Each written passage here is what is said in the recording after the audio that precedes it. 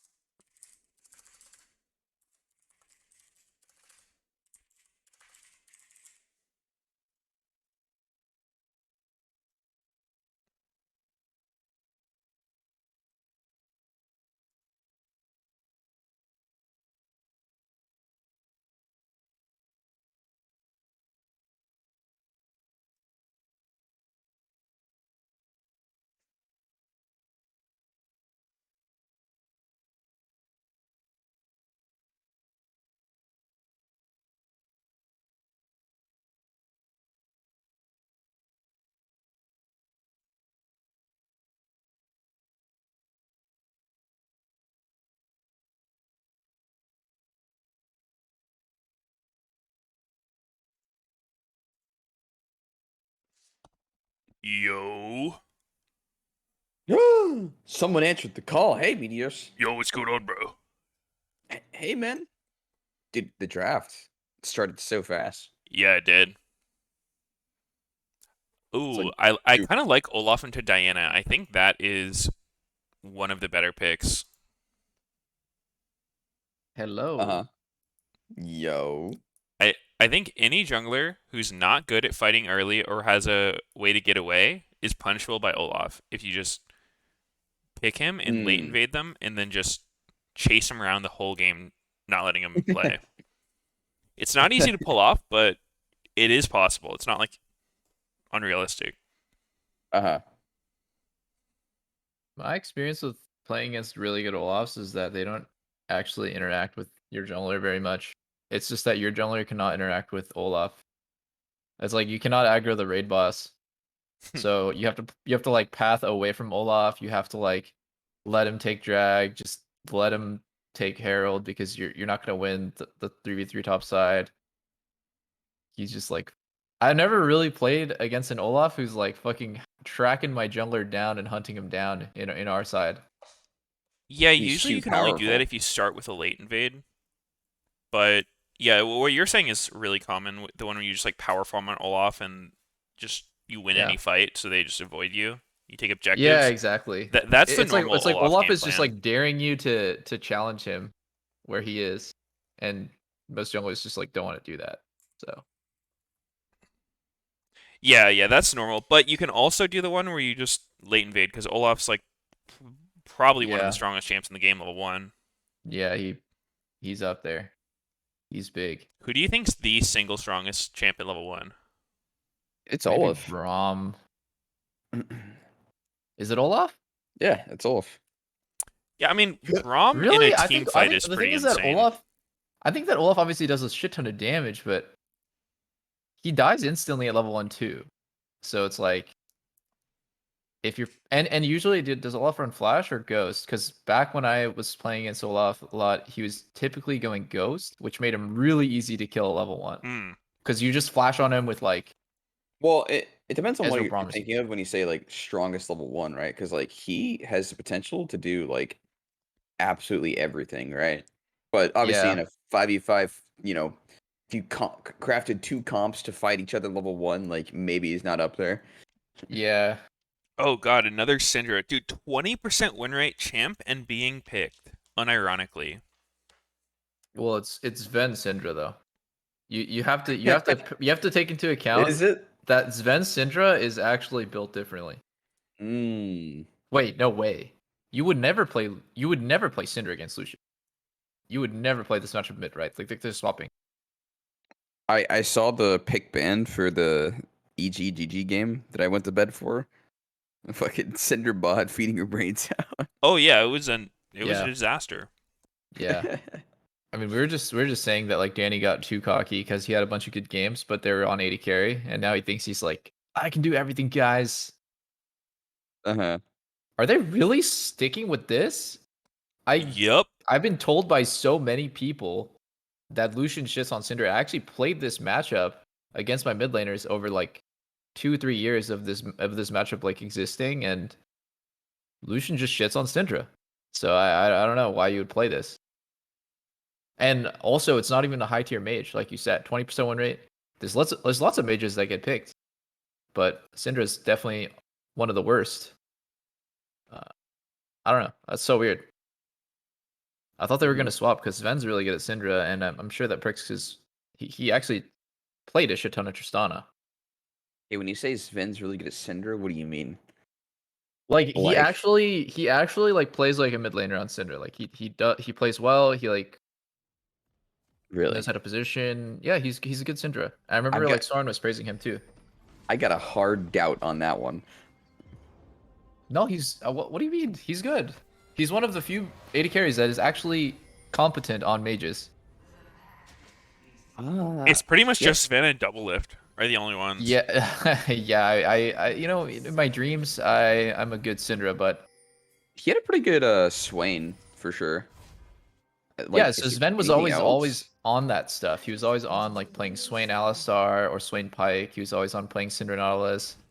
I don't Um, think Syndra's really ever been the thing though. Like she's had maybe one moment where she was kind of being played bot, but I don't think it really ever came in unless you were a god Syndra player. Like you had to be really good at Syndra for it to actually work. I remember That's how I see it. a short stint. I do remember Sven playing it.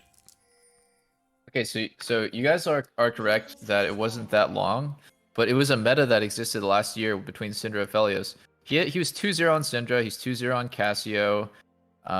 He is 3-2 on Swain. So he has like a decent number. I mean, two game sample size on these mages doesn't mean anything, but he definitely is good enough at the mages to like play Yeah, it. I'll give him Cassio. I'll give him Swain. I just think Syndra is really hard to actually play really well. Oh, Yeah.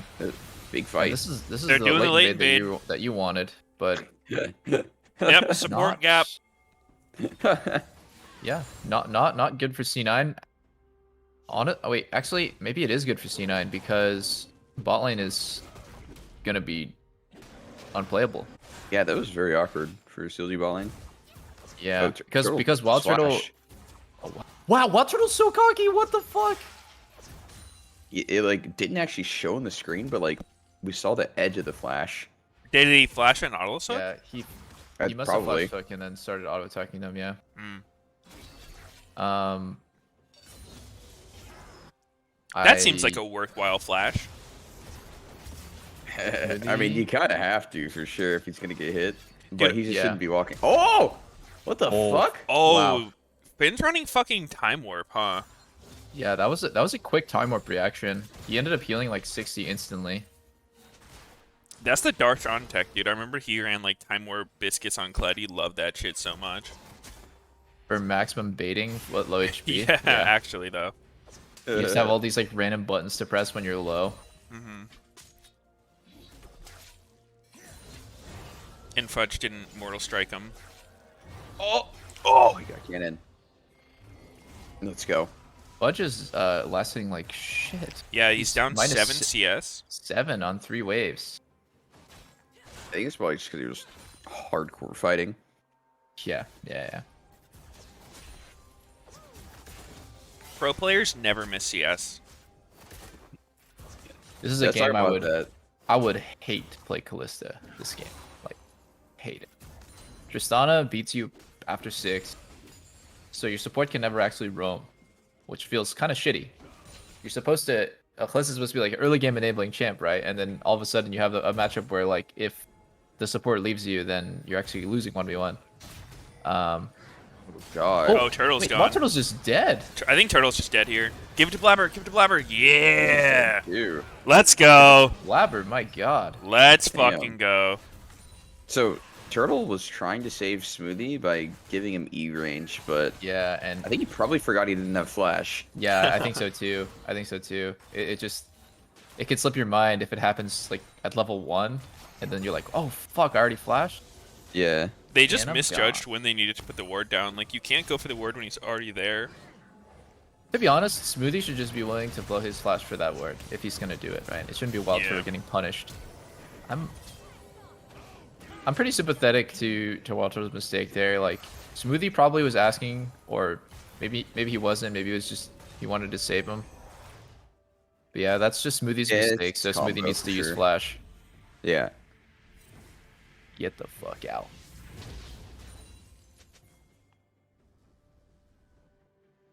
And that's a blower because this matchup is already really fucked at level 6. And yeah, I mean, playing Kalista against Nautilus, Olaf, good luck. This is probably one of the most face roll comps in the game.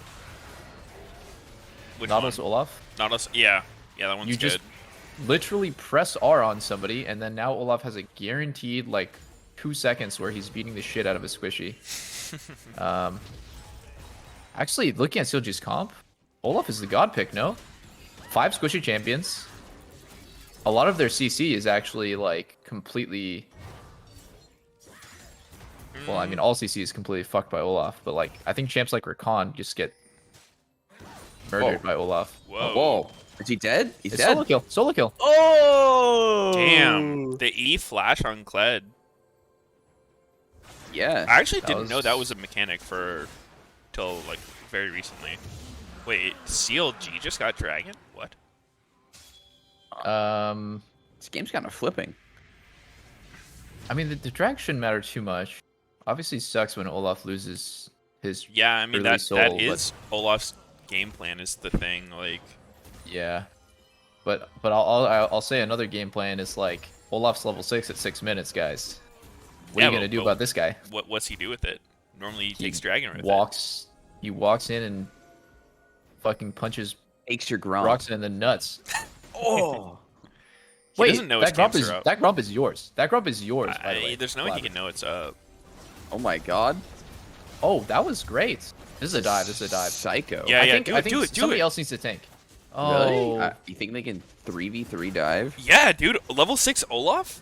yeah. When I they're don't all know. dude, they're all grouped together on that side of the turret with no flashes. That is the freest dive. Just sack Vulcan. Yeah, Go. I agree. I actually think Sven should tank. Really? He could tank like 3 turret shots and then Olaf could just kill them all. Yeah. Dude, I don't Olaf's know, damage man. in that situation is so absurd. Like, he's gonna fucking Q everybody. Like, Yeah, his I Iron agree. Spike whip everybody. Oh And no. he's dead. Oh Oh! And Smoothie's dead. no. Wow. I mean, I think it's just literally they used everything, like Vulcan's hook, Yeah. E, No auto, aftershock. like legit I everything can was down, and then they would go for it. I'm pretty sure maybe they get a kill. I'm Probably just saying one. LPL would go for that dive and like it would be like a 1 for 3. Yeah, I mean, Oh, I'm, yeah, like- I'm Like mostly LPL just would go for focused- that dive and Sven would just literally kill himself so Olaf could get a triple there. Mhm. Yeah, I mean, if you think of it like you don't care about trading, you just want them to die, then for sure. Yeah. Which Yeah. I think is actually a totally valid strat. I think as Yeah. long as Olaf doesn't tank, he actually just kills everybody. Like, Yeah, Olaf exactly. is so strong at that timer. Yeah. Like, he's 6 with an Iron Spike whip. Everyone else is 5, no flashes. That's Yeah. the fucking Yeah. dream Olaf setup. I guess I was just trying to think of it like a clean dive. Like that would not be clean, but It wouldn't No. be Yeah. clean, but I think he It would probably just worth. fuck them really hard. yeah, probably worth for sure. I was actually watching LEC on stream, the VODs, and that's one thing I noticed about LEC that doesn't happen in LCS. It's just they're willing to trade 1 for 1 on dive. Like Mickey X is willing to kill himself for the enemy AD carry on a dive. There's no like I'll just hit him and stay at the max range of the tower. It's like, no, I'm going all the fuck in. Yeah. I'm using all my, I'm auto attacking him literally to the death, and I'm just gonna die for this dive. And that was Usually like it's so worth. cool to see. Yeah. That It's like is the creep advantage. that is a good point. It's something that I think FlyQuest Academy has been pretty impressive on that. It's just like actually diving people. That's Yeah. one of the things I'm looking most for in LCS teams is just upping the amount of dives they do. Because when I was talking to Tactical earlier this week for like the show, it wasn't on camera or anything, but he agreed that like dives are something that people in NH don't do Yeah.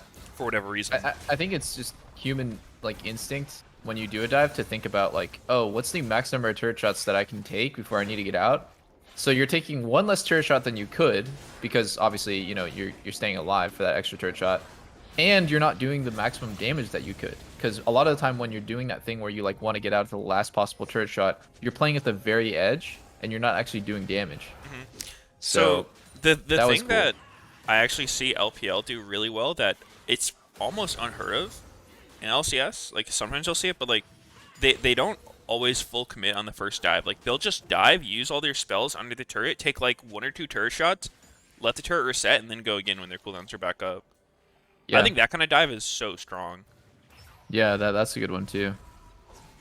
Like you don't have to all in them as long as they can't mean, like keep you under turret forever. I think it's I think the fine. one that you're talking about is like honestly decently common, but Not in sometimes you LCS, feel you're saying, right? just just everywhere. It's like more common than the one where you like suicide for it.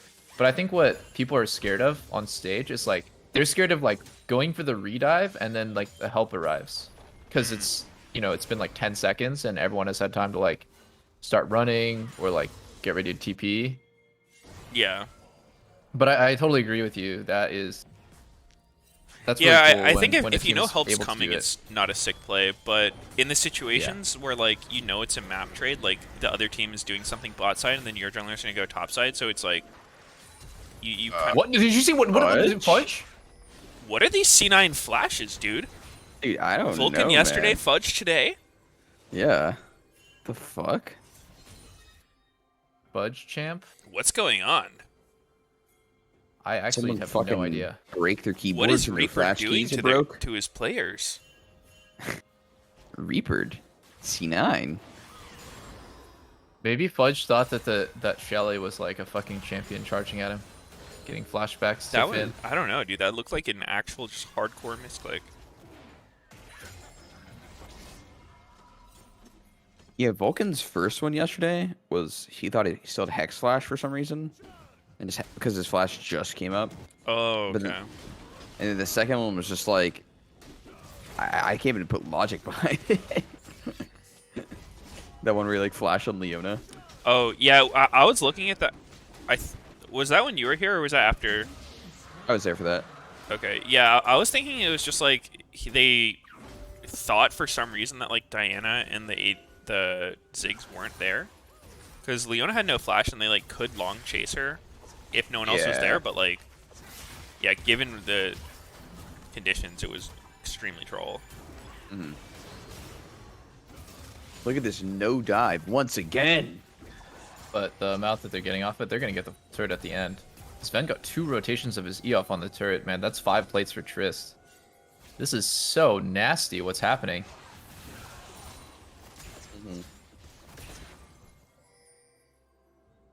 Yeah, I'd be so fucking happy to be Sven here. You just have this like matchup where you got the random advantage at level 3, and then ever since then you've been beating the shit out of their turret. Life is so good.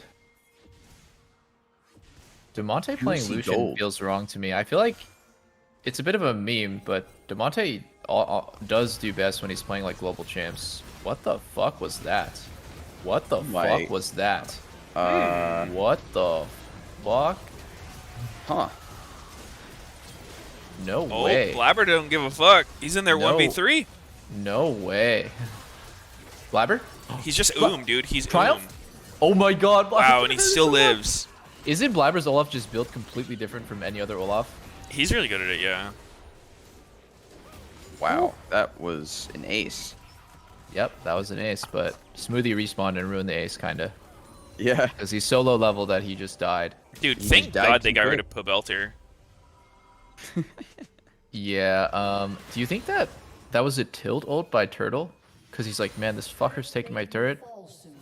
I don't know. That was they need to replay that. That was such a weird start. Oh, I nice. think Here we I go. think Turtle did a tilt ult right here. And then Smoothie just runs it down with the ult too.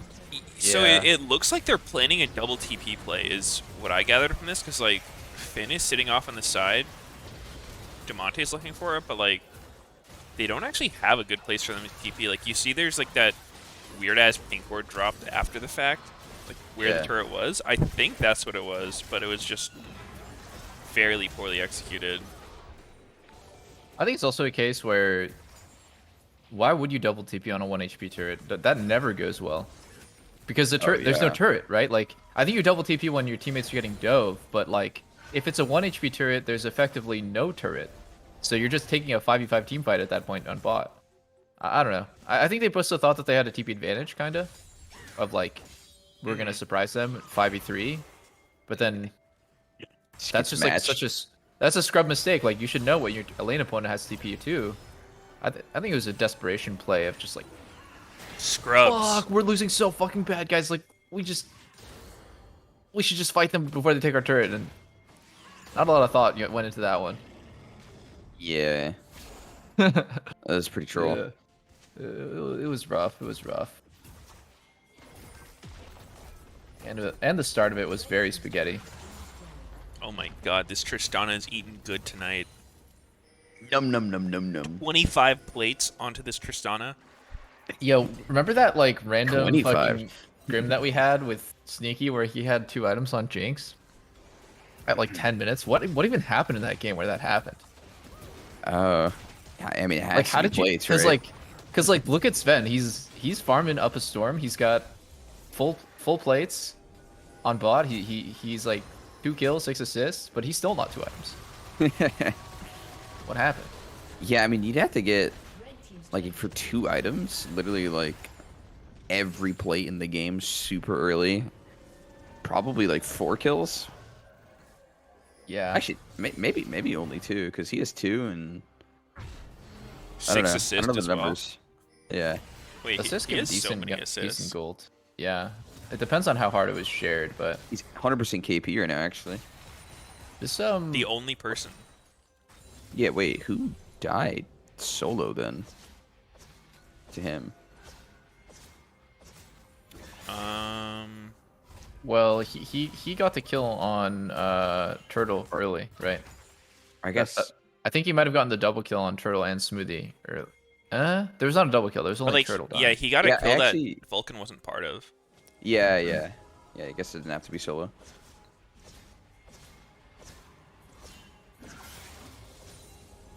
I like that Seal. I like what Seal's just doing. I think that they're extremely fucked. So they have to catch C9 being kind of cocky. And in this case, what they did was they abandoned bot because they had a really long timing, and they're going for something top. And I mean, I could see why, right? Like, if they just sit in their lanes, they're gonna lose slowly. So they want to like try to punish something C9 is doing, but obviously it didn't work out. C9 is smart. Play respectfully there. I don't know. It's too late though. I don't really care how clever CLG's being at this point. They already lost. Dude, my phone just randomly started playing a YouTube video. That's Which kind of one? creepy. It was a Criparian video. Ooh. That was really weird. Do you watch Crip? Yeah, sometimes. Oh wow. I like the I honestly didn't even know game that he guy plays, still. Hearthstone Battlegrounds. Yeah. What is Very Hearthstone good game. Battlegrounds? It's the Hearthstone Auto Battler. It's like What? You haven't seen it? it's I've low never even key, heard of but it. everybody who plays it loves it. It's super good. It just looks really weird, so I think a lot of people don't get into it. Like once you play and understand it, it's, in my opinion, one of the like most fun auto battlers. TFT is good, but takes a little too long for my liking. Hmm. Match length Hearthstone is the problem. Battleground. It looks weird. Like if you watch it, it won't really make sense It at all. looks so weird, yeah, because it's got the card game or like board feel. It doesn't look like any other auto battler. Yeah, it's definitely a little different. It doesn't function exactly like auto chess or TFT, but very satisfying gameplay. That's cool. I really liked Hearthstone's. I already forgot what it's called, but it was like PvE where you picked a special hero and you had to battle through, and you like Oh you yeah, were like the dungeon building your runs? deck. What was it called? Dungeon runs. Yeah. I Yeah, like those were a lot of fun. They just stopped like updating them with the new cards, unfortunately. Oh, I had a really good time I with actually those. came back just to play like and build like random decks with the new powers and stuff. I thought it was fun. Yeah. Yeah, I Did you guys remember when play I was the first original learning Dota autocast? Hearthstone, you were teaching me about like the basics of the game. Do you remember that, Double F? No, remember- I don't. I remember you were like, cards that 2-for-1 are really good, and you use Fire Alley as an example. You're like, because you can kill someone with like the 3 damage, and then you still have another minion. I was like, I don't get what you're talking about, but okay. What the fuck? That is so funny. Wait, why? I don't know why I would be talking to you about Hearthstone. Was it when you came to the party completely No, I think it was smashed? just like LCS Studio or something. Oh, 'Cause this was like season 3 or 4, I think. what the fuck? That's so funny. I was really into Hearthstone at one point. Yeah. I You think did more than everyone me back was then, for sure. when it first came out. Yeah, dude. It was the game to play. Everyone was playing it in queue, remember? And then Riot made a rule where you couldn't like stream Hearthstone if you're an LCS my- player, Oh, bye-bye. and then they went back on it. Yeah. Yeah, goodbye. dude, I remember fucking High would just like start Hearthstone games when he's like in champ select and then just be playing for the first like half of the laning phase. Oh my god, that actually ruined. I died so much level 1 because I was in the middle of a Hearthstone game. Yeah, unavoidable. Avoidable. What Nope. can you do? Just, oh man, I know I'm gonna get in game in 1 minute, but I gotta start another one, guys. That was actually hilarious. Roping oh, every shit. turn. Oh my. Did you? Wow, that was sick. That Prix was EQ, by the way. Yeah. That was not. Wait, A why did normal Finn Syndra just combo. go in? Oh, actually, I mean, it's this- well working. Dude, what am I watching, by the way? How is CLG this fucking bad? Like, their coordination there was just unbelievably terrible. Yeah, I don't know. Like, They're I- just I get they're desperate, right? Like, in that situation, but literally all of them were so off-synced. yeah. This is it desperation needs to be- manifested into League of Legends gameplay. It doesn't need to be asked how CLG is this bad. They did this to themselves somehow. I don't know, man. They are fucking dead set on that 10th place spot. Bring back the Vi Galio, dude. Fuck it, man. They should just be the Vi Galio team. Like, think about it. Say, even Yeah. if you only get a win like a third of the time with this cheese ass comp, like that's better than you're getting with any other comp. But is their goal ultimately to just make playoffs with Vi Gallia, or is it to improve? Because they cannot make a dent in playoffs even if they win some games with Vi Gallia. I think It'd they're feel way doing better for more them. with that than they are with this shit. Yeah. I'm actually of the opinion that CLG should just be one of the classic LCS bottom tier teams that only plays full scaling and hopes that the enemy team throws. Then you could just overpower them with better scaling champs. I mean, do you improve doing that? No, not at all. I think you at Not even a least little go for bit. like the fucking identity of like having a comp, like being known for something. Because at this point, it's like your dreams of playoffs. I feel like are just dead. Like, What's don't know, the dude. dream here? Is the dream to just like get a mean, like- couple wins? Numerically, it's definitely not dead. Like, they're still in the yeah, running. but like I'm watching their games and it's fucking dead. Yeah. I mean, for sure. Yesterday and today, just the most fucking explosive losses of all time. I think CLG just needs to like learn how to fucking trade. Like the way they play is what most teams do is like they start from a neutral game and like they wait to get an advantage and they start playing around it. CLG is like wait for us to get a disadvantage and then start playing around it and fuck everyone else over. Like they got it backwards. No, but remember what I told you about Broxa? He's not the kind of player to say, yeah, like fuck it, I'm just gonna go do my own shit on strong side. Like he is. I mean, he I hate should. to say it. He's just really passive. It's not that Brox is getting mindful. Oh, Wow. Wait, Demonte. Demonte's First kind of side. cracked. Oh. Wait, Two? CLG's actually getting a Wait, decent CLG fight, might 2 for 2. This might be the series. This could be the series. This Well, could be the down relegation 12K series. gold. Got a little bit back. They got 1K from perks and still down 12K. Dude, look at Demonte's items right now. He's actually just as rich as Perks. No, 2.5. He's almost 3 items. He's Wait, he almost got- at Essence Reaver. Yeah, he got the big bucks. It's the Demonte. It's Tanner time. But yeah, like I was saying, I don't know how to say this without sounding like I'm flaming him, but Brox is just more of a passive player, and he's not getting like microed like by his teammates. Like, no, I need you. Like, dude, I like really want you to do. Like, that's just his general thought process. His thought process is about stopping the bleeding. It's about mitigating losses. It's not about like that whole idea of what you're talking about, where you just say, "Fuck my disadvantage. I'm gonna play to get a big advantage somewhere else." Yeah, no, I mean, I totally understand it. Like, I've fallen into this trap myself, like, a good amount of times, but it's like you're trying to be too nice is the problem. It's like, you feel like doing the nice play is like helping out my teammate that's struggling, and you're like, oh, I don't want my teammate to have a bad time, like, I'm gonna go try to help them, but it's just, like, not a very effective way to play the game is the problem with that. No, it's literally the worst. Yeah. If that's the only thing that you can do, it's the worst. Like, because it makes you so predictable. Not only does it make you predictable, it actually just lets you sit on wards 24/7. Yeah, I mean, even if they don't predict what you're going to do, they're going to see you doing it and be like, alright, why the fuck's he here? Yeah, and I don't really have that much to say other than Finn got a solo kill. And Brox is still hung around his bot lane.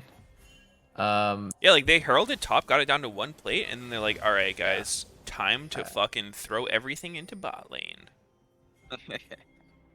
I really feel like on this team, you just need somebody. It's like, it's tough. I will say it's really tough if you have a team that, like, doesn't understand the concept, because, like, there are some players who will just, like, be like, dude, like, that's just such a bad way to play the game. Like, oh, so anytime we get an advantage, we'll just never get help? Okay, like, I guess I'm playing back all the time, and it's like, those kind of conversations can definitely come up. And I'm sure Brox has gone through that kind of shit with people before. So maybe he's just become conditioned to being like... The concept is really just that when Finn gets ahead and you play to his lane, then Finn is enabled to help your bot lane. Oh, Demonte getting it. Dude, Olaf's just walking Blabber just at them. the main damage for C9? Blabber's doing literally all the damage here. I mean, this game is over as fuck. Yeah. Holy shit, God. dude. It's just the Olaf game. That's the Olaf Nautilus combo where if I'm playing Kalista, I just want to open at champ select. Like it's not winnable, guys. Yeah, You can't dodge. Like Kalista does well against dodgeable skills. There is no outplay potential of fucking Nautilus ulti and then an Olaf immune to CC running at you. Yeah. It's just cursed. Exactly. Okay, dude, you know what it is? Here's what happened. So last game, Finn was the imposter, right? In this game, their bot lane was the imposter. But instead of voting the imposter off their ship early, they like make the imposter like the fucking captain of the ship, Oh. and they vote off everyone else. And eventually they're all imposters. Yeah. And then what? And then this happens. And then an Olaf runs over your whole fucking family.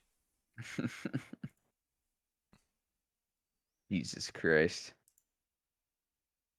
What is going on behind Brox? There's like a fucking somebody like putting a shirt on. Wasn't that the plastic bag for their gear? Oh, yeah. I see. How many weeks do you have left of LCS? This is week 7. I think there's 9 weeks before playoffs. Okay. So there's 2 more weekends after this weekend. Shit, guys, I want to check out Brox's tweet from yesterday. Did you guys read it yet?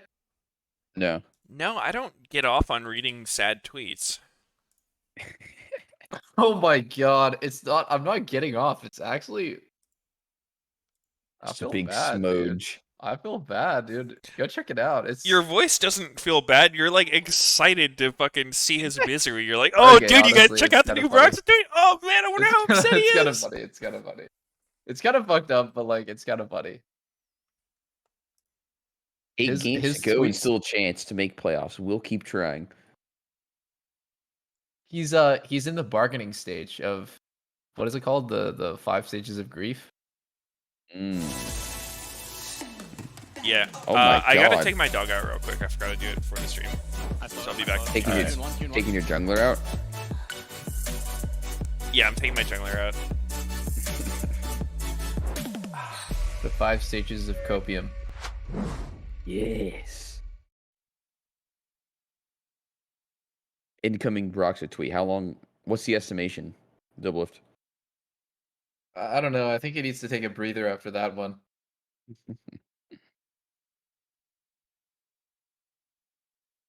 I don't even think he should tweet honestly anymore. Like it's not doing anyone any favors, but maybe he just needs to a little bit of venting on Twitter, you know. So it's up to him. Pretty sad. Yeah, I mean it's more like a update, you know. Yeah. Because I mean he Every feels bad game. no matter what, right? And like the tweet doesn't really change that or add to it. It makes you feel what he's feeling more. Yeah, that's true. That's true. It's better to hear something from the players that you like more than just dead silence after every loss. Mhm. Oh my god. That was so whack, man. If I'm on like the last place team and you know, confidence at all-time low, we're losing every game. The second someone gets a solo kill, I'm on my hands and knees and I'm saying, "What can we do to get you to carry this fucking game, man? Like, what do we got to do? Do you want me to lick your toes? Do you want me to come top and look for a dive? Like, what do we got to do? Diego no flash? Okay, I'm on the way." Like, that's like the only way that you're gonna win when you're this down bad and you have this bad like teamwork, coordination, everything. You just have to snowball off whatever advantage you get. Dude, that reminds me of I forget what year it was. I think it was 2019 Worlds. It was a fucking Sword Art. Like his top laner got a solo kill, and like it was first blood at like 14 minutes or something, and they were showing Sword Art's cam, and he just starts freaking out, like going absolutely ballistic. I was like, what the fuck? It looks like he got the kill. Yeah, that's fucking hilarious, dude. It's just like Giga cheering on his top lane. Yeah, I mean that's I love that. You know, I got so hyped whenever BB got a solo kill. I mean, I wasn't screaming like Sword Art like you said, but I was really happy for my teammates. Yeah, yeah. Feels really good. I thought it was funny as fuck at the time, but I was like, yeah, maybe it's actually good. Like just cheering each other on like that. Because I mean, normally Yeah. you give like a nice job, dude. But, like, he Yeah, just took but it like so going much ballistic. further. Yeah. He's just really happy. That's cool. He seems like a happy guy. Mhm. It's pretty nice. Comfortable in his designer clothing. I mean, very happy. Designer clothing, huh?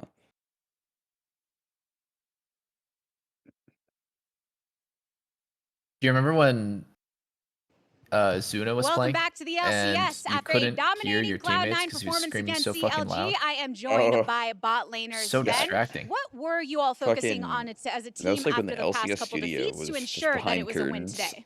Yeah. So like, there's no crowd. You like just a hear few. the other There's a lot of team things. if they scream for us, loud for example, enough. we have a lot of 'Cause there's problems no right white now as a noise team, either. from drafting to play. So Yeah. it's There not like was no white noise, one no single crowd. thing. There's a lot of things. Hold we on, work you want to and listen to Sven's We're just like interview? really bad right now. Yeah, yeah. So I'm not sure how to answer that question. There's like too many things to mention. Well, it is kind of difficult when you have a lot going on. I know Fudge had mentioned it in his TGI interview as well. So from a team perspective, is there anything that you are doing to try and kind of streamline, or you even individually, just to be able to keep that focus when there is so much hectic stuff going on the team? I think we had a slow start when Did she just you know, call the a Travis whole interview a TGI interview? off-season stuff happened, but I think we're Yeah, I don't know. at what least in scrims we're TGI showing is. improvement, and I think that our It's game yesterday Travis was Gafford Industries. not It's a very joke.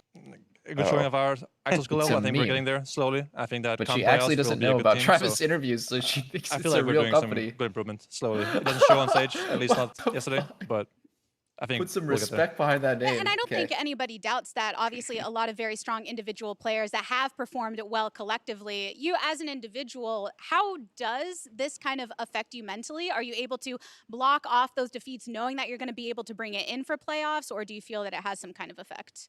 I mean, it always sucks to like lose to, you know, IMT and teams like you shouldn't lose to, but I think that a loss to FlyQuest and IMT were kind of depressing in a way, losing to teams you should beat every time, you know, 10 games out of 10 games, but it's best of one. It is what it is, and I think that mistakes were made, and I'll be honest, I think that in playoffs, if we play against IMT or FlyQuest for whatever, then we will just 2-0 them, and I don't have any doubt in my mind that that's going to happen, but our performances in best of ones have been really bad, so there's that.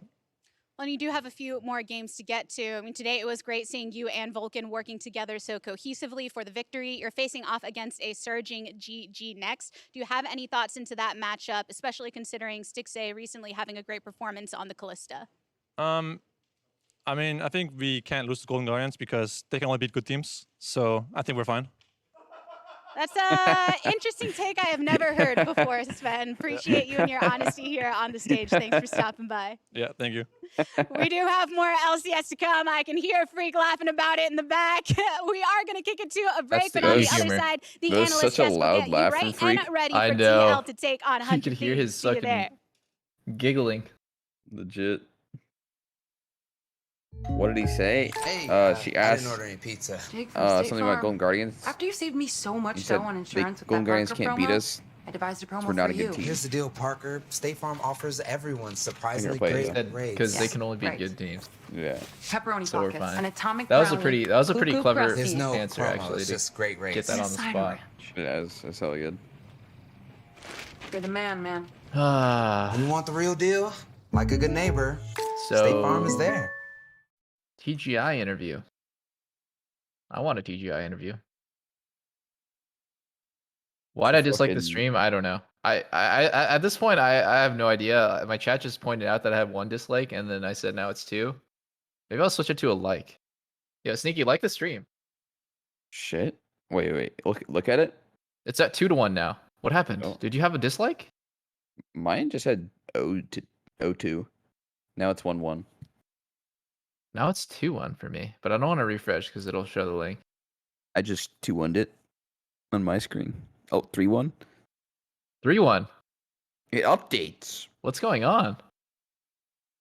Oh my How does this god. keep happening? How does it keep changing? Did they fix that across YouTube on like new videos? It's 4-0 now. Whoa! Who was the dislike?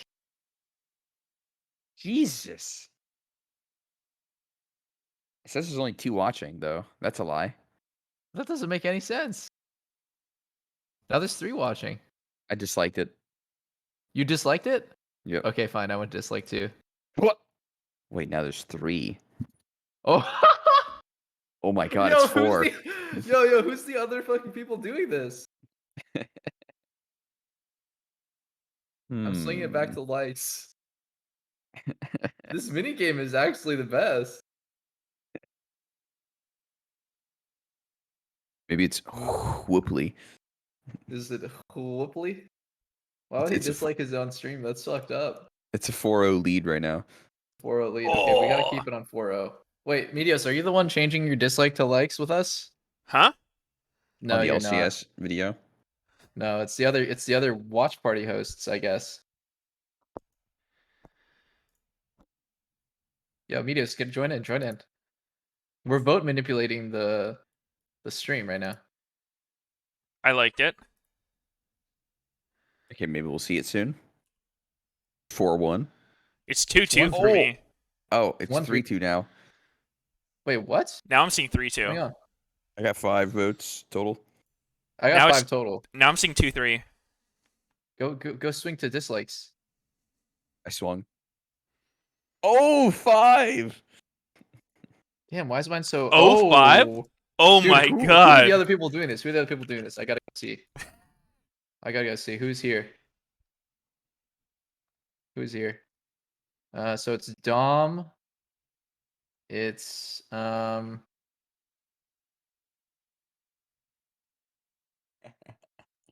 Sneaky, Meteos.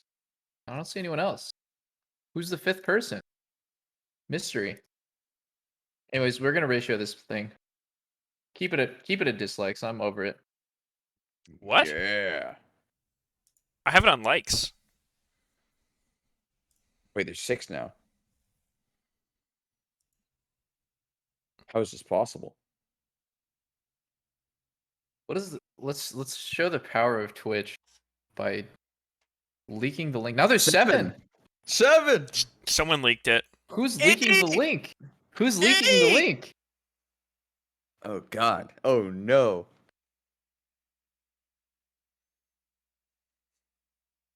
They're multiplying. Oof.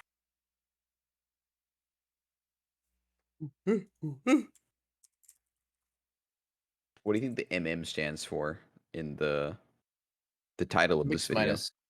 It's the Mix minus? It's I'm guessing it's the program that they use to like stream their feed. How do you know? Are you guessing? I'm just Or you saw guessing, it? yeah. What about In audio Mike- engineering, Mike a muted? mix minus or clean feed is a particular setup of a mixing console or matrix mixer, such as the output of the mixer, blah blah blah blah blah. Okay, yeah, it's a What about term. Mike muted? Mic muted. Yeah, it could be mic muted. Potentially. Yours sounds more professional.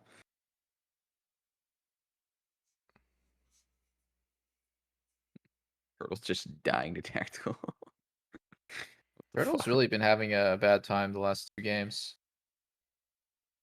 Looks like it was his only death, but Yeah, it's just his It's- laning has been getting fucked the last 2 games. Seems like walking up It happens. level 1 and getting your flash blown was not the winning play. Yeah. It's true. If I was like his coach, I would just tell him if you get your flashbang level 1, you get to push out and wave crash on turret. 99% of the time, you should just reset there instead of even ward, right? Like, because Oh, what's the yeah. point in warding? Like, you're either gonna not see their jungler. You can't play aggressive, right? Because you don't have flash. It doesn't matter if you see him or not. You just can't play aggressive. And you're gonna see He's him. just dead You're gonna for go sure. AFK anyways, right? Like you're either way, you're not farming. So that's when you get the wave crash, you reset, you get some items, you pressure the enemy AD carry to reset as well, and you get this like really non-interactive back and forth of like you push reset, he pushes reset, and then your flash comes back up. You can actually start playing aggressive again. So I don't know. I think laning is the place that I see most AD carries just like fuck up so hard. Happens Mhm. though. Sometimes you don't want to just go buy a boot at base. Yeah, it But you feels have shitty. to. It definitely feels shitty, but One brown ass boot. there's a reason why it's so common though, even though it feels weird to just even buy like a longsword, you're just like, what the hell was the point? I just based and got 10 AD, but it's because the alternative is just sitting in lane being AFK. Yeah. Should get fucked. Yo, have either of you guys ever played a mobile game called Dicey Elementalist or something? What? No. Nope. What It's is pretty that? fun. I started playing it recently. Hold on. Dicey Elementalist, as in like the 6-sided dice? Yeah. Hashtag sponsored. No, not So even. is this a Raid Shadow Legends kind of game? Or? It's not a Raid Shadow Legends type of game. Roguelike dice rolling RPG. Yeah, it's pretty fun so far, but I've only played it for like an hour. You guys ever just go on those fucking days where like you don't feel like playing any of your current phone games, so you just browse in the app store for a long ass time and then you try one, and it's usually fucking terrible. I don't really play phone games unless I'm really depressed. Oh well, yeah, that explains why I play so many of them. when do Makes you sense. I find like the time? art style. of this. To play this them. Is, this is Yeah, such a hashtag ad. It's Just it's sell really it out not a right now, man. hashtag Tell- ad. Drop the link. Drop the link. What link? I'll It's give a you the phone reference game. code. It does look pretty cool. Oh, what's the monetization in it? I'm not sure. I haven't really got that far. Skins or something? Meteos is only about 5 minutes in. He's gonna hit the paywall in about 2 more minutes. That's the problem that I have with all phone games is Yeah. they're always free to play, but they're never actually free to play. Like they do everything possible they to just- extract money out of you. Yeah, they do it badly. Like, you know, Yeah. the best way to do the free to play is just not actually affecting the gameplay. It's just having cool skins and other Yeah. maybe like convenience, right? But not like, not the convenience where it's like instead of 24 hours for this building to finish, Oh it's my 1 dude. second. Like Yeah. that's really stupid. I mean that's like the number one reason why I quit most phone games, because I'm like, all right, it's fucking clear you're just trying to rob me. Yeah. There was this one that was so fucking on the nose about it. It was crazy. Like, I don't know how they thought anyone would play this game. It was like you had to get like a certain number of people in your squad to be able to do some adventure, and it got you like, one person away, and then it's like, oh, but look, if you buy this fucking starter pack for $20, you'll get this last guy you need. And I'm like, all right, go fuck yourself. And like you couldn't get him otherwise. Shit. I hate that shit when the game's actually fun. Yeah, Because then it sucks. I'm at this like moral problem of like I'm having fun, and so isn't it okay to spend money on something I'm having fun with? And then also I'm like, fuck this practice. I hate this. Yeah. Yeah, I used to play I this think game it should called be Hit. illegal. Yeah, I mean, it's hard to make that. I mean, because people are always gonna find like the exact line of like it's just barely legal, but it's like close to being illegal, and it's, Yeah, I hate that. I agree. I think I spent at least like $200 on Fire Emblem Heroes, and I also spent a shit ton of money on this game called Hit. It was like an RPG, Korean RPG. It was actually fun, but I spent I regret it. couple hundred on Brawl Stars just unlocking all the characters. That game's fun though. Oh, I spent a couple hundred on Brawl Stars too, because the game is actually pay to win. Like being level 9 with all the gadgets and shit unlocked is completely different. Like the gameplay is fun, but it's super pay to win, and that's actually what made me like not play as much anymore. Is I felt like every game I would be like, dude, I'm smurfing so hard, then I see my opponents are like, fucking level 1 heroes. I'm level 10. I'm like, all right, I'm kind of just fucking actually smurfing on these kids, and I don't like that feeling. It needs to feel like a fair fight for me to get my satisfaction. You don't want to go beat up Bronzies? No. Not so only many are they people like that shit, dude. Bronzies, When I do that, I just feel like I have a small dick. I'm like, I get absolutely no satisfaction out of it. yeah, it feels bad. Yeah. I actually feel like I'm actively killing the game because anyone who comes in and plays gets Legit. stomped so hard, no chance of winning because I have like literally double their base stats. It just feels so bad. Yeah, Yeah, it's exactly. Like, I don't know if you play Tarkov, but like you kill them and you go check their body, they're level 2, and you're like, oh fuck, man. I killed this little noob. He had no idea what he was doing. Damn, I just left dude. my coffee somewhere. I need to go find it. I don't know what the fuck I just did with it. BRB. Okay. No, I don't think we're gonna let you do that. I downloaded the Elementalist game. I'll see how pay to Really? win it is. Why would you guys play phone games when you can play PC games? Dude, There's so many good PC games. I was gonna ask him when he finds time to actually play the phone games because he's made it sound like he was playing them pretty often. Yeah, Because I don't know when I would play them. yeah. I don't know. Maybe he's like in his bed doing it, like chilling before he's sleeping. There's lots of things you can do in bed. Why would you play phone games? I mean, I usually like finish my browsing of social media and shit, and then pull up a Twitch stream for a bit. Oh, I and see. then go sleep. Oh. What Yeah, did I when you- miss? I always I just was- watch random videos. I was gonna ask you when you find time to play your phone games because you said you play them a lot. I didn't say a lot. Okay, well, like more than 0 because that's I mean dope too. It's usually like when I'm laying down, getting ready for bed. Okay, yeah, that's what I was guessing. So usually So if I'm not tired enough, I'll play like a Hearthstone Battlegrounds game. Those take like 20 minutes. If I'm too tired for that, I'll play like chess usually. But if my brain's not working, I'll watch a YouTube video. But if I have too much energy to watch a YouTube video, but not enough brain power to play chess, then I'll look for another random game. Wow. This fucking like I did not know that you order. had such a flowchart at night, man. Yeah, Yeah, I'm yeah. priority list. amazed. The drop-down menu is long.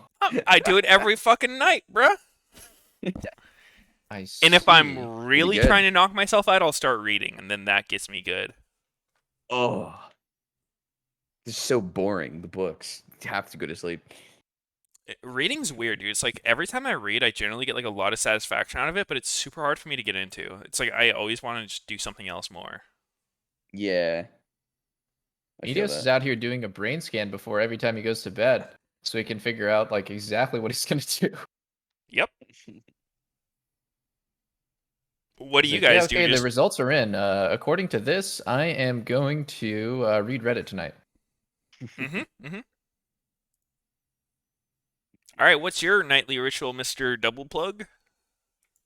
Watch random YouTube videos, browse Reddit, and sleep. I'm trying to spend less time on my phone at night because it makes my sleep worse. Mm-hmm. But it's tough. Do you get that like screen time pop up? Tell you how much screen time you've done? No, I haven't. But I do use an app to make the thing my phone at night. It's like Flux. I think it's called like Twilight on Android. But you guys know what I'm talking about? It makes the screen look a lot more yellow, but it reduces the blue light so you can sleep better. It's like easier on your eyes, basically. Mm-hmm. I highly recommend that stuff. It's pretty good. Yeah, I should go lowest brightness, but I believe It's the so other different. light is Lowest brightness better. versus Yeah. like having the app. It's actually really Yeah. different. Yeah, I can feel it.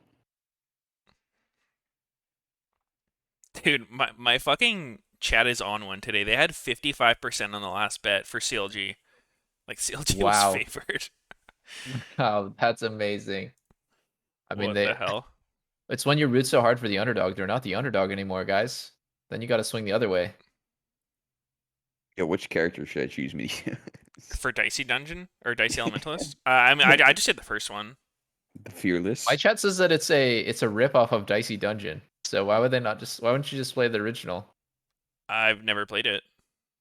What is it? Oh. Is it another phone game? Actually, no, I think I don't did know. play Dicey Dungeon one time, but like I didn't really like it. Oh, I see. Maybe the remake rip off is actually way better. Let me see, because I'm pretty sure I have it on my Steam.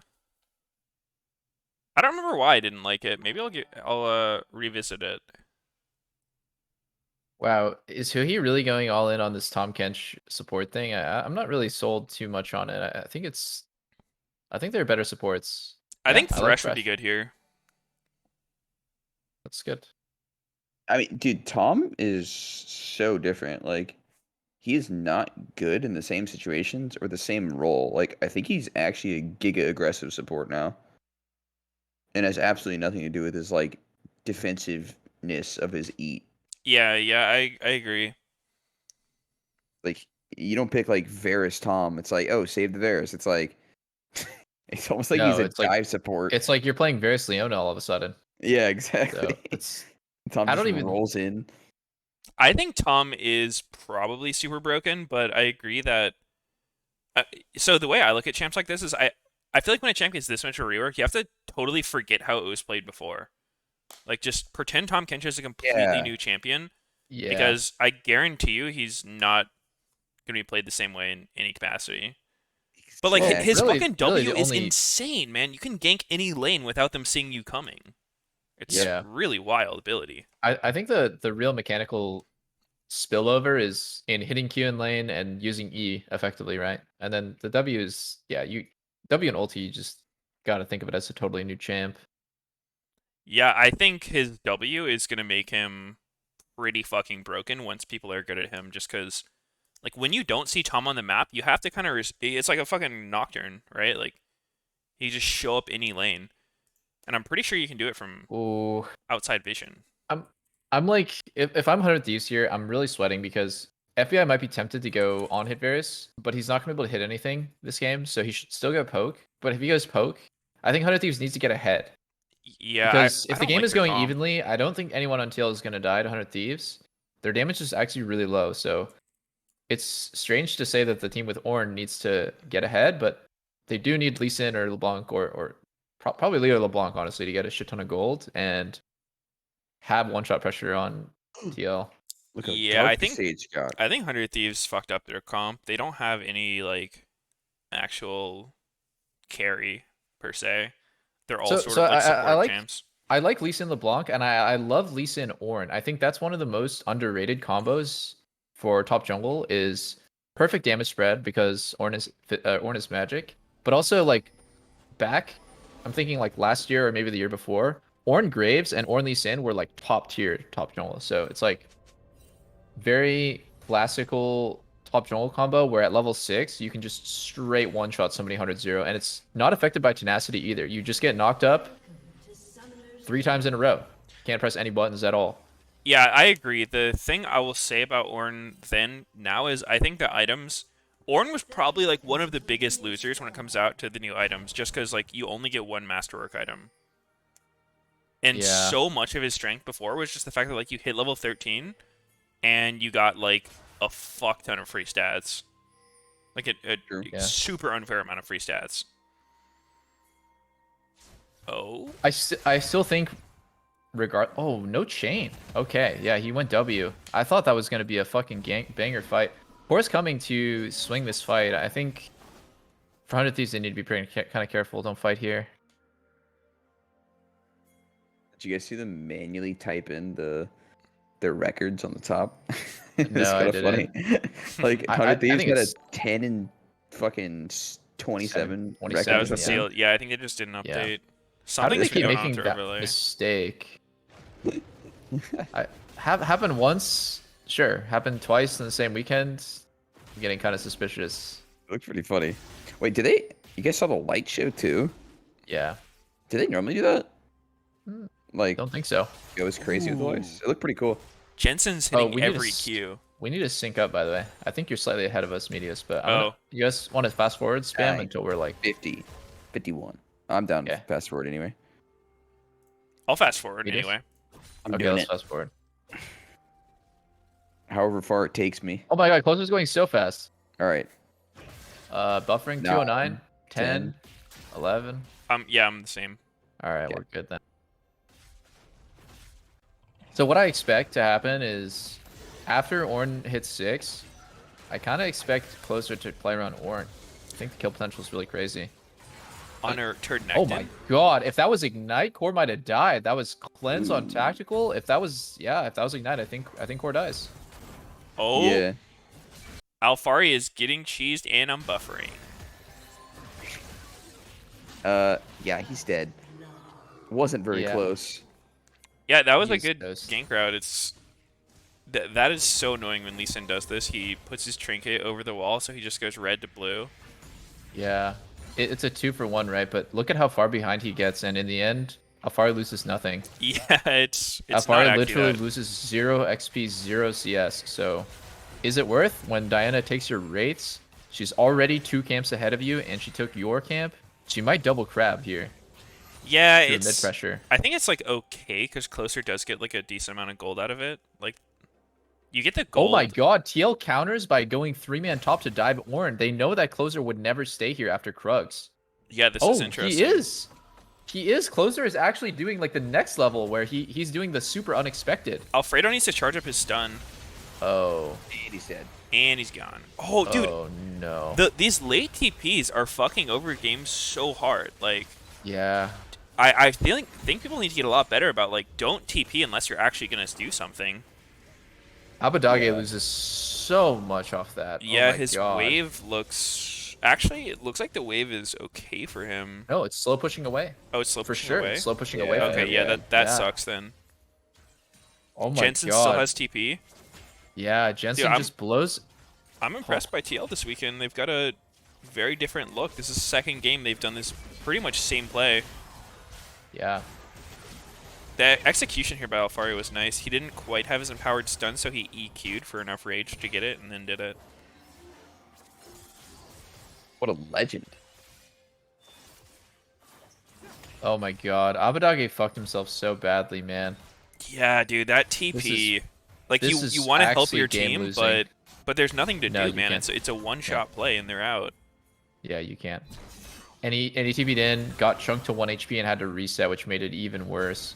I actually feel like the last 4 times I've seen this exact play where the mid laner TP's up, it's just gone fucking horribly for them. Like, it's so much worse off than if they just held their TP. Yeah, You for are sure. right. They're always just too late, come in, fucking tickle the enemy, get chunked, recall. Yep, fuck they own mid lane, like, waste their TP, because now Jensen's just ahead in XP, way ahead in gold from the kill, still has his TP. Mm-hmm. Very cursed. Yeah. That's what makes it repeatable is like, you know, when Jensen gets that one roam timing and this looks I decent. actually really like Okay, that so, response man. by TL. Like, that was super good. They, Mm-hmm. like, just how fast they adapted, because what Closer did was fairly unexpected, but they had, like, basically the perfect punish to that. He's camping for the war. Smacks that shit. What's he buying, guys? What's he building? Is that Alfari's ward on Krugs? Can't quite see yet. Does he have E again? Or is he dead? Oh. Oh He's my dead. god. Wait, he had Core flash. had flash there. Yeah. Huh. That was so well played by Huhi. Almost, Did he cancel the E or W or? he canceled both E's from Core. It was Damn. so well played by Huhi. Wait, I are they gotta gonna say, do this like- dive while Lee Sin's sitting here? I think they need to go on Lee behind the They turret. need to go Lee, yeah. Jensen's Jensen's here Uh, too. This is this looks looking a little sus for This TL. is really looking scary. I mean, Ornn has ulti. You shouldn't really want to dive him here. And you know Thresh is on the way. Oh, Yeah, look they- at Core, though. They Core need is to going to be back the man out. advantage, and Huhi's on the way, too. I don't Look like at- what TL is doing now. This is way too forced. Yeah. They're kind of just chilling. Yeah, like, the idea is good. I think they are waiting around too long. Like, I don't know what they're waiting for. I guess, Yo, I mean, if they're waiting for the enemy red, that's... Okay, I mean, if that was their goal, that makes sense. Damn, TL's looking reborn. They can just play through top and always get advantages. Yeah, I mean, a huge part of it is, like, I feel like Armeo and Jensen are playing super well together. Like, Yeah. this is not a playstyle that Jensen usually does ever. Like, just leaves his lane, plays with jungler and side lanes. If they can pull this off, which they've been doing a good job of, that's huge for TL. Yeah. Yeah, I mean, getting dives off and getting the kills feels so nice. Mid laner. Yeah. It's like not actually getting behind, getting ahead off kills from the side. Yeah, especially when your lane opponent just, like, completely fucks his wave trying to follow, doesn't change the outcome. It's just... You're basically just winning the game off that one play. Because you're making 2 lanes win.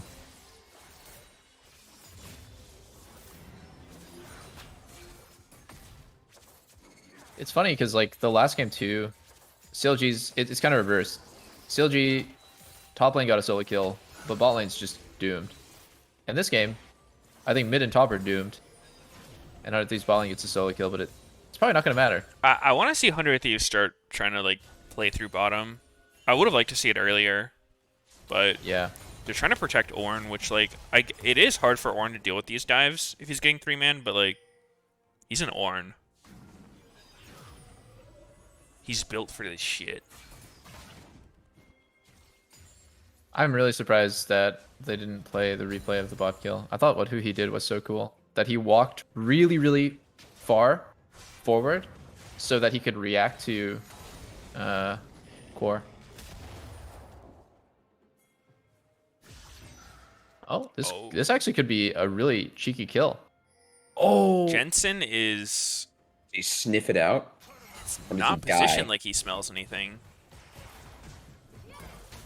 Oh, he His gets hit. flash. Okay, Ooh. good Yeah, he flash. has the flash. Good flash. I thought when they saw the ward, closer would. He didn't have W, right? So he actually couldn't ward jump, kick flash. Uh-huh. Yeah, The it fuck was is it was that? really scary how Johnson was positioning, This but is he did looking- seem this to looks- recognize the danger. This looks really forced. I don't think it's gonna do anything. Yeah, it's not gonna do anything. Oh no, that's not how you want to use Ornalty, man. Just look at where your teammates are before you use. Wait. Now is he this maxing Herald fight E? is so bad. I can't imagine TL just gives this, right? Like, no way you give this after Ornn used ult like this. No Right. way. I see me or is closer maxing E only? Jungle. Wait, really? I don't know. Maybe it's better for farming. I doubt that. They actually gave it. They actually gave that. Huh. Wow. Alfredo's looking for the engage angle, but huh. That sucks. Yeah, no, it's not maxing E. No, Okay. it's not. Yeah. Thank God. That would be incredibly sus. Yeah, he E'd. I thought the range minions got to like 20% HP. But it's for something Yeah. else. I'm struggling to understand why TL would want to just let that happen. Mid is so far behind. Jens is up 2 levels. Okay, he's up 1 level now. Ornn had no ulti. Yes. Yeah. And I think the thing that really made that even worse is that Tactical and Core ran all the way from bot to top when their wave was shit. Flash! Okay. Go next. Go next. Oh, Wow, that was... Huh.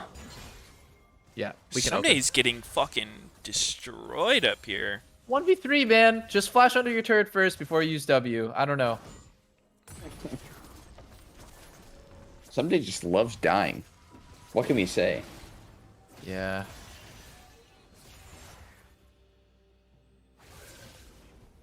This has not been a great split for Someday. I feel like this is Yeah. the No, first it's split been a he's pretty been good like split for receiving 100 criticism Thieves. too. Usually the narrative is like, oh, Someday is stuck in elo hell with his teams, Yeah. but he has been making a lot of mistakes. Yeah. This is a really awkward game. Like, I think Ferris does not function very well when he has all the gold. Yeah, Varus does better when he's feeding his fucking ass off. No, but like, he definitely is not one of those like LeBlanc type champions who, when they get gold, they can take over. Ooh, Armeo. At the end of the day, getting you're owned. still playing Varus. There's only so much you can do. Yep. God damn. I mean, he is actually fucking Bill Gates right now, so maybe he'll have like. He's fucking Bill Gates. Is that why he's he getting is single. divorced? Yeah, exactly. Oh On my the side. god. Fucking FBI, dude. FBI, you dog. Look what you've done. FBI is fucking Bill Gates. What a Yeah, statement. The early Dust Blade. Saw there was a Varus that went like Eclipse in a game versus like Ziggs. Armeo had flash here and he didn't do it. You know, I think all lethality items are actually pretty damn good. I don't hate Eclipse. It's Yeah, I it's wouldn't percentage. ever buy Prowlers anymore, but yeah. Yeah, actually, that one got nerfed too hard, but The lack of haste on Eclipse gives- Eclipse, I think, is like the biggest issue with it for most champs. yeah. Makes sense. Haste is a pretty good stat for most of the people that buy that thing. Yeah. Yeah, because I mean, On the other side though, if you're playing against Ziggs, like I totally understand why you'd need it, right? You don't want to Yeah. get chunked out of a fight just because you got hit by a random Ziggs ulti. Yeah, Yep. kind of let you play more aggressive and get more autos off that way. Give you Yeah. full HP.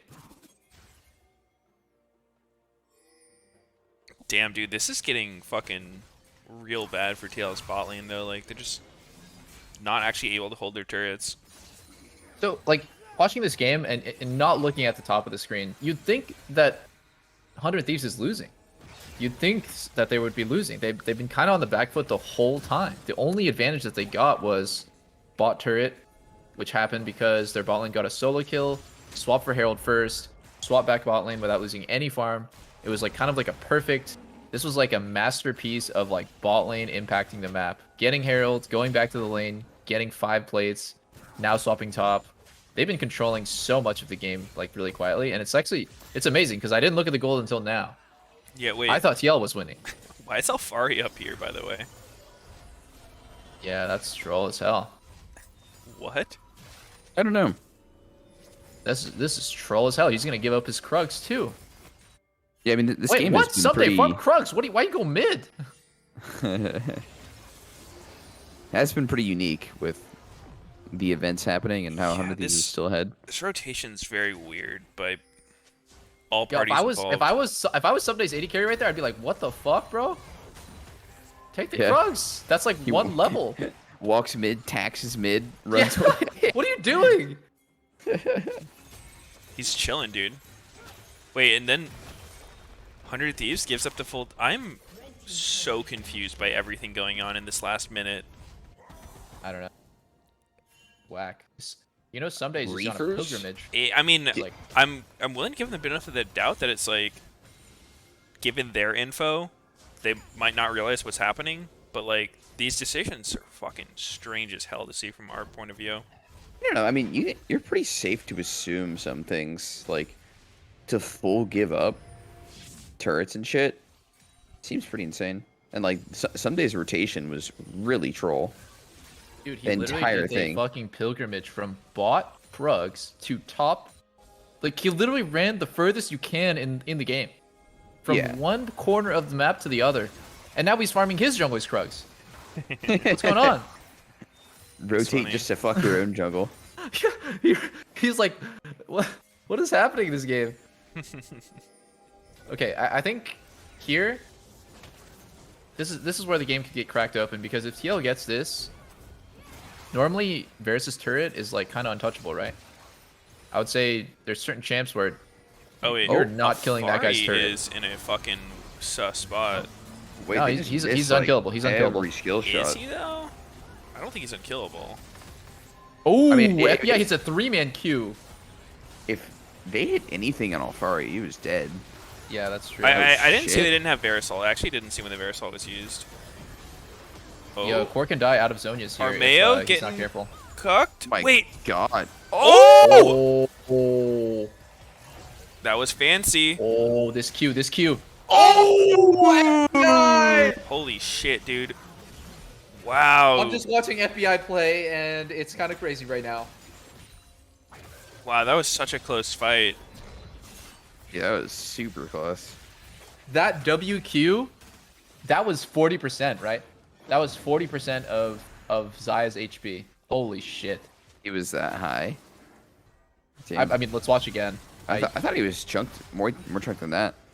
So I guess we'll see. Jensen was like 30, and I thought that Jensen was the target there. I would not have aimed for Wait. fucking tactical. Actually, Oh, I didn't think I was gonna kill. Did Or an FBI ult? use his ult on the mid wave? Because he didn't have ult at the start of this.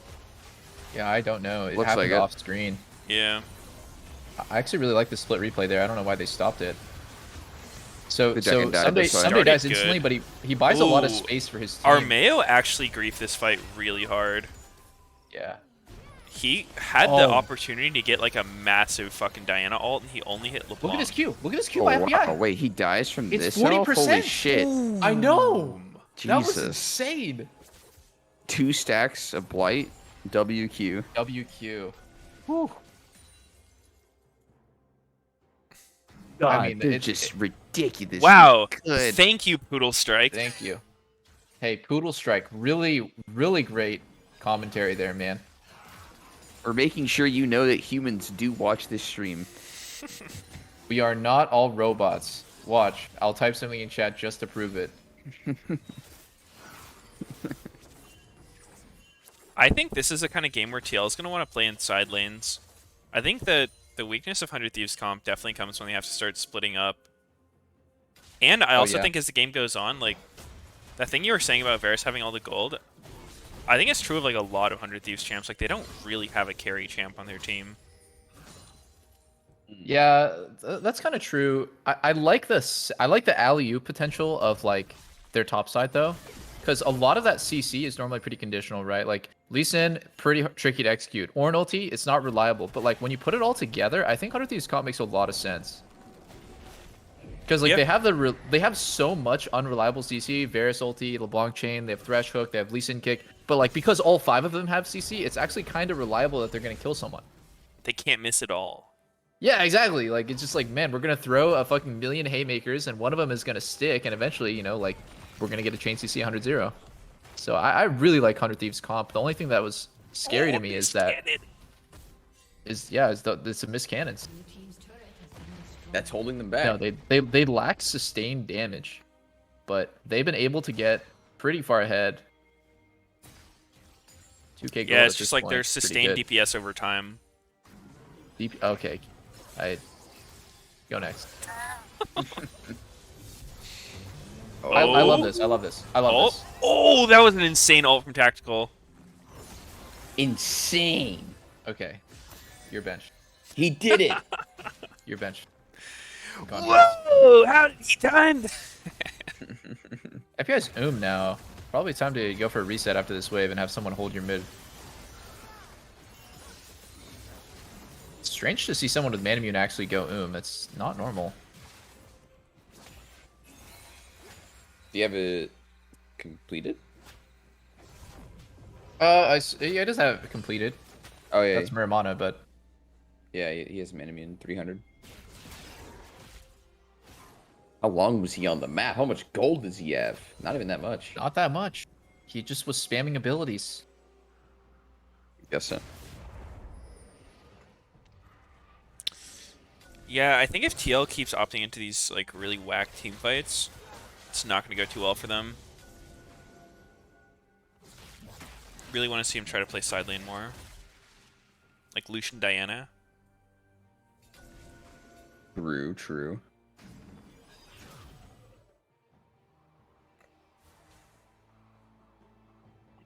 Someday kind of sticks out as like the weak link so far. Wait, this game. does Ornn have that same build as Rue's Revenge, right? Oh yeah, he does the Bramble into the Wardens. It looks like he's actually like intentionally going Bramble into Randuin's, which I don't think is bad because like you are up against Renekton, you need that healing reduction, and then 280 carries for the Randuin. 280 carries for Randuin's, yeah. Revenge's this was is, even more troll because he got like a fucking Phage in there too. It was like he was actually just not building anything. Yeah. Whoa! Oh, that cleanse! Dude, Tactical's on fire! How does he do it? Oh. You know, I'm more impressed that FBI's ults are landing naked on someone like 1k range away.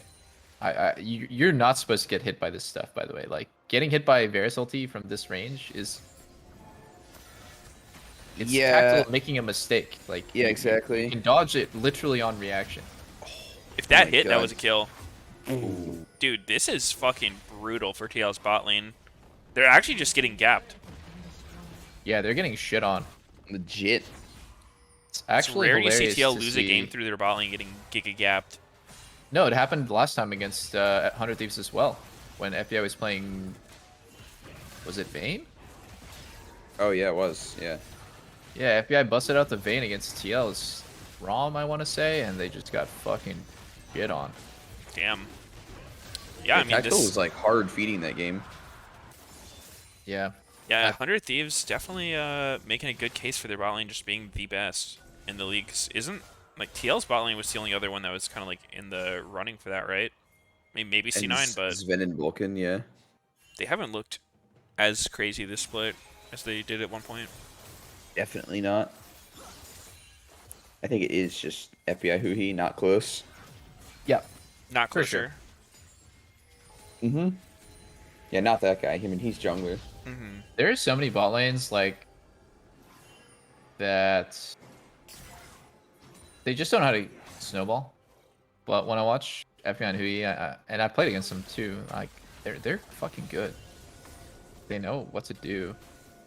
They know how to, like, just take over a game. And this game, a lot of the stuff actually went off camera. It was like, they push, they swap for Herald.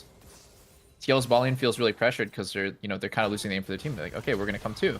And it's kind of like the same thing as when Abbedagge TP's top to try to like salvage the play, because he's like, oh well, I need to be there, right? Because Lucian's moving, but it like fucks the game even harder because FBI gets a perfect Herald into swap back to his lane to catch like 2 waves at his turret, and normally he would have like given up his lane advantage to get Herald, but Yeah, it was just. I agree. I was a think a lot. lot of this game came down to that Herald. Even Yeah, just like when getting they dropped the 5 Herald. plates, right? Yeah, when they broke the turret too, like Armeo was down there to try to help the play, and he got caught by the thresh hook and banged out. Yeah. Which is kind of the same concept of like the mistake 100 Thieves is making. It's like when you try to save your losing side, it's obviously a like pretty disadvantaged situation for you. Got to play it super carefully, or you're you gonna can't get afford to make any punished. mistakes. Yeah.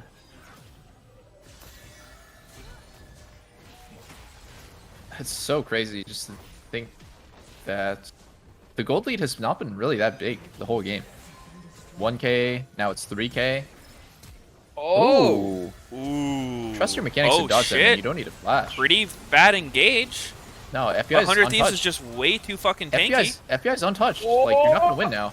Oh! Yeah, you're not gonna win. They got a too fat troll. engage on 3 of them, but like they just didn't actually have the damage to kill. Yeah. Damn. Damn. And that is going to be Baron. That's 5 flashes from 100 Thieves. They all played really well mechanically there. And that's the game. I think that might just be the game. The only person they've killed They is got Someday. stomped. He soaked all 4 deaths. Yo, guys, what do you... Okay, who knows the name of upgraded Duskblade? Oh. Not me. Not me. Not me. Let's figure it out. All the new ones have like super fucking weird names. I know. That's why it's kind of interesting to look at it. Okay, the name of it is Drakthar's Shadow Carver. All right. No one is That's- ever going to remember that.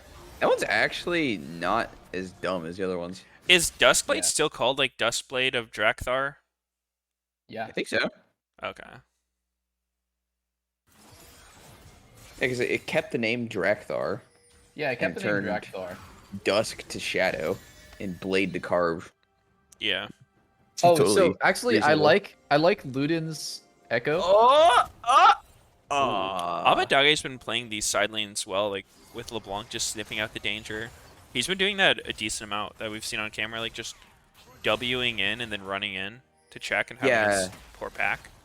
He did that on the time when Dinah was coming down for Herald. Yeah. It was like, ooh, is he gonna die? And then he played it super safe. Abbedagge's been pretty impressive in side lane, at least from when I've seen. Like, obviously not perfect, but he does seem to recognize and check for danger pretty well. Yeah, he seems like a really aware player, for sure. Very woke. Very woke. My chat's asking who is Drakthar. He's He's a new champion, The guys. guys whose Duskblade we took. Yeah. Yep. What You'll if they see just it start in making the- champions? Every champion that has an like an item named after them. So like Ludin will be the new champion. It'll be a mage. If you don't build Ludins on them, you're trolling. Yo, Dude, when and is my there's- boy Doran making an appearance? Doran is like gonna be like the ultimate boss of the game. That sounds so sick. Right? Dude, they should make his thing like he can just stack infinite Doran's items. Like his build is literally Yeah. just like fucking 45 Doran's blades. That would be insanely That would be insanely broken, by the way. It would, but it'd be fucking hilarious. Like that one screenshot of the Giga Doran Yeah, sword. like 30 Doran's Yeah. blades. Yeah. What about Rabadon? That guy's gonna be fucking cracked. Oh shit, the death cap. W- He puts on his hat and you He puts on the literally die. hat. It's like Cypher from Valorant, dude. He just fucking can't How be about- stopped. All right, Well, how he about needs to lose Zonia? his hat. What would Zonia be? Zonia would have to be like a Zillion type character, right? Cypher fucking loses his hat. Yeah, Cypher looks hella fucking cooked without his hat, though. I don't know. Like, it's kind of weird to see him without the hat. Yeah. Oh, did you say Meteos? Which one? I was saying, fucking Zonia. He'd have to be like a Zillion type character, like Time Wizard. Oh yeah. They already have Probably Zillion, someone man. to Echo. Yeah, it would be Yeah. really similar to Echo. Echo goes back in time though. Zonia just stops time. Kind of what Echo W does too, right? True. What's Echo's W called?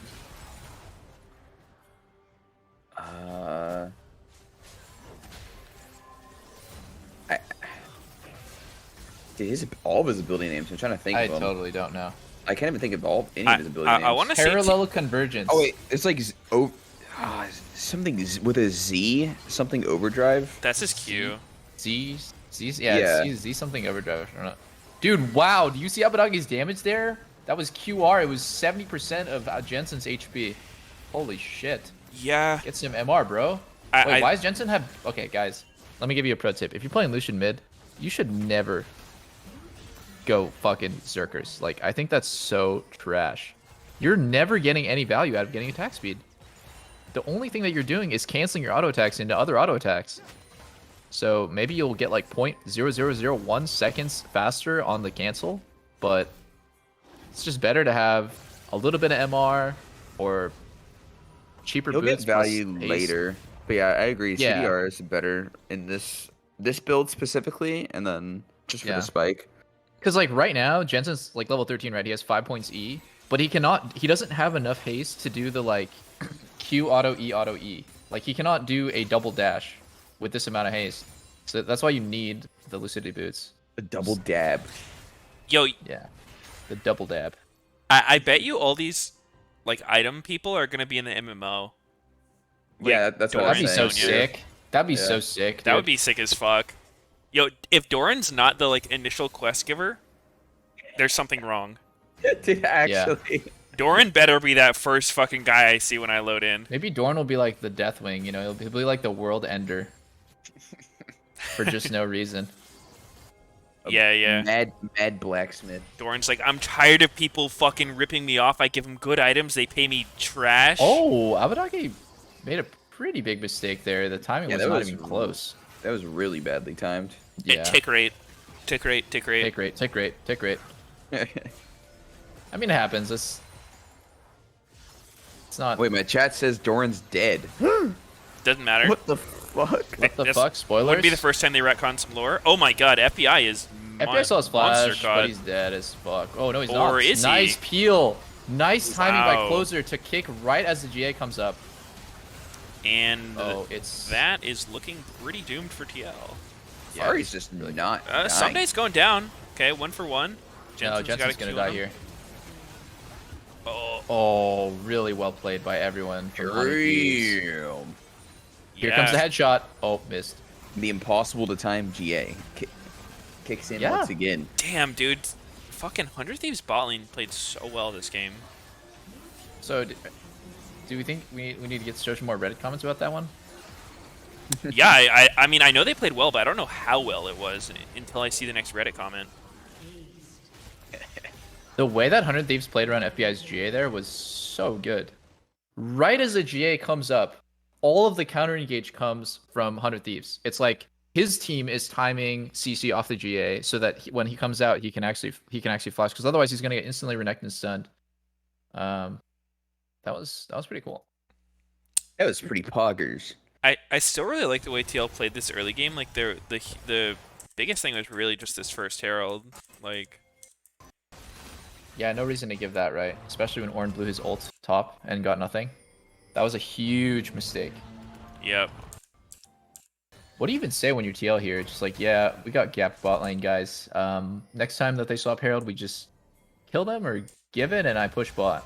I think that's the only I think important they part of the game would to talk about. just reconsider their matchup because they kind of did that to themselves, right? They were doing fine, right? Until Korg went in and got hooked. He got They were double getting- canceled, to be fair. Who he played and cooked with his ease. Yeah, actually, I'm watching this play Cord again. literally could have died level 1, remember? You were saying it? He was like 1 HP. If they had Ignite, he would have died. Yeah, that's true. That's true. This The matchup entire is sequence not easy. just started from that play where they got Jensen's flash mid after the blue of handoff.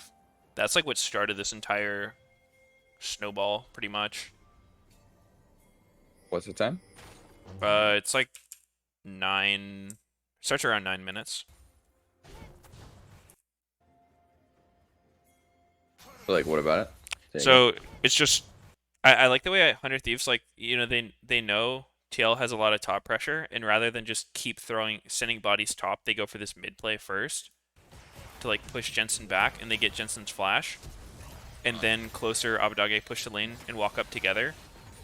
And then TL made the mistake of camping on a trinket, which was pretty bad, which then got them like pushed back, and then or 100 Thieves had the bot lane move first, and they were able to just start Herald and finish it. Yeah, it did sync up pretty well with 100 Thieves bot lane's pressure. Yeah. Like, they're looking for a fight while 100 Thieves moves up, and they just immediately grab Herald. This is Rather than, TL's mistake. Like, messing around. There's so much time for them to walk up and stop the enemy team from getting Herald for free. Like, it's hard because like Renekton and Lucian are both chunked out from the mid gank into top roam.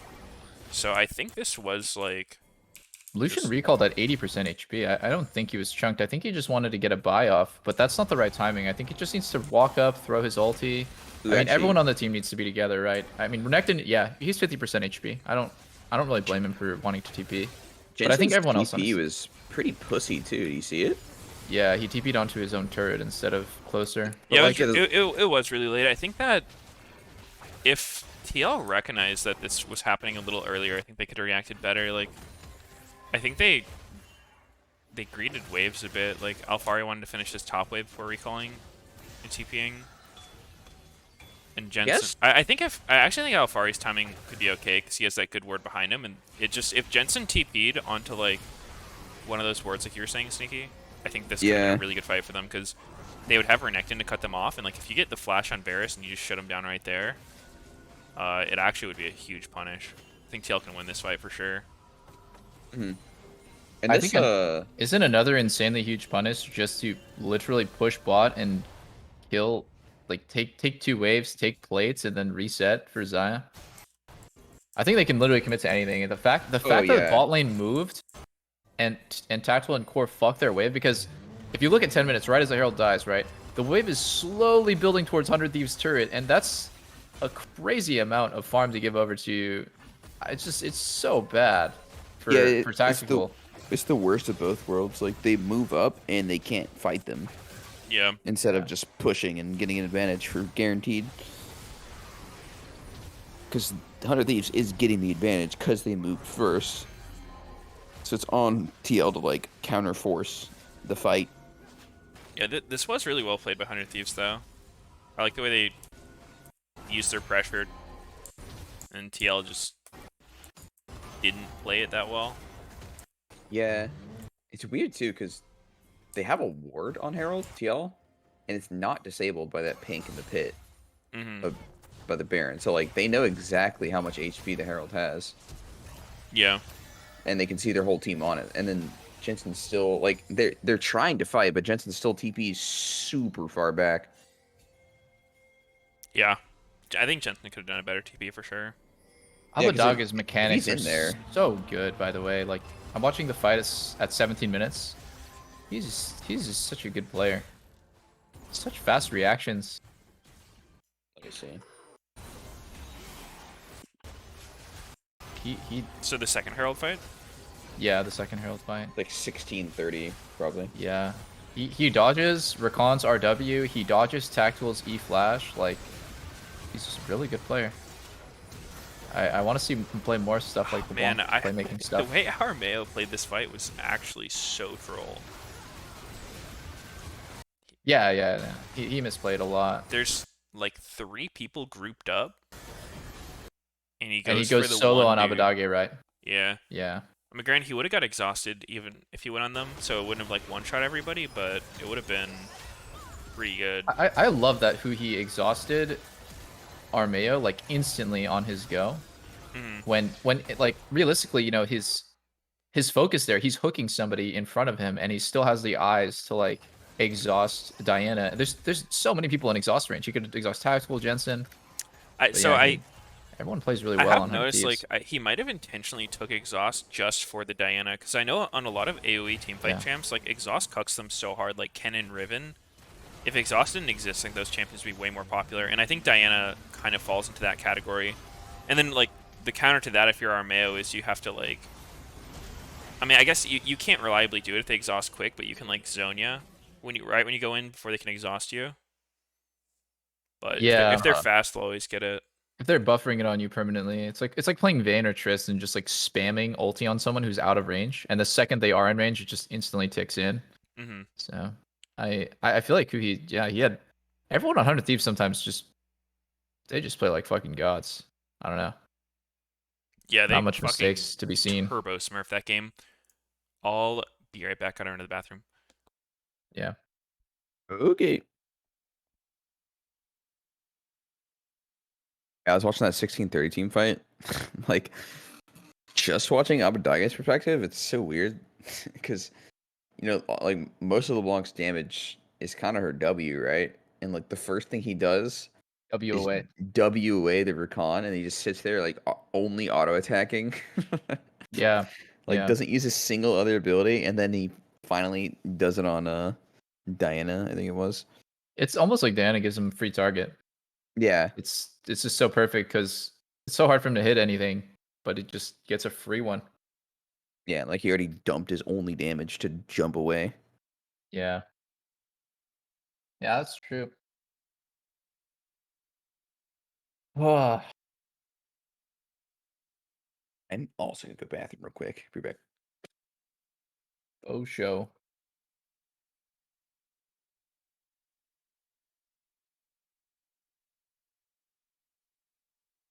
Oh wow, Bev had been retired today, and I totally forgot that he played for Clutch Gaming. That is an era that I like don't even really remember playing against him ever. Febevin on Clutch. I obviously did play against him at some point. I just don't remember him. So fast.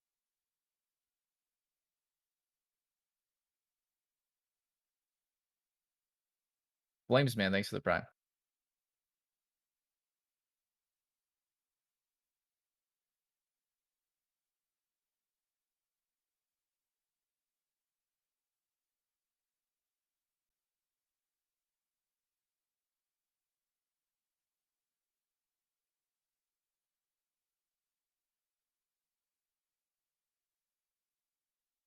Oh.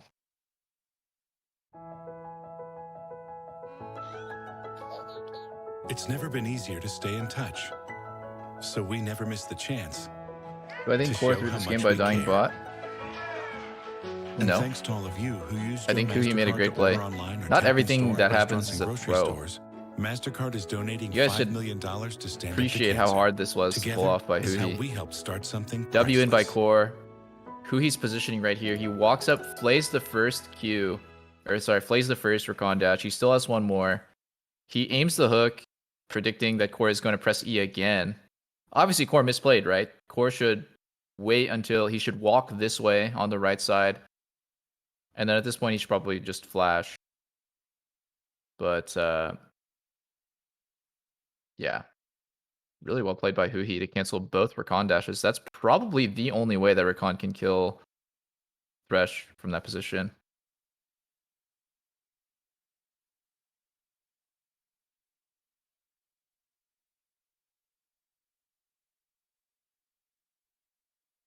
Every outplay is a misplay by someone else. Yeah, of course. That's how the game works, but 9 times out of 10, the enemy Thresh is not going to play it the way Huhi played it. Huhi played that so well.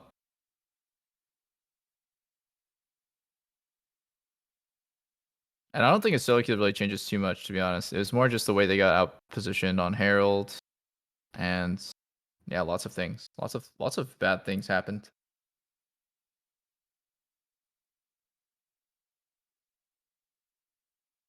I think Huhi and Core are on the same level right now. They're both really good, and they both make game-winning plays. They're also both insanely consistent in how they play. They both have like certain champs where you just know they're gonna perform.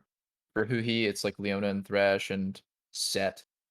And for Core, it's honestly, Core is pretty versatile. I think one of his worst champs is probably Thresh, but It's like Recon, Nautilus, Core is really good at engage type supports.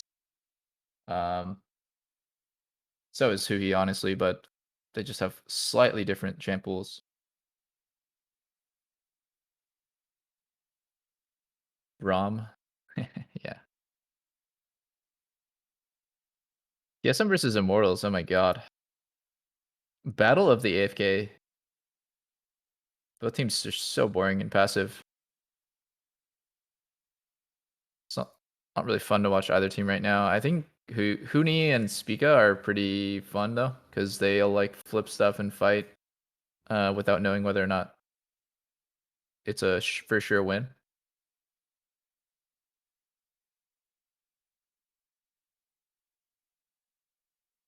Ray Ziggs, oh my god, never let me see that shit ever again.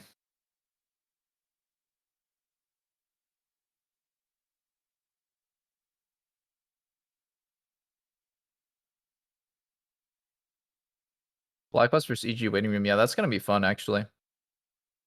I really like watching FlyQuest.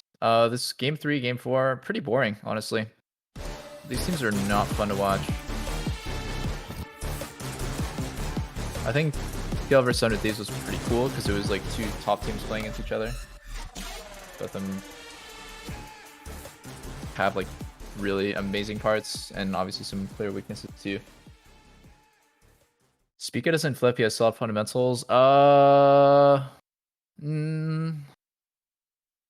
guess I'm saying it wrong. Spica is like willing to put himself in a dangerous position where he needs to mechanically outplay to survive. But if he does, the payoff is really big. So he's a more high risk player. And I think he's a lot of times like first one in.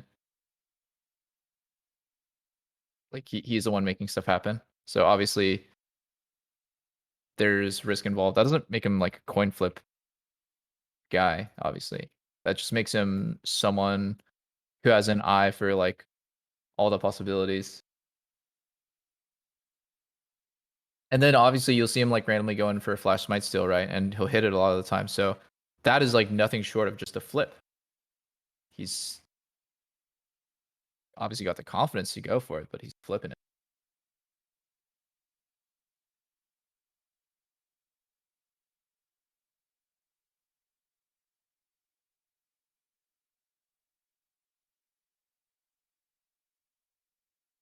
Most fun teams to watch? I don't know. TSM should be really low. I don't... What the hell? I agree with Azale's the most here. Silgi's not fun because it's just depressing. Immortals is extremely boring. I'd actually put Immortals... I mean, they have like interesting endings to their games, right? Where it's always like a fucking crazy base race, but... Yeah, FlyQuest. I'm pretty biased. Like, I think FlyQuest is super fun to watch because it's like 5 people that we've basically never seen play together before. Diamond's probably the only guy that you've seen. You know, oh, I guess Kuma. Okay, so Diamond Kuma, but like you've never seen really triple NXI or Toma before. And I like watching new guys. I like watching their take on the game. It's fresh. It's aggressive. It's like they play together. They're not just like solo queue players who just like only rely on fucking individual skill to win. So I like that. I'm a fan. Wow, Jensen got worked there. We back? We back, boys. Jizuke hole. Oh, this play was so insane by Jizuke. Oh yeah.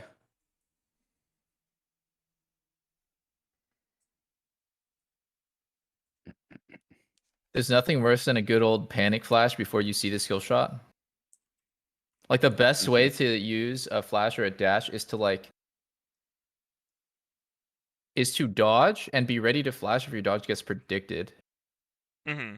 So they're like the best play would be to juke left and to have your flash like juke left, but have your mouse and your flash ready on the right. If Jizuke predicts your juke on the left, you flash. So you have to kind of like confirm where the skill shot's actually going. But obviously, that's way easier said than done. Otherwise, everyone would just be faker. Just Yeah. juke.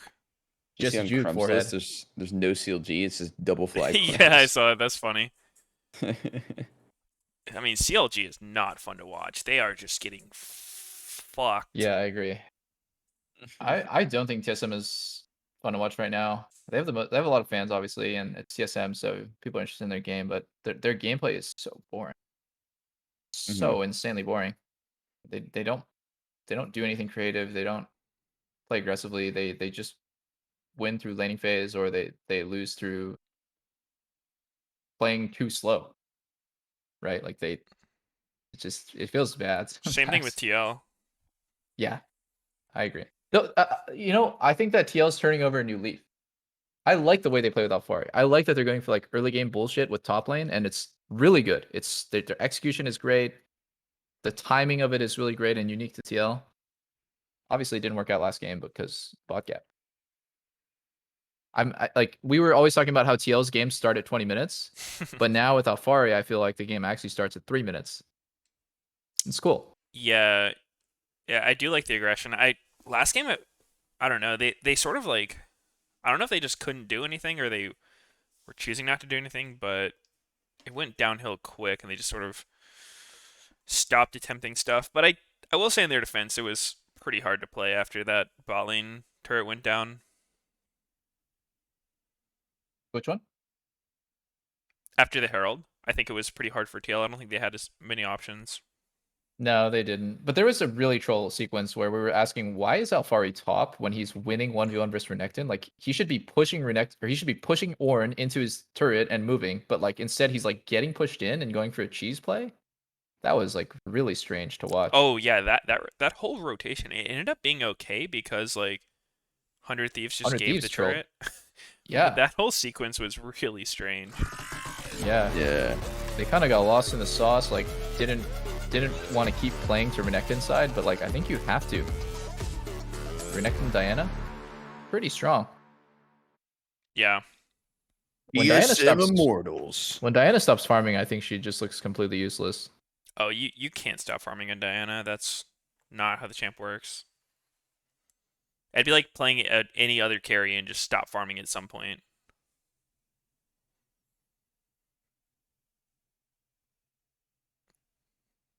It's true. Why would you do this? Can't believe you've done this.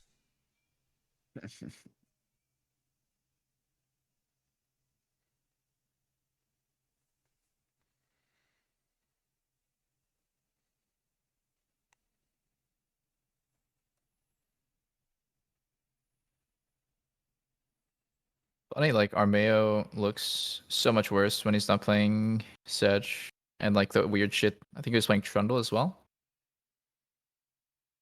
Yeah, I think you did fine When yesterday Armeo on plays, Diana. Trying to remember the game. It was against CLG. CL stomped CLG, right? Yeah. That doesn't count. I try to scrub every like game versus CLG away from the way I like rank teams, because I'm pretty sure CLG would lose to like most academy teams right now. Mm-hmm. True. They are extremely washed. Yeah, like if we just don't count all of Armeo's good performances, he's pretty much only had bad ones. Okay, he could have good performances against non-CLG teams, and I would rank that. CLG versus CLG Academy. Like, I actually think that would give me to be more of a fan of CLG. If CLG did a show match where their main team played against Academy to see who would play on stage that week, I would actually stop what I'm doing and watch that shit live. CLG versus I actually Academy? just have a best content idea ever. Like, no one gives a single shit about CLG. They're actually depressing to watch. Like, everyone hates that org, but just lean into being the villain and like get some infighting between your teams. Who's on the academy? Like a fist fight or what? No. Well, you could do fist fight, but I was thinking league. You know, since LCS is I like feel like a I wouldn't league give tournament. a single shit about CLG versus Academy team. I'm like, why am I watching a scrim between the two shittiest teams? No, because that's the team that gets to play on stage that week. Oh, if it was like that? Yeah, there's like some stakes. Oh, okay, yeah, if there's stakes, that makes it more interesting for sure. It's like, That could fuck be the cool. brotherly attitude, guys. You guys like brothers to me, but Fight to the death, bitches. Yeah, I would be pretty down for that. Sounds cool. The thing that I've always wanted in League is more like fucking weird matches. Like not just, normal summoners or 5v5. I want to see like weird rules put on the game. I've probably run this idea by you guys before, but like I would like to see a best of 5 where it's like every champ pick and ban the first game is, off limits for the rest of the series. Yeah, yeah. And like basically after something's been pick or ban, it's no longer available. So by the end, you're just all bullshit champs. Run through all the good Who the hell's shit. gonna watch that?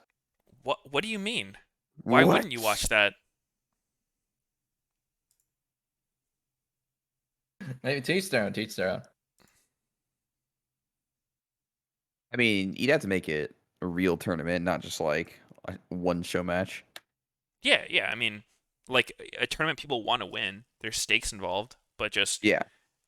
breaking the normal league formula, so you actually see people have to like do shit outside their comfort zone, see how good people are at adapting to new situations. Mm-hmm. That's like the really like esoteric speedrun categories where a really small percentage of general speedrunning fans actually care, but it would be cool to have as like a side piece. I agree. Just I wouldn't. It's not for me. I wouldn't expect an 80 carry player to want to go outside his comfort zone. That's all right. Back to Sona, boys. I think Sona 80 carry looking good today. Ooh. Immortals is getting Ziggs every game. Ever since Dardox became the coach, they just don't lose. Yeah, they've lost with him. Shut up, dude. But Shut true. your mouth. So if you don't true. agree with me. Oh my god! If TSM loses this, I'm gonna message Soren Coach Gap. Why? Joshy is too good. Oh yeah.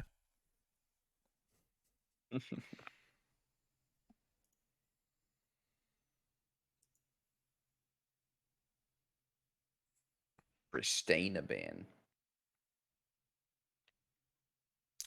Did you ever play on a team with Dardoch Doublelift? Fortunately, not. Whoa. What do you mean, fortunately?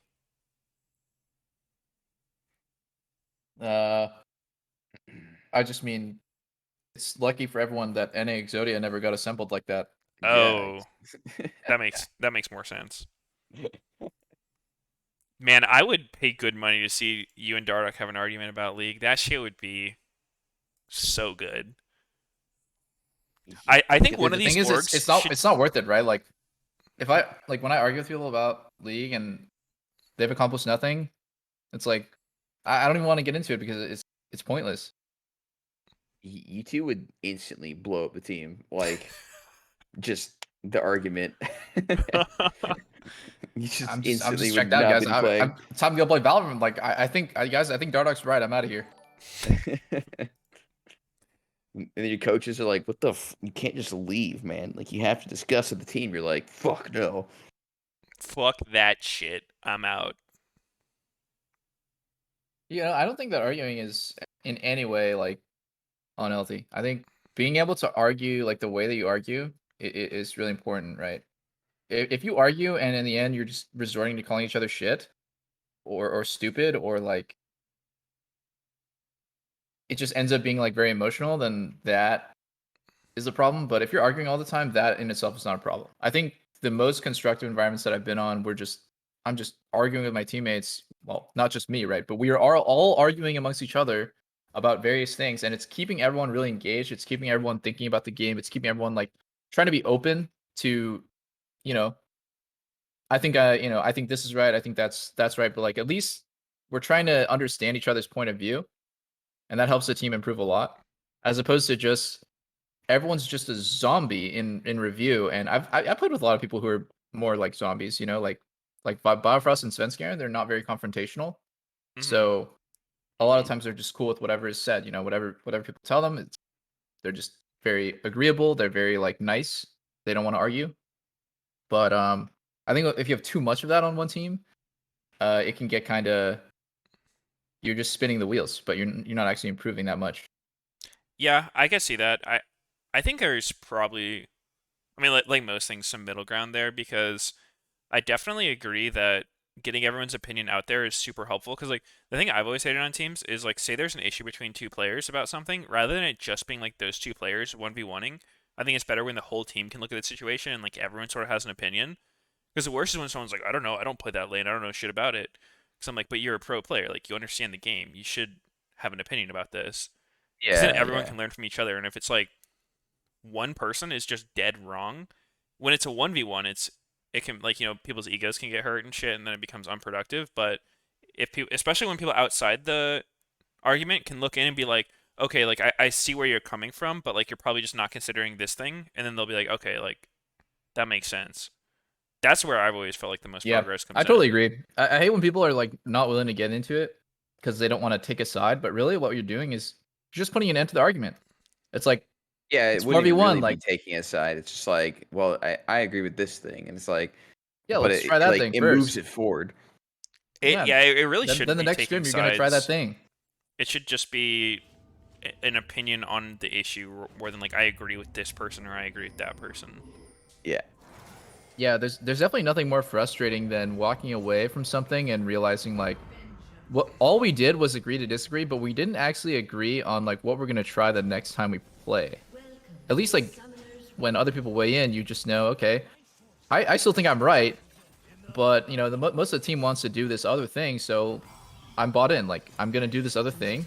We're gonna try it out, and if it works, great. If it doesn't work, we can go back to like talking about it again. So that's like really good.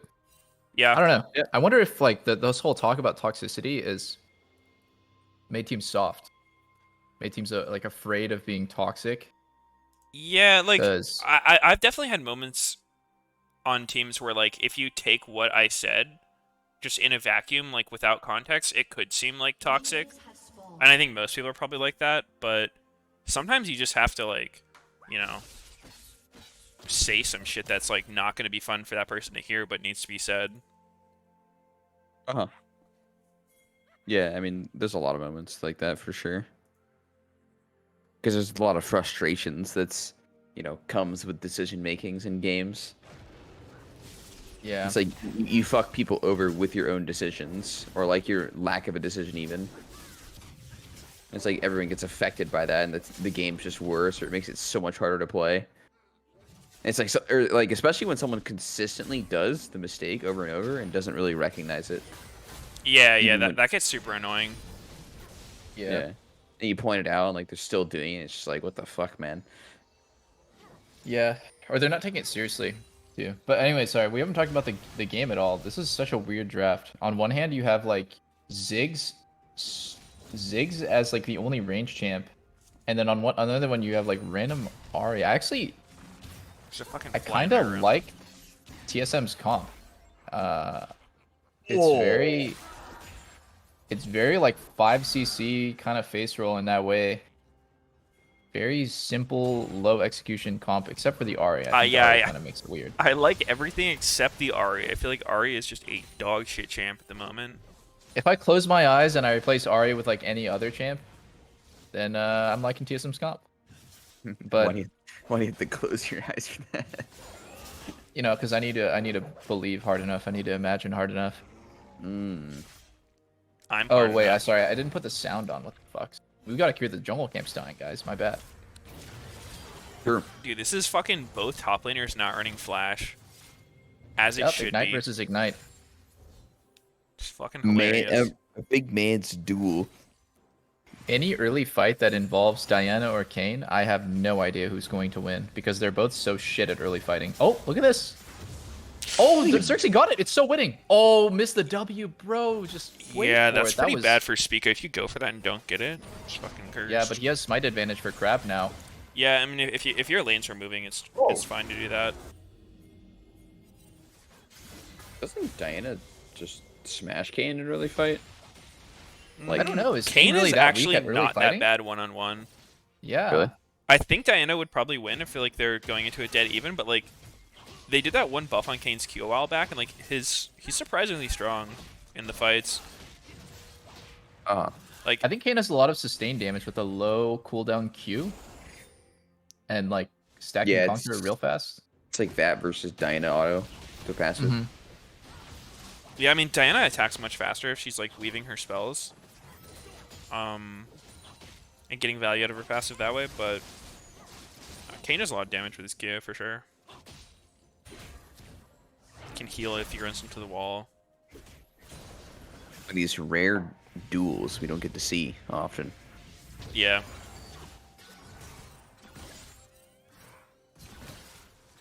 You know, if I'm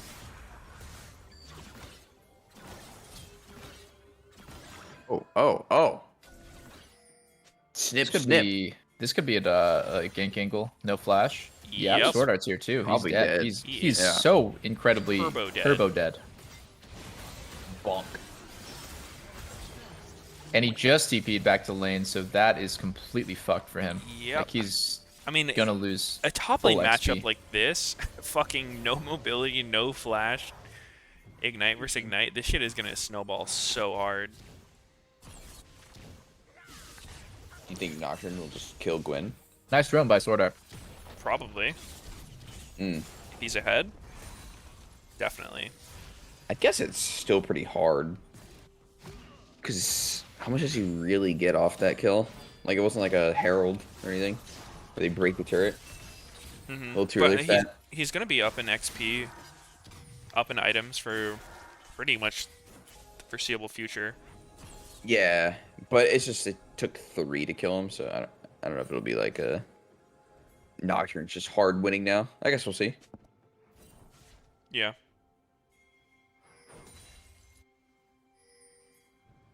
I actually love in solo queue when I get these like bullshit top lane matchups, like fucking Tryndamere versus Renekton with Ignite or something, where you know like the first gank top lane will just win the game, because you only have one job. It's just like, all right, just go top repeatedly. You know, I've had the opposite experience lately where like my top laner will play these matchups and then they will like get ahead early and then start throwing. And when they start throwing, they like don't know how to stop throwing. They'll like, you know, it's like they're 2-0 and then they die once and then they'll just chain die because they're so frustrated that they died the first time. Uh-huh. But Yeah, I mean, obviously, if in they competitive, suck, I don't expect that to if happen. your teammate sucks balls, you're gonna lose no matter what, right? I think. Yeah. Oh, well, it's probably different for you because I play jungle, so like I'll just play around them when they're winning and make it hard for them to feed. But yeah, that can happen. I feel like what happens so much in solo queue though is people just have like these giga weak mentals, and then they just give up when they get behind. So it's like really easy to win because they don't really try. Yeah. Yeah. True.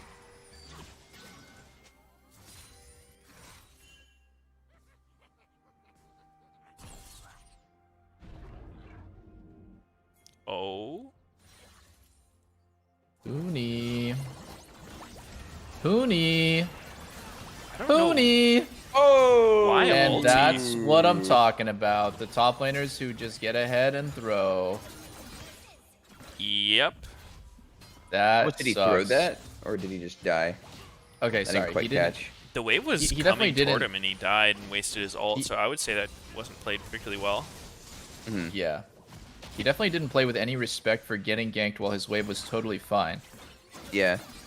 Makes sense. And I would say that is a way bigger mistake than what Revenge did, where he got 3-man by an unexpected Leona timing. Yeah. Because I think, yeah, on one hand, it's like, wow, well played Sword Art. And on that one, it was like, Hooney, you were like fully okay to just be in XP range there and not die. Yeah, now this game is just completely over after that. It's GG. Yep, 7 more minutes, guys. That's what Probably people would say in soon. solo queue. 7 minutes. Gwen will be permanently solo killing Nocturne now.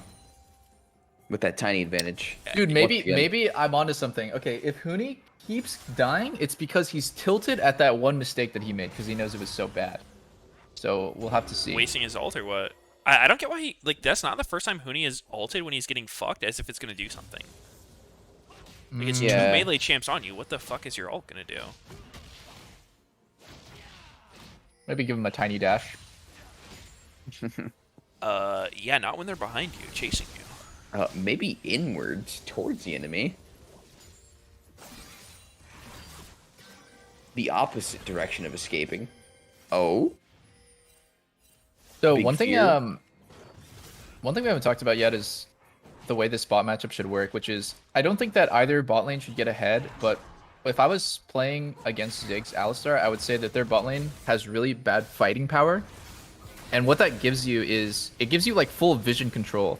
So that's why Sword Art's able to roam like right here. He's able to just hover for heralds.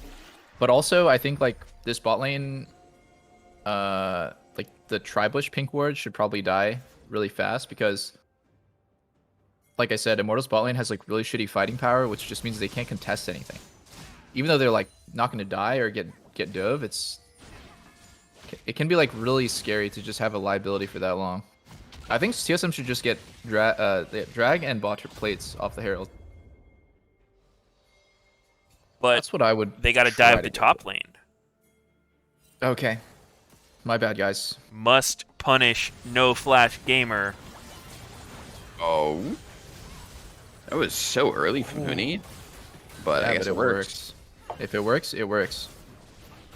Wait, Oh no, No they're flash. getting zoned off. wait, no flash. It's blue cane already? No. That's regular. Yeah. Wait, I Insanity. think it's just a skin. Oh. Sandy just fucking died. Oh, and Xerxes gone. Wow, that was pretty cringe, Quick 3 for actually. 1. Yeah, that was really bad by Immortals. They're gonna lose all plates to just this push. Another situation where I feel like they weren't ready for Sword Art to roam, and that's the problem, dude. When I like watch Immortals, they're so fucking passive, and they only they're gonna get punished against good teams. You can't just let this shit happen to you early game. Just let it happen. Yeah, like you can't keep getting away with bullshit like this, where your matchup just enemy support is gonna be surfing the map. Yeah. Yeah, you're kind of saying it. Like, this matchup, they're not necessarily ahead bot lane, but the advantage is just Leona's legit everywhere. Yeah, And that like, feels that's- so much worse, too. Yeah, as I the would things. rather be 10 CS, 20 CS down than feel like the enemy bot lane is carrying the game. Yeah. It's like, oh, I didn't call missing, I guess, on Leona being there for the 10th time. Yeah, because she's been missing for the last 5 minutes. Yeah. It's like Leona's not laning bot, guys. I don't know what to tell you. Yeah, I Yeah. think they could have probably played this fight a little bit more patiently because they had Alistar coming. Or just don't fight. I think there you just don't fight, you're outnumbered. I mean, Simple they numbers have game. one more, but Nocturne's like a sliver of health. He can't really fight, so it's just even at that point. Yeah, that's true. Nocturne's baiting, in a sense, like somebody's gonna use their abilities to finish him off, and then they're just like one rotation of abilities ahead from TSM. But yeah, like they could play better for sure. Maybe this is too hard for Immortals now. They're gonna lose everything. All 3 lanes We losing. about to get blasted. Bot lane can't even walk under their own turret. He does have TP. He has ulti, too. So, Yeah. pretty But you good can only defense. stall for so long. Like, Oh, wow, I he like canceled his I like recall. Xerxes. I like Xerxes' play here. I think Raze should honestly just chuck his ult at the wave and TP top. Maybe I think he- reset I at think some he point will. too. Yeah, he's doing it. I think you should look TP right now. That would be really good, yeah. Look TP, bro. He's recalling currently. GP! Ah, good, good, good. Oh, he did it. Another defensive Nocturne ulti. Oh, Oh, PoE! oh. Oh. Well Dead. played. Well played. Raze, I think you heard me. I was screaming so loud. I wonder if he had time to buy there. Yeah, he did. Leandro's Breaks the Ari. whole turret. He got like 0 mana on his recall. Yeah, it's pretty sad, but he gets so much value because he's Ziggs. He's gonna end up finishing turret with W here. Yeah, Oh no! actually- Oh he has no! good You gotta enough run, mana. boy! You gotta run, bro! No, kill it, kill it.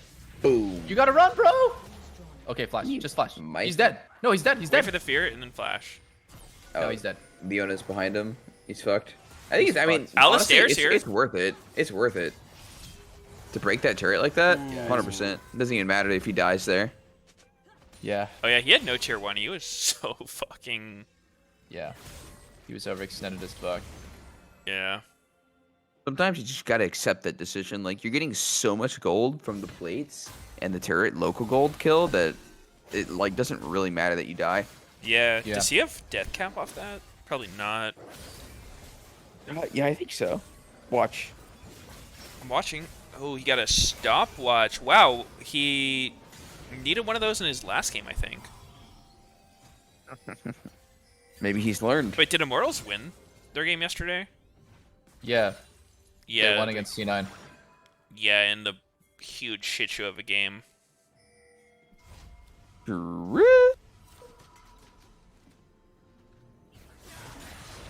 I think I have like the Leandries more than Ludens some takes. Not sure why you went Ludens this game. I'd be curious. A lot of squishies, yeah. maybe? I don't know. Burst damage for squishies. Yeah, but I don't know. The burn does so much.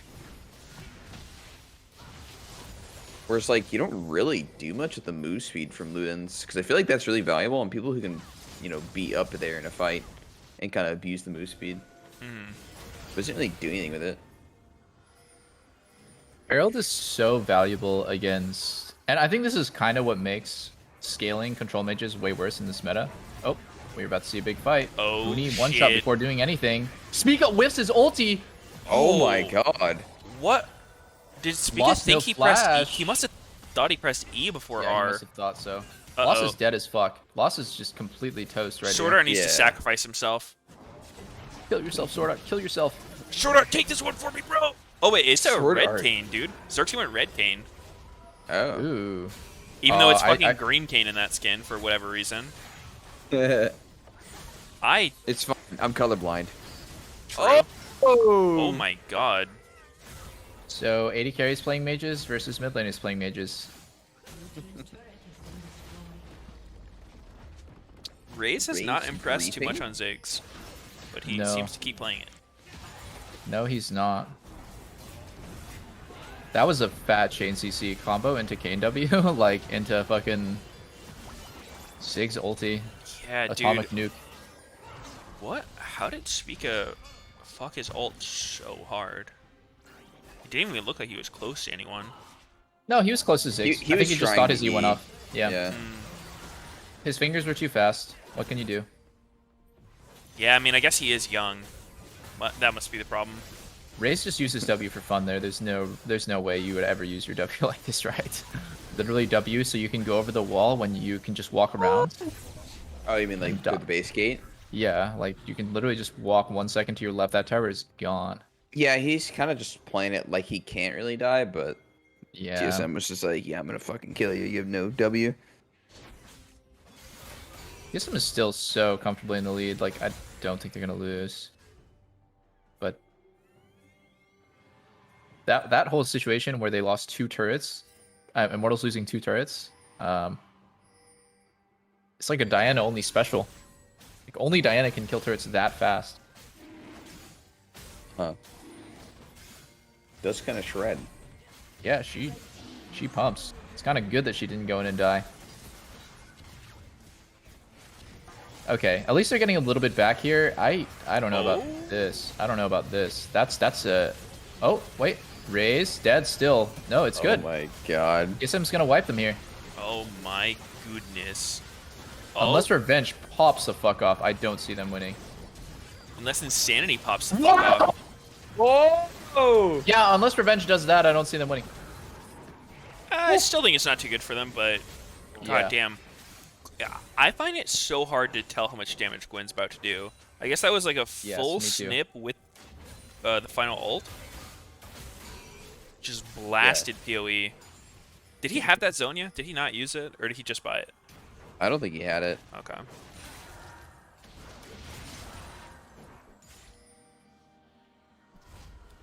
Wow. Mainly 'cause he had Gwen's sold W me thing. ulti there did like 70% damage.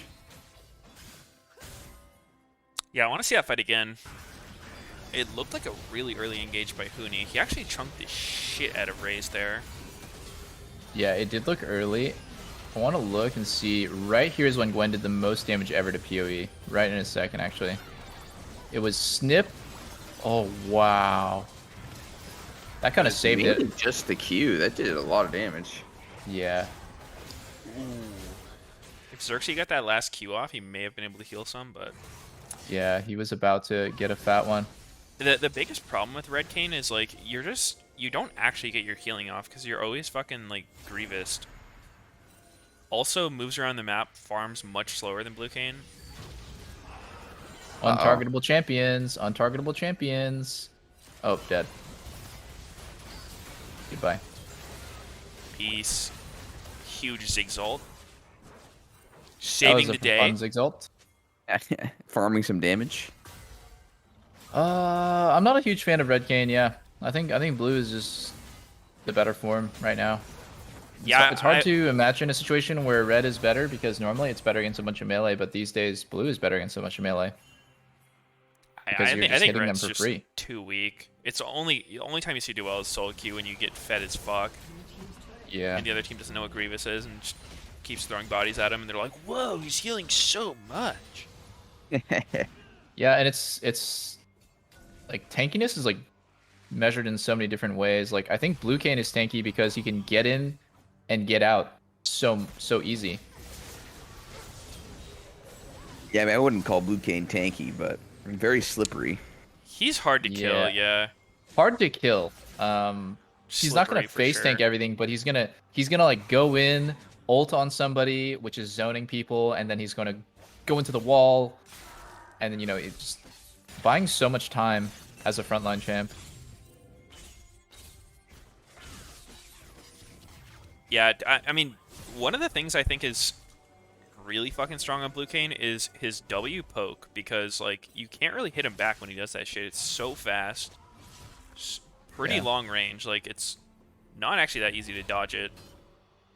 I haven't actually played much against the like change they did to his W, where you can see it being casted from the wall. Yeah, I haven't played against that either. I wonder how much it helps. Yeah, I don't know. It's, I mean, definitely more than currently, but I don't know. It's just so fast. Even when you see Kayn, it's not particularly easy to dodge his W, because with Blue Kayn, he doesn't have an animation for it. Like he doesn't have to stop. It's like a shadow of himself casts it, so he can keep moving while he casts it. Yeah. That's how I get W flash Q fucking one shot. Oh, Swordrat's real tanky. He won't die. Yep. Ballista ulted. Ooh, that Ballista ult was massive. Wow. Whoa. How did he do it? You think he pushed R? That was such a nasty save, Sneaky. Yeah, it was crazy. Dude, every close is going the wits in second. I think it makes a lot of sense against AP damage that's, you know, not totally avoidable. Ziggs Gwen probably going to hit you if you're in range. I think on Kalista, it just makes sense. It's pretty avoidable, no? But Wits End just does the most damage. There's not a second item that does more damage. Yeah, that's just saying. Like, I think the Witsin isn't specifically to counter anything. I think it's just like a default item people are now going. I mean, I don't think they would do it if enemy it's like very little AP threat on them though, because like a Ziggs ult is probably gonna hit you. Gwen's gonna try to fucking scissor Yeah, I mean, you. I don't It think covers it's a lot. bad, but it's just like it in theory shouldn't be the highest damage option, but I think it's the highest damage option, and it's also really good defensively. Yeah, it's part of what makes Kalista so good right now is that every item she builds is like close to being some of the more broken items, right? Like Shield Bow is so frustrating to play against when it's all dive. And then you have like Wits End, the multiplier from Ginsu's is nice, so you have some scaling. She has a good build path right now. Before it was only like Bork, which felt pretty shitty. Do No one people was really ever playing build that Kalista item on then. her anymore? I have not seen a Bork on a ranged champ in a fucking hot minute. Don't think so. Is it just garbage? I mean, I guess there's the Lucian who built it. Yeah, but I've never seen another Lucian build it. Only a Blaze Olive did it. He's just that good. I mean, it's pretty bad with like the IE change. Yeah, that's fair. She can't really get him There was like that other build path before you go Bork into IE. It's like 20% crit, but Yeah, that one always looked fucking real dirty to me. Like, yeah. the spikes of it are just so fucking cringy. Like, obviously Bork's a good spike. The BF sword after is fine. Then you get IE, and it's like, well, I don't know about this one. Maybe I'll crit sometimes for some damage. Oh, the Triss build. I remember that. Yeah. Yeah, It's I usually funny. thought like going Bork into Hurricane into IE felt a little smoother because like spikes make a bit more Yeah. sense. But then you end up playing lane against somebody who went the same build but IE second, and you can't lane because you have Hurricane and they have 80 more AD than you. Uh-huh. Oh, insanity. All TSM has to do to close this game out: push top, push mid, and get a pick, get any kill. Right here, perfect. Perfect. Wow, that was Kill anybody and you win. So troll from Ziggs. Insanity is fucking in there, bro. uh, Yo, why is Lee Sin wow. affected by Nocturnal still? He's already blind. Yeah. It's bullshit. Actually true. Remove it now, Riot Games. I think this is a perfect They time should for literally Lee Sin to- make Lee Sin just the fucking anti-blind champ. Like, nothing can reduce his vision or, like, blinding effects. And then nerf the No fuck out of him Teemo. in some other way. No Teemo. Yeah. That's a good niche for him. No Quinn, no Tito. Oh! Oh, dude. I like the way PoE throws his spells, though, on Ahri, like... Because everyone when they play against Ahri, right, they're gonna react to the charm. So what a lot of the good ones do is, like, they'll throw their Q first. Like, they'll ult in at you, throw their Q, which a lot of people will kind of, like, you know, flinch and think it's the charm and flash. And a lot of times, like, Yeah. it's the right play because you don't have a ton of time to tell what it is, especially if she's right on top of you. Yeah. And then you charm him after. Some big brain plays. Yeah. It's the same thing on Elise. Like, dude, I swear to God, if you play Elise and you walk up to someone and you flash at them in W, they'll always fucking flash. Thinking yeah. you're flash stunning. It's so That funny. one's so scary. Yeah, I mean, Yeah. I would do the same shit when I'm playing against her. I'm just like, God damn it, really? Fucking get him good. Even if you're not going to flash, just like throwing the W right before the E always, like, fucks with people because they're waiting for your E. They see the W, like, they slightly let down their guard for a sec, or they, like, show which direction they were going to juke, and then you just fucking hit them. Yeah. Hit him with the cum shot. Oh. 7? When is my cum shot in 7 NFT coming out? How do I get this started? I want billions from it. I want to be rich. Meteos, are you like selling were you my like cum. recreating the first time that you got laid? Immediately you just put it in and said I got cum shot in 7. Yeah. I still I remember. could imagine someone actually stole that line for that. Like some league couple. Like, you sit in bed. Yeah. Could How you do you feel sell an about that, NFT Meteos? of you losing your virginity? Would I need to get my Think uncle's so. permission? Your uncle, huh? Wow, they're Oh man, all IMT dead. just got fucking blasted. What the hell? That's a bit of a hidden power of Nocturnal. The fact that you cancel the opposing team's TPs, and so if you ever see a situation where they're playing like they can TP in to cover someone, Nocturne is the counter to that. I mean, that one's kind of hard to recognize as... Oh, shit.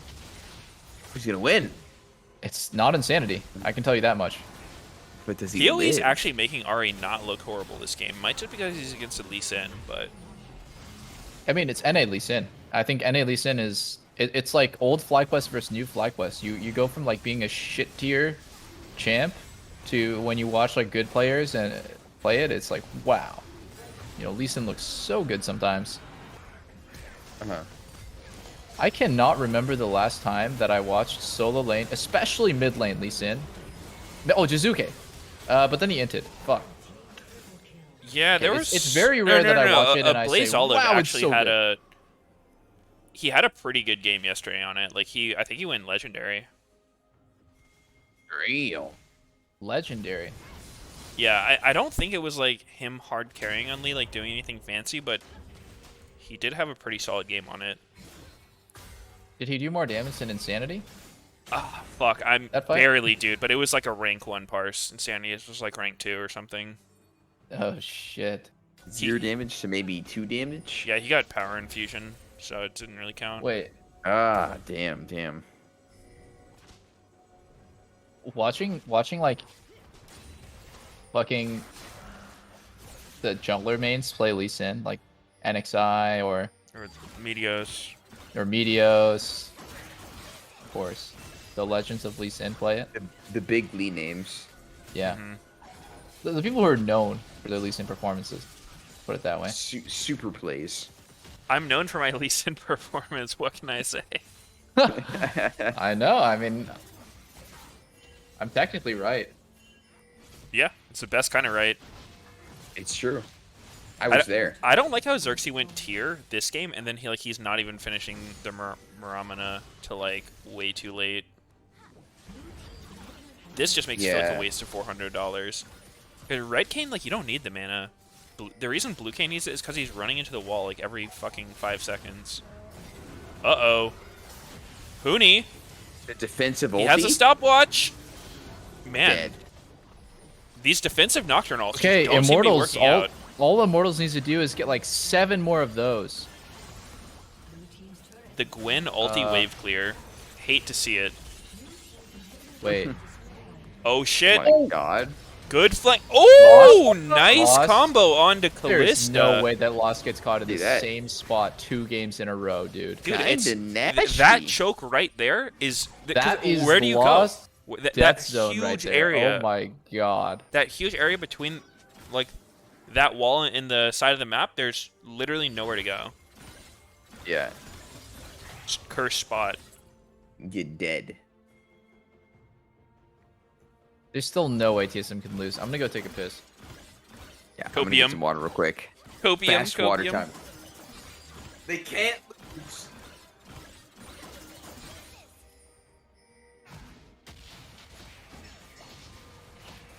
No way TSM loses, guys. There's no way. Ari is a late game champion, Copium.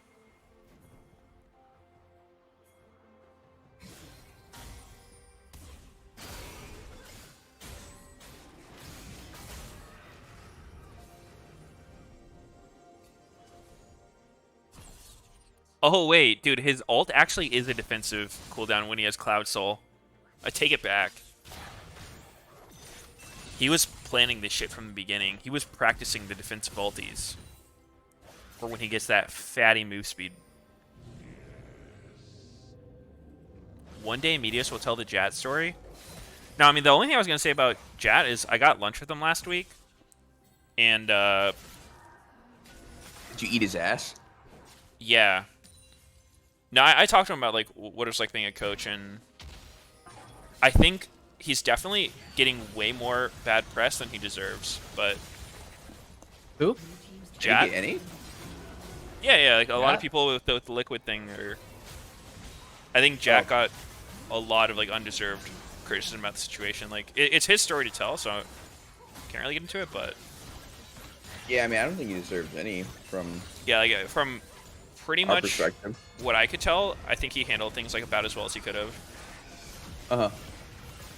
That Ziggs ulti just went fucking into Narnia real quick. TSM just died, right? Like, after Huni gets back in, I think they just triple inhibs, wait for a nice pileup of supers, and just go for it. Just fucking get in that fountain, bro. Yeah, no, not the fountain. Ideally, the Nexus turrets. Dive. Or you can wait. Yeah, you can wait until Baron Elder. That's probably what they're thinking of here. I know that Suika would probably just say, fuck waiting, let's just go. Yeah, I watched a little bit of TSM Legends, and they're talking about this problem, how they just can't end game sometimes. And enemies just jacking off in their base. Just Yeah. go, By bro. just defending forever.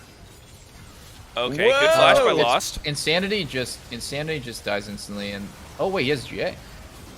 Oh, I can't even tell who's winning now.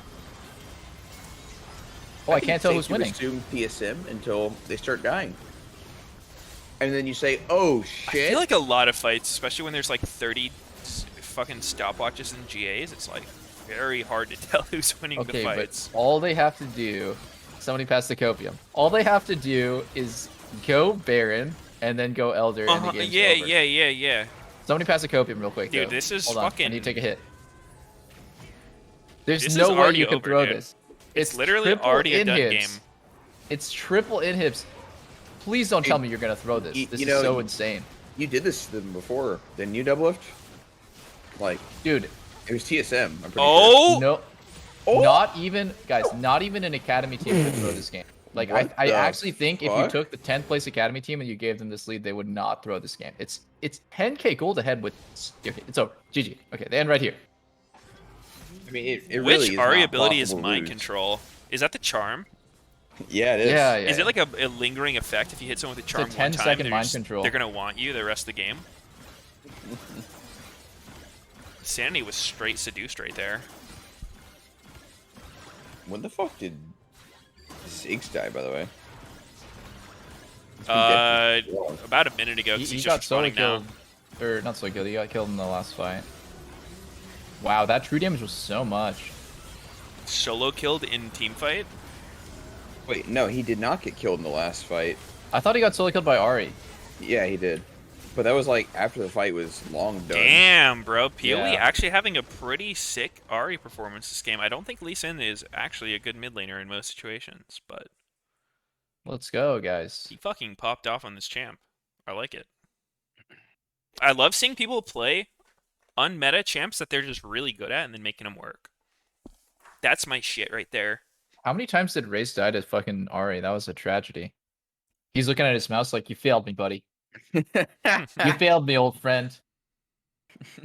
My new mouse would never let me down like this. I'm gonna have to put you down, Mr. Mouse. Destroys it.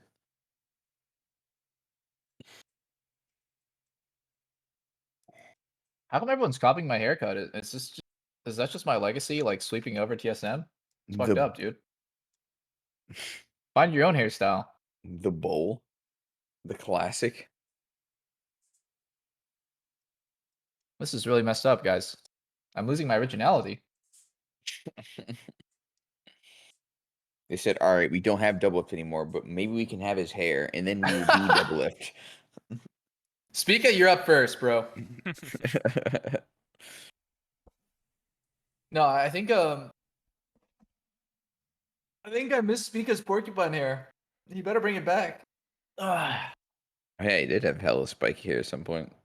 Sonic the Forgot. Hedgehog.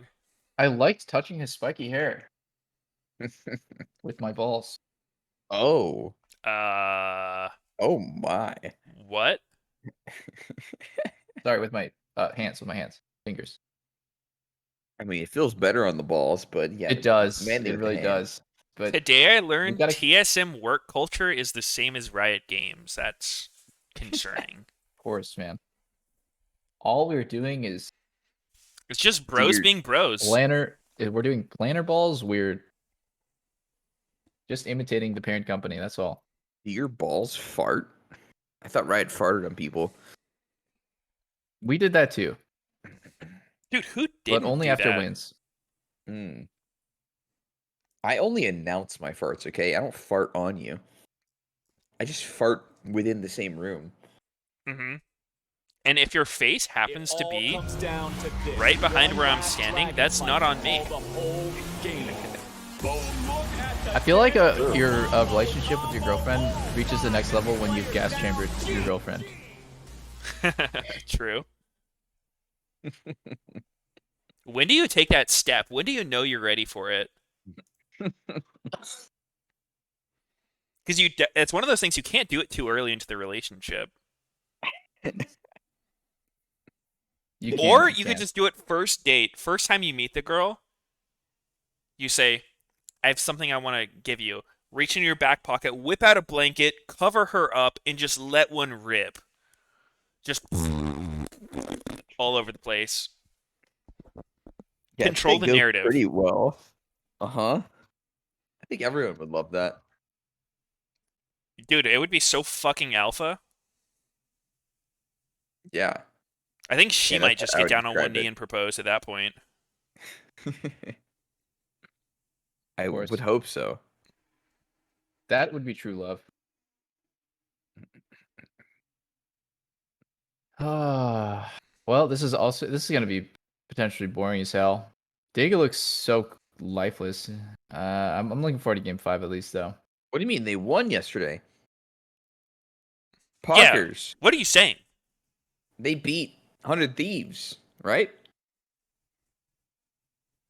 Oh wow, they did. I totally forgot about that game. Yeah, they stomped.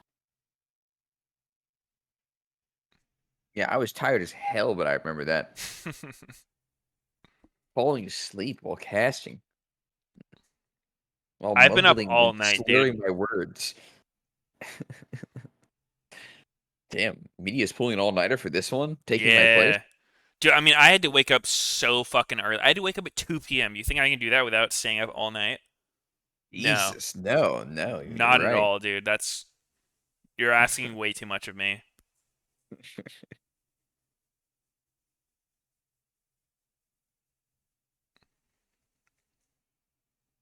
Dub XX, the artist. Is that Mr. That is Gentleman? not a good Gentleman name. Dub XX? Yeah. it's That's an probably artist. one of the worst GJ names I've ever artist names. I don't even hear it, dude. I gotta go to the Yeah, mainstream to hear it. what Oh, I like the song. hell? You're into mainstream music? You fucking sheep. Dude, how good dare did you sleep last night, Sneaky? That's okay. Slept for like 6 hours and then woke up, fucking had to pee, and then went back to sleep for like 3. My body's so nice, waking me up to pee instead of just pissing in the bed. I think that's normal, but I don't know what your experience has been. Nah, maybe when I was younger, I pissed the bed, but Welcome back to the LCS following AT. That's what I'm saying, Oh, my I was body's so listening to nice. that Today, music. I am joined by Power of Evil. Pulling out the Ari as the last lock-in in Champ Select. Why do you believe this was the place for the pick? Well, the enemy team was really mobile. They had the Kane, they had the Lee Sin, and I just felt like I needed to have something safe that is mobile, that can go into the side lane. Oh, another Especially since comment. I didn't know what the Kane is going to choose, if he's going to choose the blue Kane or the red Kane, and the blue Kane is really, really dominant on the side lane. If you play side lane, he will just pick you off. Why do I needed to have care about something that like balance tweet? and to play a side lane game, and it worked out pretty good. I would say pretty good because Simmer it's down, difficult and boy. you're getting player of the game for this Oh, thank you. matchup. A lot of times when I tell that to players, their instinct is to go into self-critique and say, no, I didn't deserve it. So I just want to know, how do you feel about earning the honor? I think that I'm really happy about how we displayed as a team because yesterday we had the struggle where we should He have won says, the yeah, game, I but we deserved just it. threw it Carried away, these and clowns. I'm just happy that today we Bitch. did the Baron push, got the inhibitors. It got a little bit shaky at the end, but I'm happy that I could make up for it by killing the Ziggs and getting us the victory. On that note of playing as a team, Spica has been a very clear focal point, being on a lot of carry picks and having a good performance at that. How has that affected the way the rest of you have played around him in these games? I would say obviously in every team, the team style is going to be different. I think Spica really likes to play these carry champions, likes to get resources, and I think we're doing a better job over the weeks. I feel like playing around him, getting the pushes, warding enemy camps, and yeah, just kind of like doing what we need him to do in order for him to carry. So I think I feel like we're doing better and better over the weeks. And the whole TSM squad is still holding strong towards the top of the standings, but it's a difficult question, it seems, when asking individuals who you think the top teams are. So, PoE, who do you believe the top teams are in the LCS right now? It's really hard to tell because I feel like each team can take wins from another team. Even, I would say, bottom teams can win against top teams. I would say that's the main reason is because the teams on the top are not really consistent. If that's draft or if that's actually in-game play. So I think the top teams need to get more consistent in order for them to stay on top and kind of build that lead. And that's why I feel like you see all these top teams like be so close together, because they would win against each other one time, then they would like have a win streak, and suddenly they would lose against like a bottom team. So I think it's just all about consistency. One team that's fighting for that consistency is Team Liquid, your next opponent. Thoughts going into that matchup? It's gonna be interesting. I think, if I remember correctly, last time around we beat them, so hopefully we can keep that streak up. And it's a big victory, not only for the standings, but like just as well for the confidence, heading into playoffs later. Yeah, we're all looking forward to a playoffs not that far off. POA, thanks for stopping by. Thank you. We've got more LCS to come. As you can see on the stage, Dignitas are getting ready to take on Golden Guardians. We'll catch you on the opposite side of the break to get you into it. Another ad. How, dude? I didn't order a pizza. I know. But that Parker promo saved me so much. No You want the hashtag real ad deal? for Like Mr. a good Peter. neighbor, State Farm is there. Hashtag ad. Wait, where was the hashtag? What the? No hashtag. If they don't tell me it's an ad, then how am I supposed to know? Yeah. Yeah. I'm what pissed. The? All right, You know fuck what? it. I'm cool Back with to it. the This Elementalist. is more chill time. Dicey Elementalist? Back to dicing it up. I'm playing No that way right you're now, playing actually. that garbage game, guys. Dude, what? I'm Quit wasting your smurfing. time. Quit wasting your life. I just killed a mushroom. Dude, I'm fucking killing a bat right now.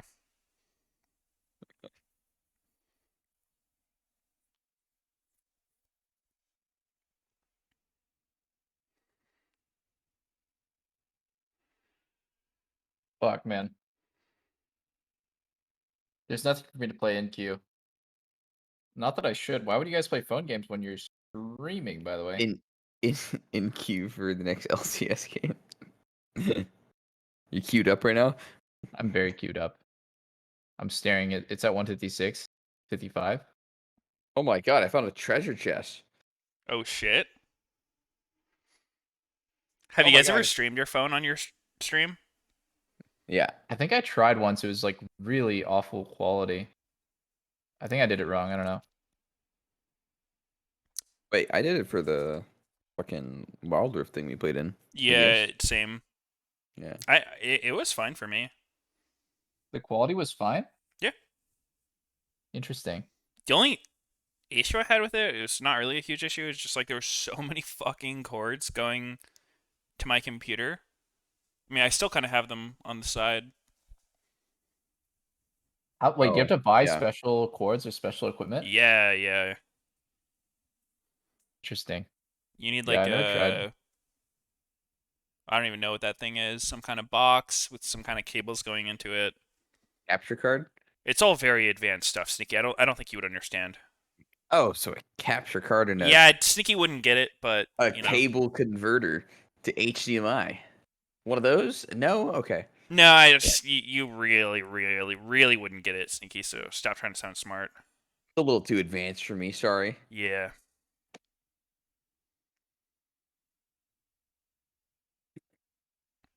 Oh my god. Please, for the love of God.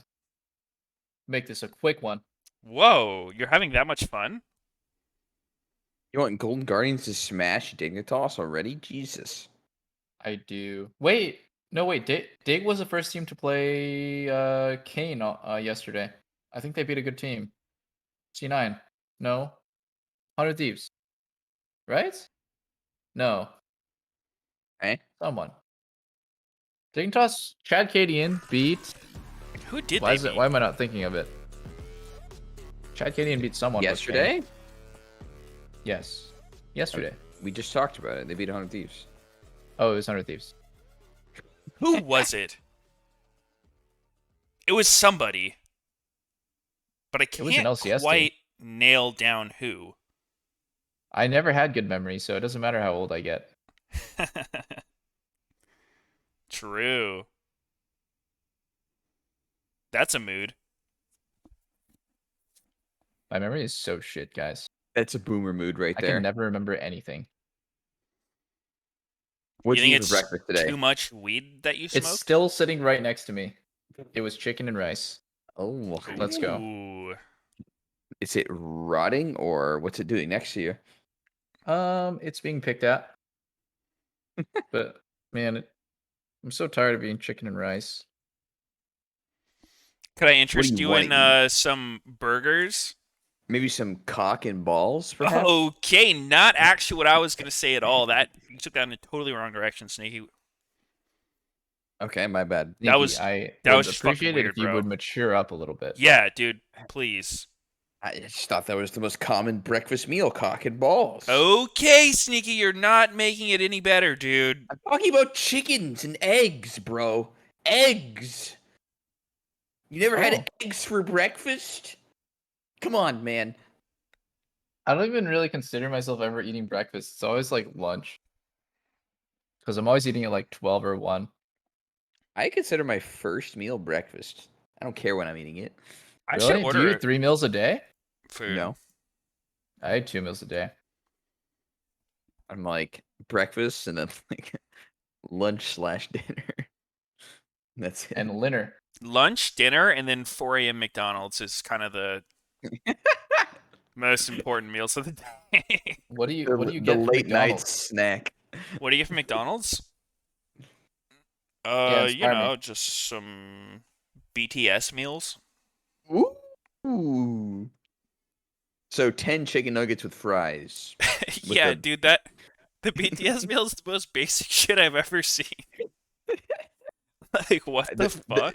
There's a new sauce or some shit, apparently. 10 nuggets and fries? Oh my god, I never thought of that. I mean, it's like the fucking Krabby Patty. Like, it's just fucking burger with like one less thing on it. The fact that we're talking about it means it was a success, guys. They got us. I mean, honestly, it is funny. Like, the connection of, some name plus McDonald's. Mm-hmm. I would love for them to do a double lift meal. I don't really eat McDonald's, so I'm gonna have to theorycraft that one. But I think we talked about Hafu. Maybe we didn't. Hafu had some meal. Was it at McDonald's? Did she have It a was- meal, or I know her and Dog It did was a like a commercial. Postmates or something, right? Yeah. No, it wasn't the commercial. I don't think. Was it? I mean, all I saw was their commercial. I didn't know they had like an actual meal thing. Maybe. Yeah, there was something you could order on one Oh. of the apps. My chat's saying Wendy's. Yeah, Wendy's okay. nuts your mouth. Hey, got him. apparently, the Among Us crewmate shaped chicken nugget from the BTS meal sold for 100K on eBay. What? What? It was Pictures? Links, pictures. hold on, I'll link it to you guys. Like a crewmate. Yeah, it looks like a crewmate from the BTS meal. God damn. Should I open this on stream, or am I gonna get a big penis? You might get a big penis, but Wait. now that is sus. What the fuck? Who the fuck That actually is paid just that? the biggest fucking waste of money for whoever bought that. That is wild. That sold. 160 bids. It looks like just a chicken nugget with ears turned upside down. Yeah, Next it's like time that there's it's a like a new bunny. McDonald's meal, I'm gonna like get the hot glue gun out and I'm gonna make a chicken nugget shaped like something and sell it. My BTS meal came with an erect penis nugget. Oh my god. collector's item. Yeah, it's 5 nuggets hot glued together. Holy fuck. Maybe it's an investment. It's like fine art. Like, it's just the fact of the matter is it's gonna be worth a shit ton in 5 years. So you might as well just buy it now. They fake bid. I think so. I think these have to be fake bids, right? There's no yeah, way. like just big ass trolls to bring the money up. There's Wait, can no you do way that? Can someone you paid post 100K. something on eBay and then just hike the price up yourself on burner accounts and then get someone else to buy it for real? Maybe. That sounds illegal. Yeah. It doesn't sound. Probably is illegal.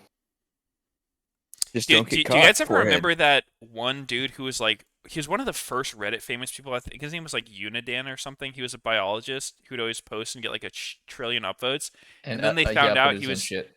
he was guilty of vote manipulation. He would like go on alt accounts and like fucking upvote all of his own posts like 10 times, downvote anybody who disagreed with him. Like, Yeah. God.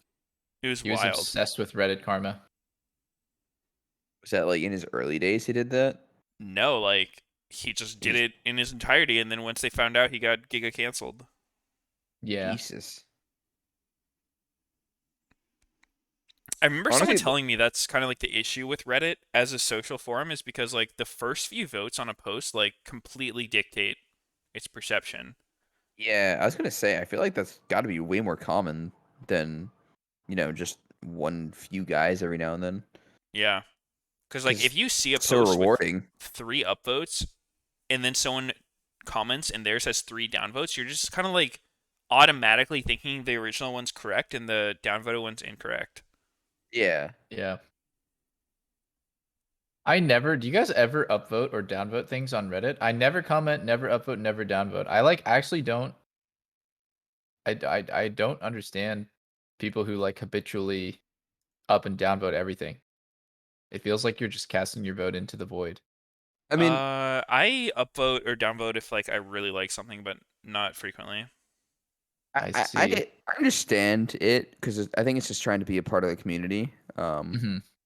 Because I feel like it probably feels good to feel like you belong somewhere, but I don't partake in that one. Yeah, I've never Reddit. felt that way, but I assume it feels good. The only place I belong is right here. But I still Sure. downvoted you guys. Oh, Whoa! I'm downvoting your next YouTube video. No, please. Huh. You Please won't hit subscribe. trending because of me. Please subscribe.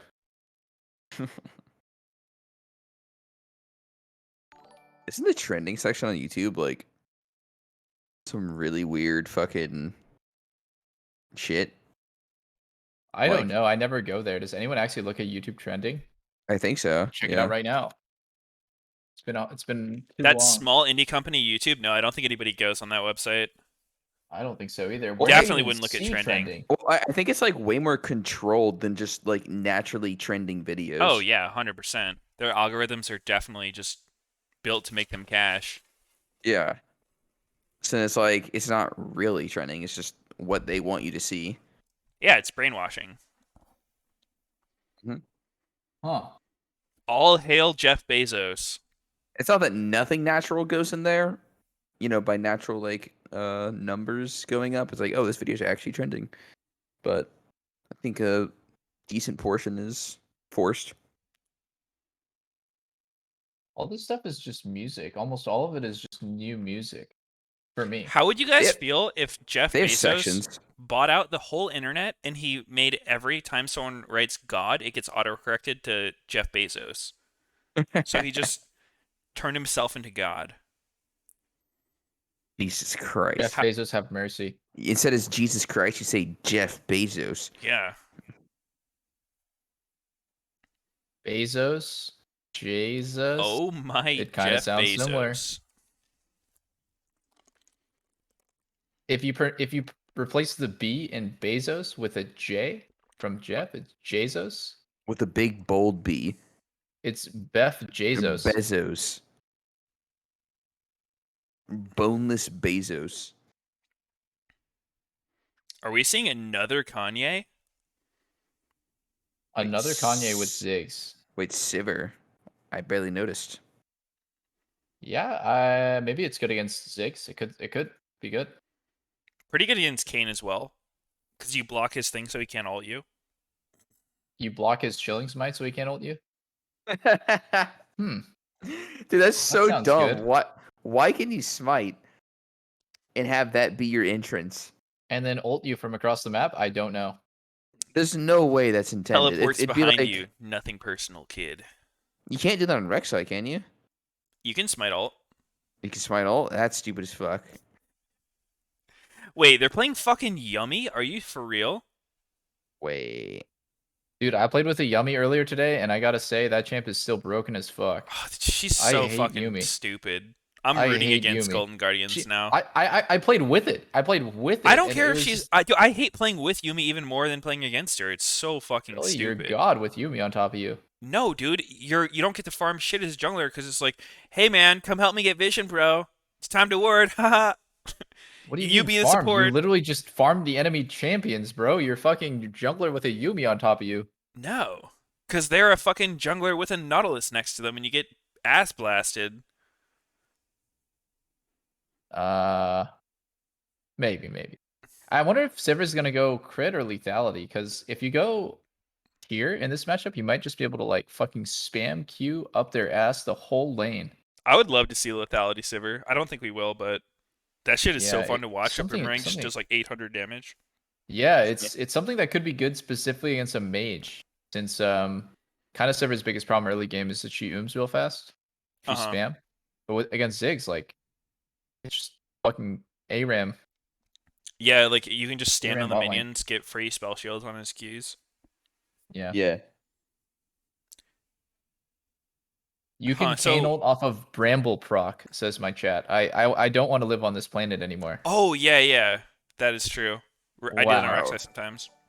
That is Yikes. completely disgusting. That is. I mean, with Jhin, I guess you can use your Yeah, W to root off of Gale Force. I think so, it's fucked okay. up. These people should be able to like use their abilities in their champions. These little Yeah, bitches are yeah. picking melees, and they're getting to cast their spells. No.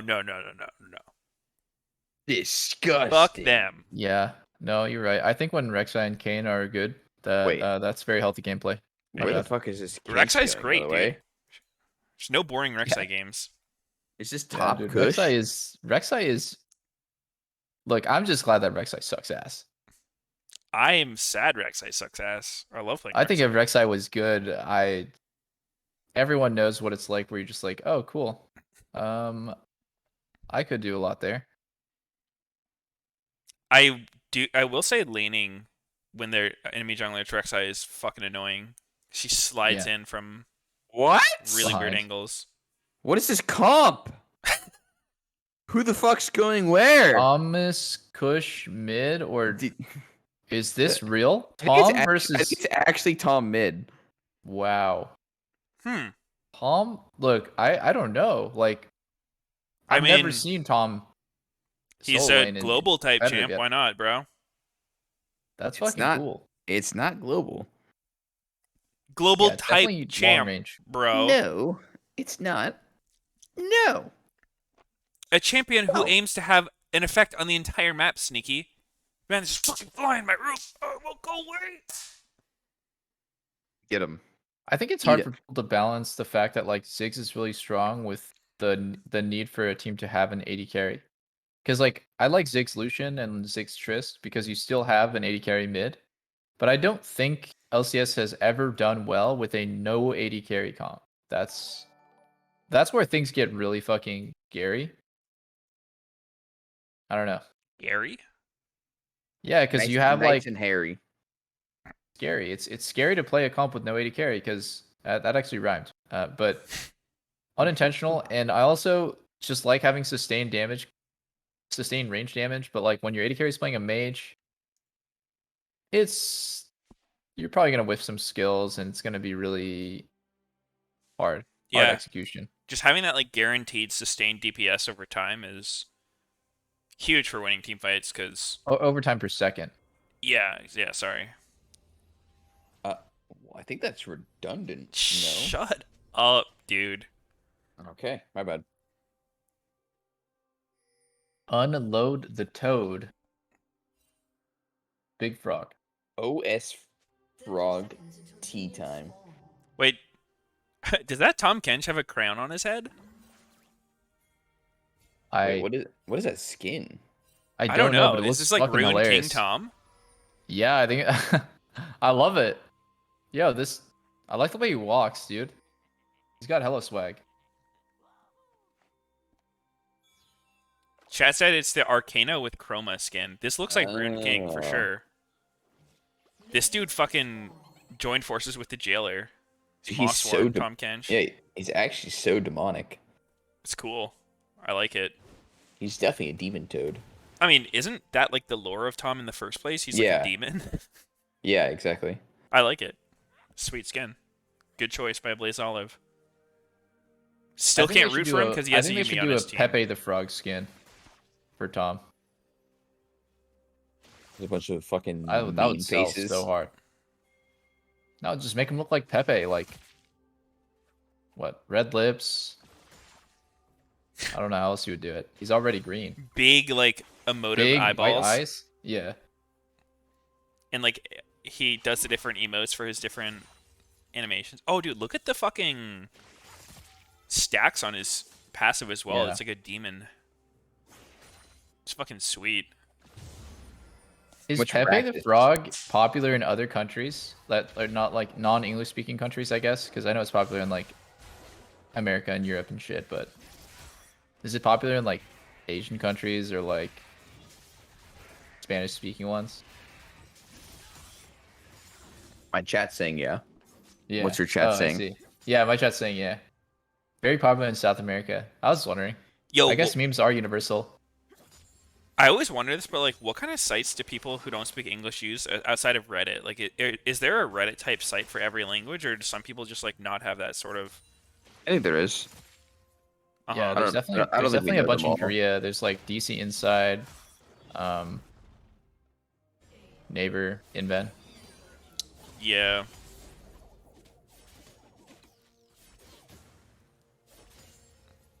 Live. Ilbig.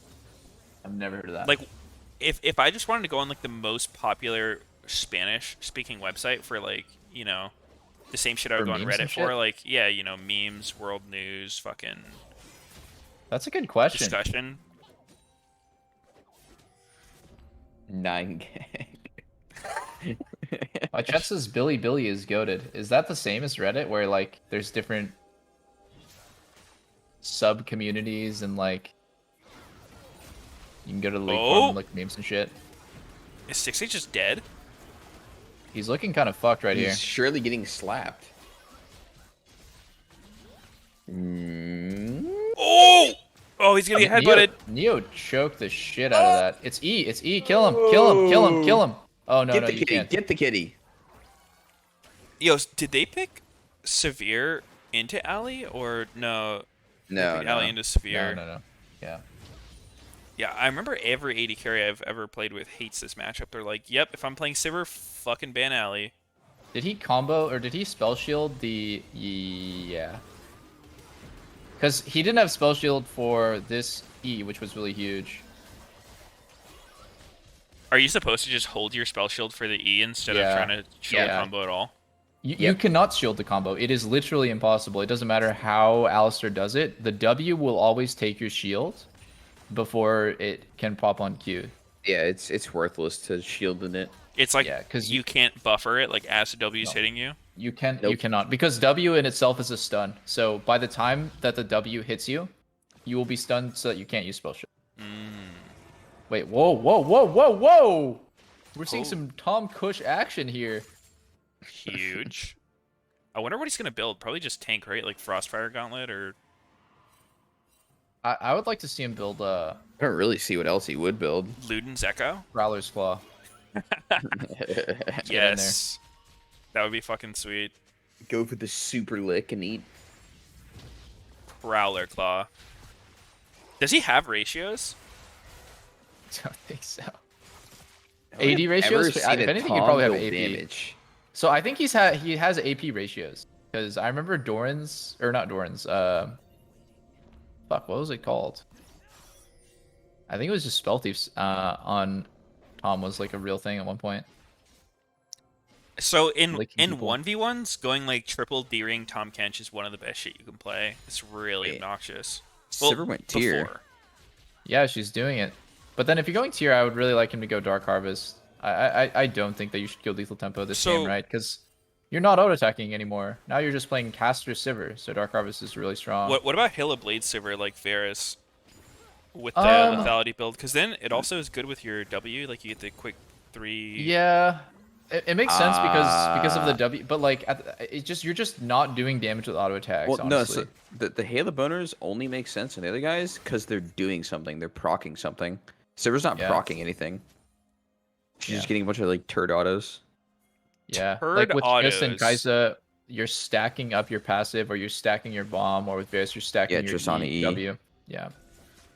Kai'Sa Champs that don't do that Tristana E. usually don't. That's why no one even Varus goes W. Hell Blades on Xayah, even though Xayah is actually kind of stacking something, but it's still just not even worth it. Yeah, that makes sense. I was trying to think of an example of someone who takes Hail who doesn't have that, but yeah, it's probably not many. Like Twitch, passive stacks. Oh! Oh my God! The Holy Tom Kush. Dude, there's no way Yasui knows anything about this match. Yeah, dude. Clearly not, because he just fucking got owned into the tower. Dude, I want to see this again. Let's fucking go, dude. Everybody wants Soli and Yasui's Tom like Kench to scratching be himself good. around like, fuck, I should have checked the wiki. I want to see the Q into eat. It's so funny on champions. Long range fucking slurp. Let's see this one again. The pro view. Dude, why does he have that indicator does he next to have him it like when his this? ult's available? I don't get that. I don't know. Oh my. That was dirty stuff. Yeah, I think it's really weird they gave that to Tom. Because no other fucking champion's just like, yep, my fucking ult's on Abduction? cooldown. I Yeah. think it. Oh, what's gonna Oh, happen he here? canceled. Ooh, wait. Oh, Oh, he got him. It's still so worth it for him. Like, Yeah, if I'm fake out it's there, I'm massive so wave. happy. So happy. Wait, dude. How is Licorice getting this pwned in the 1v1? He's down so much farm. I mean, So he am I- does have. Oh, my He has chat no says flash. only his allies can see the eat thing. Oh, Oh, I see. I haven't actually played against Kush. I've only played with it, so I wouldn't even know that. don't go for Tom. He'll never die. Go for Licorice. Don't go for Tom. He'll never die. Don't go for Tom. Oh no. Oh, this my Yumi God, ult went is in. fucking Gnar? huge. Wait, Gnar? Yeah, Nar just went in his fucking limp form. What the fuck? He lost his fucking mind. It looked like he double jumped in there or something. This Tom looks so annoying to play against in lane. His sustain is ridiculous. He just doesn't take damage. Do you guys think League would be better or worse if flash timers were shown globally? Like, everyone's flash was just automatically timed and everyone could see everyone else's flash? That'd be a good change. What about Mr. Double Lift? I'm not sure. That's tough to say. I'm actually on the same page with Sneaky on this one. I would like it. I think it's a fucking annoyance to like sit there and have to actually time everything because you generally know, and like if you're doing it, you're gonna have the timer anyway, right? But then like there's just sometimes where like it's just so hard for you to mentally think of, and obviously like it's a skill, right? Uh-huh. But I think it's just the same thing with jungle timers. It's like, yeah, it was a skill to time it for sure. Like it created an advantage that someone that's not doing it won't have. Yeah, but is it something you should actually be tested on? Is it interesting exactly. enough? I think Like, like I don't think there's it an is. argument that I mean I would be pretty neutral about it honestly, and I would have to just play it and see. But like there's an argument about that it raises difficulty, but I also agree that it raises a lot of like tediousness in the game. Like it's not fun to time everyone's flashes. It's actually It'd be just like- tedious. It's work. Yeah, It'd be like yeah. in Valorant if they didn't display when the ults are ready. Yeah, and it's you like have to mentally that's a count great how many point. kills they got. That's a great point. It's like I can do the math, and I can after every round I could totally track everyone's how close they are to ulti. But that's just it's skillful, right? But it's like it's so unfun. Yeah. And I think that is a pretty unfun part about League. that There's a could be lot of changed. things you could add to a game to make them, like in quotes, more difficult, but it doesn't necessarily make them better. Yeah. So I Yeah. would actually, I'd be a fan of the flash tracking, just because, especially nowadays, it's such a huge part of the game. Oh, Path of Exile is doing that too. Like the They're flash tracking changes. flashes. No, like they call it flask piano, where like I don't know if you really they're play much fixing Meteos. Flux, you know? Oh no, my brother was telling me about this, where like you have to press some shit every like 6 seconds, and now it's gonna be auto. Yeah. Yeah. It's basically every like 3 to 4 seconds. You're just like 1, 2, 3, 4, 5. Yeah, exactly. It just becomes like second nature in PoE to press 1, 2, 3, 4, 5 every few seconds. Which Oh, is that why people are okay with just pressing one ability button because you're spamming flasks and you feel cool? You're like, you're oh yeah. you're actually pressing like 10 buttons every 5 seconds. Dude, but Legit. that actually reminds me of like those fucking. Wait, he's just dead. Oh, he's just dead. Look Palmcats him looks and eat him. really, really strong solo when he gets ahead. I mean, I'm gonna grain of salt. He's insanely ahead, but wow, he does so much damage, and he's unkillable, and he has huge catch. Yeah. The W is insane. He also just has the added benefit of because he's new, no one knows what he can do. Yep. Like I'm actually serious. Like that's part of what made Aphelios so OP in the beginning. When you had red white gun or white sniper and you're able to kill people cross map. Do you guys remember when there was infinite range on that shit? Sweet. It's like no one knows what any of his fucking abilities do. I had to do a PowerPoint presentation for my team. Dude, I actually Teach them. I wish they kept the global range thing on Aphelios. Like, in my mind, it creates more like hilarious moments than bullshit moments. I think it's rare you actually get fucked by Aphelios globally autoing you, but when it works out, it's so funny. Yeah, I mean, there was just like noobs dying to it, getting fucking montages on Reddit. Yeah, they're like, look how bullshit this is. I was in base and he fucked my mom. Like, Well, he would have to be in base, but yeah. yeah, whatever.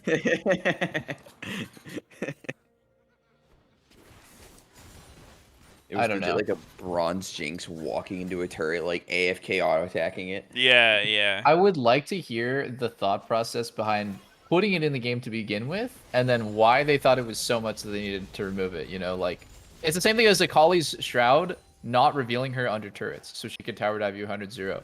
Like, God. I put that one in a different tier than the Aphelios one, because I think the Aphelios one is cool most of the time. The Akali one was so absurd that ever existed. Yeah, because like the yeah. Philistine was I just want to know development diaries. How from start to finish did they think that was okay, and that they realized after putting it in the game actually that's not okay? Like when was the turning point? And like, I just think it's funny. I just think it's Riot fucking hilarious. I think Riot would really benefit from, you know, thinking of which rules of the game are okay to like be broken and which ones aren't, because they try that shit a lot with like early game tower dives in specific are like.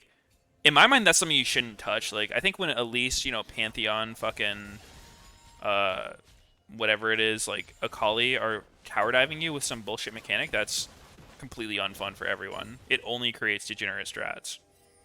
Yeah. So I think they diving should should just be hard. think of, like, which mechanics, like, okay, maybe we shouldn't keep trying to see if this is a mechanic we can, like, make an exception for. Because it just ends up making, like, the stupidest shit. Like, you know how long Pantheon's E was blocking turret shots before they finally were like, okay, yeah, this is stupid. Let's get rid of it. It was years, yeah. So fucking long. I don't know. I think champs that can break the rules of the game. I don't know. Fuck. I'm so torn on it. On one hand, it's like it's how you make each champion unique, right? Sure. how you I mean, make shit like- but there's a lot of stuff you can change like that without. I think game's 100% better if there's certain rules that are always true. So you have like some foundation to build off of. And I don't think trying right now to break you those can rules get is killed great. by your teammates when Viego possesses them and then revived by action. So that's happening pretty soon. I mean, I think those are like fine. I think it's still within the realm. It's like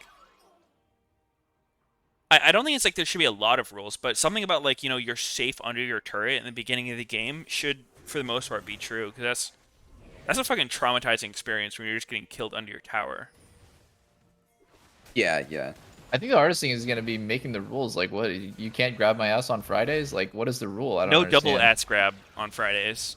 I mean, like, the turrets should be able to, like, protect you from dives thing isn't really even true most of the time without those bullshit mechanics. Like, Well, like it's just. I mean, like, how easy it relative is. safety, right? Like, sure, it's not going to be 100%, but having a mechanic that, like, completely invalidates the turret shots, Yeah. in my mind, makes the game worse more than it makes it, like, different and interesting. It's not really skillful in any way. It's just they're suddenly supposed to be taking a 450 turret damage shot, but they're taking 0 for the next 2 or 3. Right, for It's just like so much damage. I would say, for example, like one thing they seem to have kind of. Well, I mean, Volibear ult is my chat saying the example of like an ability that just disables turrets, right? So Yeah, but that one's an ult, and it's a long as hell cooldown, so that's definitely different as opposed to a Kali Pantheon Elise who do it like every single wave. Yeah. yeah. I want so bad for them to make a repel not drop turret aggro, like it just keeps shooting you up in the repel, so then they can actually make Elise a real champ. That's not just going to be like forever doomed to be unviable in pro play. Yeah, that's true. I think that is what holds her back from being getting more power. Yeah, because every time she's good, it's not for like cool reasons that she's doing like spider things. It's just she's fucking the game up at level 3. Spider-Man. Yeah, I don't know. I enjoy when things lean towards more being broken, but I do think that balancing it should be, you should err on the side of broken mechanics and the champion being really weak, then release the champion really strong. And I think they failed with Gwen and Viego. I think they... Yeah. I was gonna say another example would be like a champion gets released and they are suddenly able to solo Baron no problem. Yeah. Like that's just a rule you should not break. That's Gwen almost. I mean, Yeah, not no problem. I think that's a good example of that kind of stuff. Yeah. Just like this team objective that's just suddenly invalidated.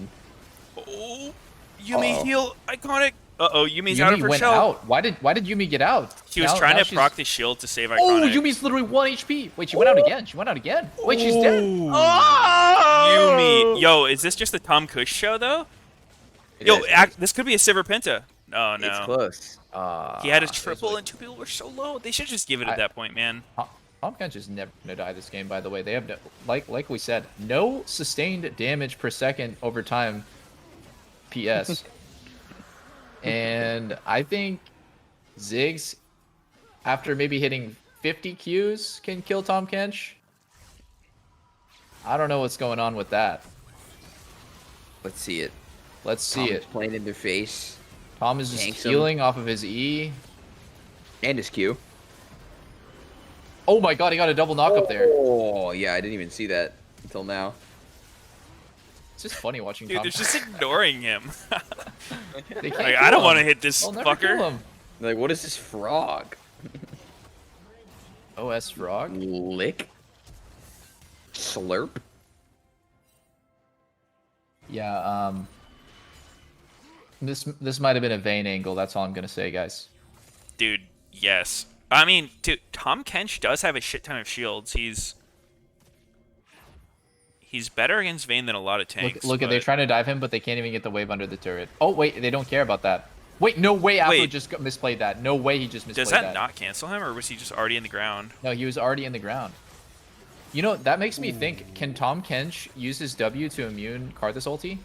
The same way that you can do it with Ryze ult? Because for a second, is he actually not in the game? Maybe. That was probably the coolest thing that I saw for the longest time. Like, I was like, whoa, Ryze can reliably timing Karthus ult. But yeah, how long is Ryze one channel? actually Is it does 2.5? I don't. Yeah, it must be, because it syncs up with Zhonya's, right? Yeah. Yeah, I think it's 2.5, because I remember with, like, to do the Nunu Ryze thing, Nunu has to start his ult, like, a little bit before Ryze starts his. That combo is so fucking funny, man. I've never died to it.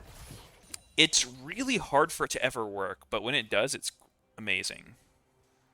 Yeah, because they'd have to Ryze directly on someone, which is already hard. Yeah. Man, I wish Nunu was viable in pro play. I think Nunu's like the funniest champ. I love playing Nunu. I love it. He's so fun to play. Fun. Like I'm Yeah. He's definitely easy as hell, and he's pretty cheesy, like Freelo. But I'm not gonna lie, I love playing him. He's so fun. Yeah, he's really fucking fun. rolling the snowball. Driving the snowball feels like, I don't know. It's just it's another game. It's like playing Bard and collecting 5 chimes. Yeah, dude, it's just nice. I mean, I think they just have to get rid of his early ganking. Nunu? Yeah, I think that's the most disgusting shit to play against. It's like Playing they have bot an lane Nunu. against Oh, I Thresh can't Nunu, live. I just want to fucking uninstall. Yeah. Playing bot against like any sort of like hook, any sort of gank setup in Nunu is just unplayable. Mm-hmm. Yeah, Maybe they he's should make definitely it good at just- camping specifically bottom lane. Yeah. That's kind of the playstyle on Nunu though. You just can't bot, farm dragons, and try to win early. I don't know why he's specifically good at bot lane though. Like he should be good at ganking control mages. He should be good at ganking bruisers, right? Like I just don't know why every Nunu just they make it their life goal to only camp bot. Isn't the it's like the angle of the snowball, right? I mean, it can go top Maybe. too. Yeah, Yeah, it can but go top. probably It's probably a combo. Like the main reason they can't bot is that it's so you can get dragon. Like you need a winning bot to get early dragon stack. So maybe it's not necessarily like way easier to gank bottom than other lanes, but it's the one you want to gank the most. Wait, Also, AD carries there's are two not champions that mobile. to hit with your giant ass snowball. Yeah. So you can like blow twice as many flashes with just one giant snowball rolling it down. Yep. True. How many times, by the way, do you like you're about to hit? There are two people stacked up, right? And the first guy flashes and the second guy doesn't because he's like not ready. That happens so much. Yeah. Like when someone's about to get by a sign ulti and they flash. Oh And then yeah. it's like, what the hell, dude? Now I'm dead. Like, why don't you just flash earlier? Then I have more time. Dude, those Yeah. are the funniest discussion when someone's like, "Man, like, why the fuck Can you you flash just out of the tank? way?" It's like, I didn't want to get hit by it. Yeah, but now No, I I got mean- hit by it. The answer is to honestly like flash early.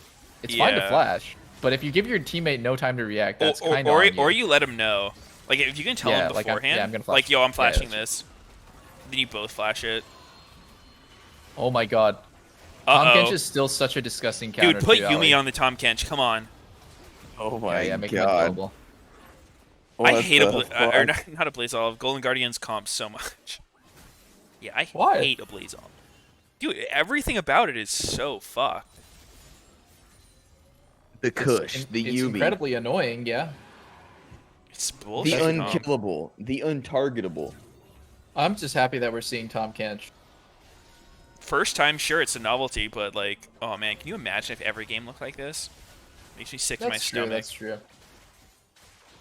Chad Cadian, get it. Chad Cadian, get it. Oh! Wait, he got eaten. Oh my god. He got his ass eaten. He's fucking dead. Damn, bro, Jesus. that's a fucking 23-minute soul right there. It's literally a skarner. Like, you just Yeah. get kidnapped and eaten alive. You gotta have the 3 stacks on him, though. Dude, so I feel like the aggressive style of Kench, I don't think there's anything wrong with it. I think they just have to take away some of his tankiness to make him not just I disgusting. mean, he's so toxic. His gray health is pretty insane. Look at what he can do. He can literally just walk up and be unkillable, Yeah, Yeah. because engaging on Alistar. he's unkillable and he will kill you. So, like, how do you win, right? Like, if he's good. Yeah, Yeah. that's true. His gray health is probably too much because like getting through a tanky champion's health bar one time is usually hard. But doing it twice is pretty fucked. Yep. I mean, I guess And there's if like the items now, like the shield item that Kane has. There's like Turd Nectin, Blitzcrank. But even with those, he's still fucking tanky. Yeah. I think Grey Health always has this like fucked up interaction where Grievous Wounds is supposed to be good against it, but then he just turns it into a shield, and then like they added Serpent's Fang, and it's like you literally have to have both. Because it's so flexible that you can turn the Grey Health into anything, shield or heal. Then the enemy team has to have both, which is really toxic to their builds.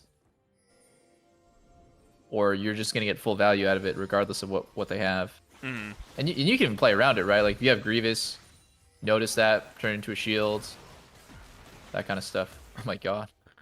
What the fuck? Yumi has Dude, once he gets Ludens. Warmogs too, which is what I assume he's going next, it's like you don't even want to hit him. It's just a fucking waste. He can walk up, take 70% of his health, 90. Yeah. Yeah. and then come back 5 seconds later and do it again. So much Yeah. regen.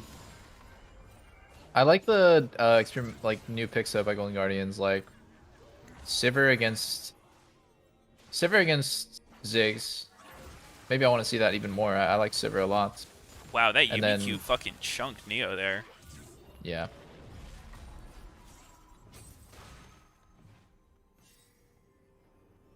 I can't even imagine what it'd be like to be Dig right now. I'd be like, alright, fuck this shit. The gold is dead even, and yet it feels like Golden Guardians is like 10k ahead. They do have a Cloud Soul, so that does make up for some of the gold. But yeah, even before that, it feels like they're just too fucking strong.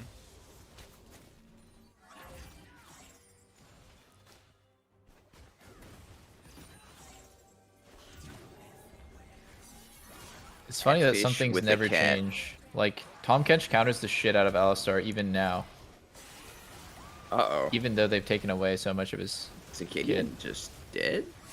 Nah, he's out of there. Nope. Not He quite. doesn't do enough damage. Wait, Licorice might die insta. Oh wait, Licorice is trolling for Licorice sure. died instantly. Eat him, eat him, eat him. Yasui? They can't really kill anyone here, can they? Oh, iconic 4-man ulti. Yasui's fucking... Wait. Oh, wow. Uh-oh, Oh. Tom Yummy's coming. Oh. Okay. Wait, I think that Blazolve kind of trolled that on the eat. Like, And He Tom's didn't full health again. wait, can he can still control the spit out, right? Or no?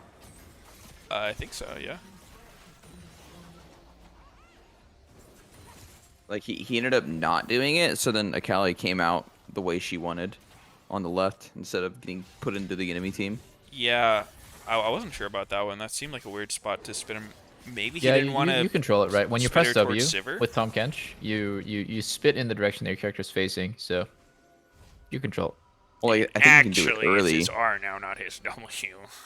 Oh, wait, yeah, sorry, with his R ability. Yeah, we can see it here again at the end of the That was replay. Yumi Q. That chunked Acadian to 30 HP. Or to 70, I guess. I don't know God what the hell Licorice damn. was doing here. That was quite troll. Getting ganger bangered. All right, watch the spit out on Akali. Yeah, he spits it toward the group. But Oh. yeah, Take. It was. I think he should have spit her to the left.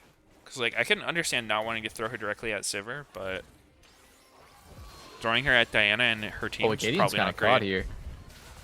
oh, Nope, ooh, Afro's kind of bring in caught. the cane. Oh, Oh, pretty big Gnar Akali angle. Oh, Yasui but no got damage. rooted. No damage. He no got damage. Yumi ulted, so he couldn't get his R2 off during the CC. I'm actually 8 Sivir there, and saved her from some damage. Wow. Well, as expected, the bad guys are going to win this game. Unfortunate. The bad The villains guys. always win. Dude, anyone who picks Yumi is the fucking villain. I don't care. I'm never rooting for a Yumi ever. And There's it no could be Garen in World this game. Finals, and if they pick Yumi, I'm rooting for the other team. Oh. All right. Oh my God. This champion's dumb. So if your team picks Yumi in the finals, then what happens? You're running it? Yes. Yep. Run it down. Yes. I say we do not deserve these world skins. We're not the best League of Legends players if we have to use Yumi to win. Who was your support on 100 Thieves? Stuntopolis. Oh. Oh, yeah. He liked Yumi. No, actually, No wonder like you playing have bad LCS, I do experiences. try to make Yumi work, but like it's so annoying. I fucking hate having Yumi on my team. Yeah, the vision control thing you were talking about. Yeah, they're just like Pretty dead cringe. useless. Like, hey, bro, like I'm just gonna need you to cover me on every dive, and not farm and ward, and then Yeah, I mean it's kind of similar to having Senna support in like solo queue. Like isn't she, like, actually dominant? support. Well, I meant more of the warding thing. oh Yeah. yeah. Like you can't really just walk around and ward a Senna and like you'll just fucking I don't die. know. Senna's a little different because she has E. Like, Yumi literally cannot function by herself, right? But I think Senna Yeah. can do a couple things by herself. I mean Not it's as not much gonna as- save her though. Yeah. Well, I don't think any champion can realistically like face check to get vision, but I found that Senna support, the vision isn't that bad. Like, cause Senna's usually like winning lane. Okay, so if I was a writer and I was in charge of Yumi design, I would either do like a Tom Kench type thing with Yumi, where like I think if they want attaching to people to be her thing, like make it a temporary thing that's like her ulti, and they can make it really strong, right? Like you just buff up somebody, so you can still do cool shit, but it's not just like you have this unkillable champ the whole game. Or if you want her to be like that, make her so fucking bad that the only reason this champ's picked is if you have a first-time League of Legends player in your team and they want to not run it down. Huh. They get to spectate the game in game. Yeah, you're like a fucking spectator plus premium pass VIP. Wow. Golden Guardians doesn't get to end here, right? Or Oh, do no, they do. they? Oh, Neo. Yo, what is that damage? This is a full tank just nuking the fuck out of someone. Elder Dragon pause champ. Into the the Zoe. Stopwatch. Welp? That was fucking dirty. All right, hear me out, Meteos. You give Yumi Xerath ult instead of her heal. Just little artilleries to shit out every now and then. I mean, that'd be interesting. That dude, you ever played Cho'Gall in HOTS? That's kind of what he does, no cap. Yeah, and not specifically that I was thinking of, but like, I just don't get why she's an enchanter. Like, I feel like her Q is kind of part of like the cool part of her kit, right? It's like, Oh yeah, so make her more like a mage than someone that just buffs the shit out of someone. yeah, like not a parasite, just a fucking like person that needs help getting around but does damage. Yeah, I could see that being kind of interesting. I wonder if it would be. Whoa. Holy shit, everyone's there. Wow, The dude, they have a squad. live audience. Holy shit.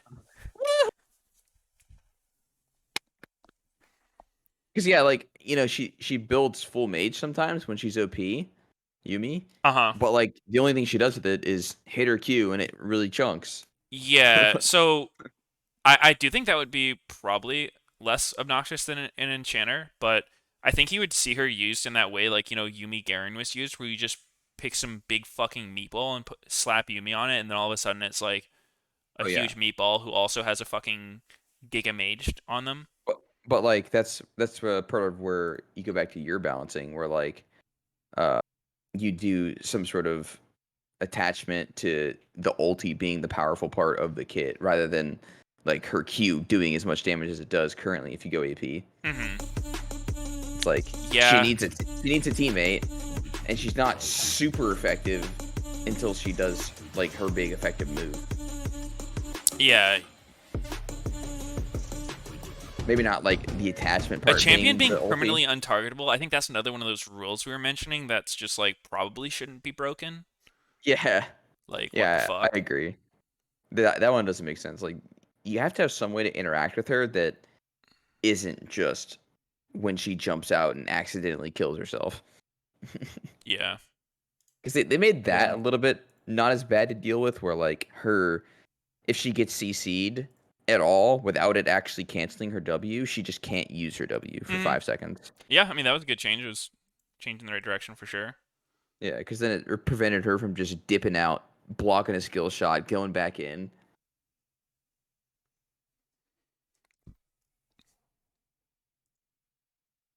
Yeah, maybe some shit like the host takes damage while she's on. But I don't know. Like, I think she needs to rework for sure. The host takes damage, dude. I would just pick Yumi to grief my teammates.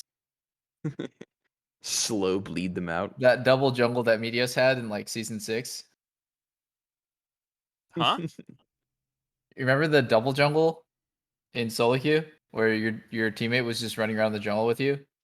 Oh, I've had a lot of those. I don't remember a specific one in season 6. There's like a famous, I don't know if it's season 6, but there's like a famous like one that made on Reddit that I watched of like your teammate griefing you by running in the jungle with you. Just so Yeah, funny, good time. man. Yeah, I don't think they should add any grief mechanics to the game where a really low skill player can jump on you and make you take damage. I'm already annoyed at my support when they like are fucking brain dead anyway, so You know, it's funny because I feel like grief mechanics. If there's a mechanic that someone can use to intentionally grief the shit out of their teammate, I think that's not as much of a problem as mechanics that like accidentally grief your teammates. Like, because What the would be thing an is, if accidental somebody wants to grief? grief the game, they're gonna do it. Like, you can't make a game that's ungriefable. It's just not possible. Yeah. But stuff What's like an guess they Bard just- accidental ult and grief? shit, like that can be really frustrating for people. Oh yeah. Where it's just like, God damn it. Trundle Pillar, Anivia Wall, Lee Sin kicking somebody away, Tristana ulting somebody away, Alistar failing the combo and punting somebody away. There's like so many ways you can accidentally grief. I think Kindred kind of ult is agree. a good one too. Like Kindred ult, even when it's used well, it still is like such a fucking strange ability. True. It's pretty easy to troll in this game. I don't know. I'm in the boat that like really low skill champs like Yumi should just always be weak. Like because inherently by being low skill, they're intended for noobs to play. There's not a lot of skill expression. And so it's not hard to play them at their max potential. So why should you be rewarded with a really high win rate on a champion that takes no skill? You should play those champs when you're off-rolled, playing Malphite top lane, playing Yumi when you're field support, and just saying, I fucking suck at this role, guys. But, Yep. you know, I know I'm dragging our win rate down, but at least I'm not going to be running it with fucking Alistar. True. Dude, And that's how yeah, like Malphite and Janna used to be, right? It was like if you were last pick, you're like, all right, guys, I don't play this role, I'm picked for fucking comp. carry me. yeah, I'm going to be Mhm. down 20, 30 CS. I'm going to be weak, but I'm going to do something. But dude, I feel like back in the day there was just an understanding, like if your last pick was off roll, like you're not expecting him to do well. Yeah. It's like you're okay with Yeah, I carrying mean, him. mad at him. Yeah, The good I old do think that days. I actually do think that the game was so much better when you could not pick a role and it was just based on pure rating. Oh yeah, dude, that was great. It added a natural like hierarchy to the game. That Yeah. And natural sense of autofill too. order. Yes, natural autofill is I'm the worst player in the lobby, so I'm filled. Yeah, That and makes sense to me. same. If my teammate is a really good high-rated player who can play multiple roles, he'll let me have my main role. I think that Yeah. makes total sense. Definitely agree. I missed that shit. I don't know why they went away from that either. Like I don't see who taking that away helped at all. It's kind of like a Mm. technology thing. They're like, oh, we can actually make it so you can queue up for what you want to play, and then it'll be I obvious can in the lobby. understand the frustration for certain people, especially the ones who just rigidly will say like, I only play mid and I only get mid. You know, if that's the hotly contested role, I only get it like 30-40% of the time. They want to be able to play their role like as if they have like ownership of that role all the time. I can understand why they put it in. I think they should definitely think about reverting it or explain why they won't though.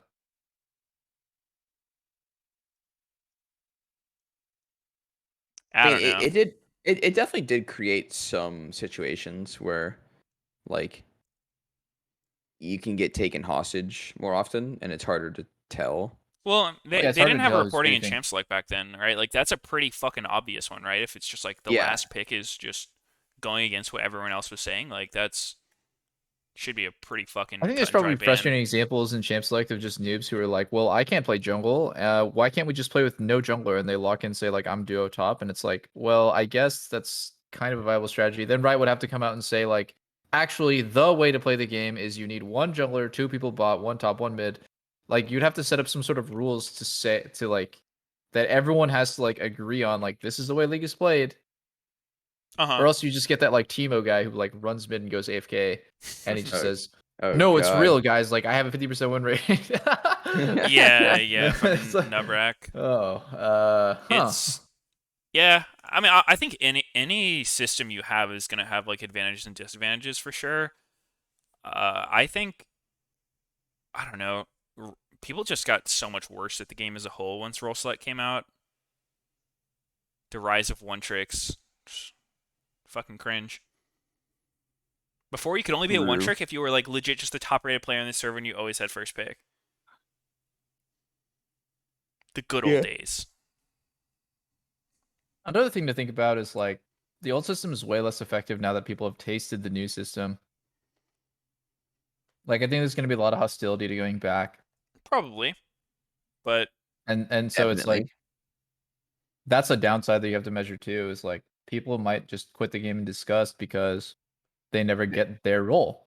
Yeah, they'll have to They are play so many forced to. roles. They're gold players, and now they're playing at a bronze or silver level because they never get their role, and it's frustrating, and they're getting shit on a lot. They're playing champs they've never played before and ranked, and yeah, I don't think you can actually go back to that system easily. probably. Yeah, it would be hard to go back, but that's why I think like just adding those things in the first place needs to be something that they take more consideration on, because I do think Yeah. it's worse off than it was. But yeah, the pain of going back could be too large.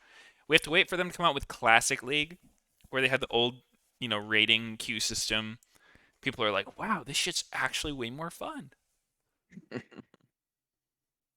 Also, fuck promo series in the butt. True. I like big points. I like every game mattering the same amount, not certain games randomly not mattering and certain games being super important. Yeah. I feel like that added so much more tilt onto the average player experience. Yeah, I'm failing my Oh, promos. for sure. Yeah. When you go bootcamp in Korea and you fail your promos after getting like 80% rate, and you're just like, oh my god, like why'd I have to lose these games, man? Like I wish I was win streaking now and not earlier. Sucks. Yeah, it makes it Yeah. harder to shrug off the bad games because like that bad game where like you have the fucking terrorist on your team is just matters so much. Yeah, That would for sure. actually feel so much worse in like WoW as well. Like you got a promo to be glad. Dude, yeah, it fucking sucks. I don't know why it's still in the game. I really don't. I feel like nobody likes it. Nobody Yeah. asked for it. So strange. It's really interesting. They have the same rating system of like bronze, silver, gold, plat, diamond, immortal, and then radiant in Valorant. They just don't have the promos. Yeah, So, dude, it's like if promos are so good, then why not put them in Valorant too? I think it's partly in due to people, the people who came over to that game are used to the CS:GO system, which didn't have promos, and I think maybe for League, different team. I don't know. Yeah, I really don't know. There has to be a best answer, right? There has to be something that people like more, have more fun with, regardless of the game. I don't think it's a competitive team-based game, regardless of if it's an FPS or a MOBA. So I don't know. They probably think about it, explain it. That'd be cool. I think the average player would be less fucking permanently angry if they got rid of promos. Like the only people it doesn't affect are people who are like high challenger, and they're usually pretty chill anyway.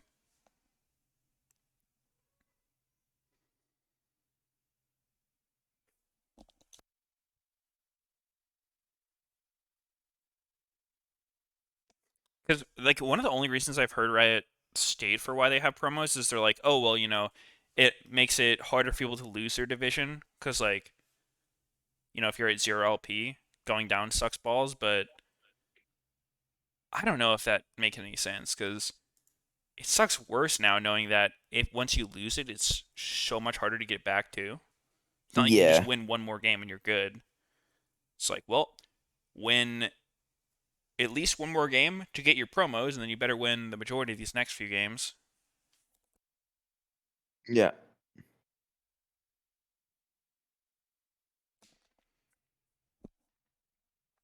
I hear a lot of people say Riot has like nefarious reasons for doing it. Fucking just to get people to play more. I have a hard time believing that would be their reason. I feel like they see something in it. It's not just being evil. But who knows? Yeah, I mean, I We just need to complain about it more. This squeaky funny. wheel gets the oil, something, something. Just cry the loudest. Squeaky wheel gets the grease. Yeah, the sneaky wheel. Oh my god, I can finally ask you guys. Sneaky. Okay, guys, have you ever heard the saying, "A bird in the hand is worth two in the bush"? Nope. Meteos? Bird in the hand is worth 2 in the bush? Yes. Have you heard that before? I vaguely. I don't know what it means. Yeah, what does it mean? Wow, I guess I lost. Okay, so a bird in the hand is worth 2 in the bush is an idiom that means like it's better to have it in your hand than for the potential to be there. It's like better to have, like, for example, $5 and 10, like the potential of $10. Oh, okay. So it's like, just kind of like be like grab it while you can type Did, of mentality. did you just call me an idiom? Yeah, I called you an idiom. And I use this idiom to Lena like offhandedly, and she was like, "What the fuck did you just say?" And I was like, bird in the hand is worth 2 in the bush. Like, I thought everyone knew that this saying, it's like you're saying squeaky wheel gets the grease, or like the early bird gets the worm, or a penny for your thoughts. All these like random American. I thought it was really, really common, but I guess it's not. Okay, Why are yo, the I got birds another in one. the bush? I got another one that I didn't know, don't but know. someone dropped at me casually, and then I've heard it more times since then. Okay. In for a penny, in for a pound. Have you heard that one? Yeah, if you're in for a little bit, you're in for the whole thing. Yeah. I never Mhm. heard that one until like within the last year or two. Hmm. Yeah, I don't think I've really heard that one either. That one's easier to understand, though, I think. Yeah, 'Cause that one is self-explanatory, and you don't have to think about what the fuck like it actually means. Is it? I don't know, dude. Like I didn't understand it at first. Like a pound and a penny is a type of fucking money. A pound is a type of weight. A pound And then is it's one of those dirty Europeans expressions. It all made sense. Yeah, it's a European expression. I guess I talk like a boomer, guys. Okay, but what about the bushes for the bird? Okay, Are- let me look this up Are actually. birds in bushes? Like, It's Yeah, better don't to be birds content fly? with what you have than to risk losing everything by seeking more. Uh-huh. it's a hunting reference, my chat says. It But came like from the why Bible. how does having the bird in your hand make it not in the bush anymore and vice versa? That's the part where it loses me. Because 2 in the bush is you don't have it yet. It's just there for you to catch. But like how does The bird having in your one in hand. your hand mean you don't have there's not also 2 in the bush? It says it's worth 2 in the bush. True. All right, fuck you guys. No, I'm literally like listening to you, trying to follow along, and I'm also reading what people are saying in chat. But it's that one just seems weird. I guess honestly, a lot of these idioms don't actually make that much sense. They're just random sayings. It means 2 in the pink, 1 in the stink. I agree. Thank you, Sammy. All right, I'll be back. Ooh. Yeah, you're right. I mean, The birds in I'm the- not saying I don't. It's not that I don't understand what the expression means. Like obviously I know what it means, but I'm just saying like why did they use that as the way to convey that? I don't know. Like, if the bird's in your hand is all of a sudden there's no more birds in the bushes anywhere? Like I don't get it. Silence. They both were like, "What?" I was like, Someone said it's because when they both were like, the birds in the silent bush have after I asked flown them, they're away like, "What?" I was when you like, shot the one that was in your fuck. hand. Like they came out of the bush to fly away. Uh-huh. I feel like that makes them make a little more sense.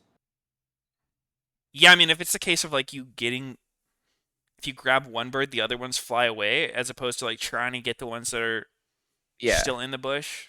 I mean, I guess like- that makes sense. That does help me at least. So now we are moving on to the Dude, next reading idiom of the people's- lesson today. Reading these fucking responses to it are so funny. Like, Meteos, you're so fucking stupid. Like explaining what it means. It's like they're just not understanding what I'm asking.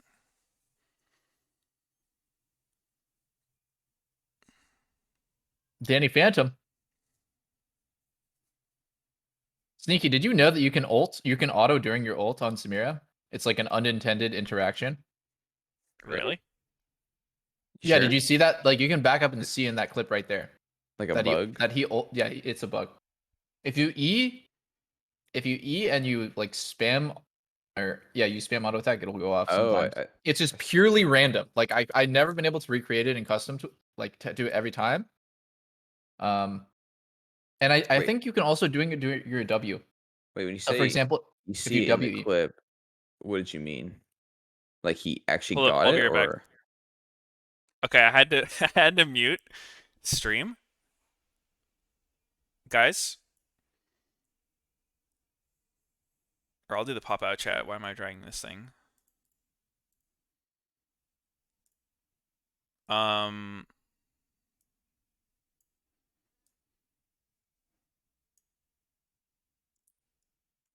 like I know what it means.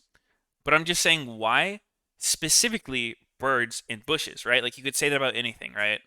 It's better to have something than not have something, right? Like that's the gist of it. But you're still talking about it? Yeah, dude. Because we gotta get to the bottom of this. There seems to be a lot of confused people in this chat. And it's my due diligence to educate them.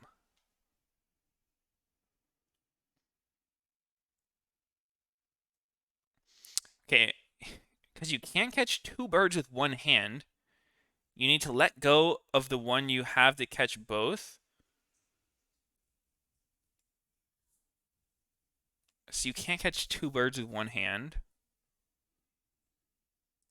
Why don't you just use one hand and grab the other bird in there? Like, I don't know, dude. I don't fucking know. These explanations don't actually explain anything.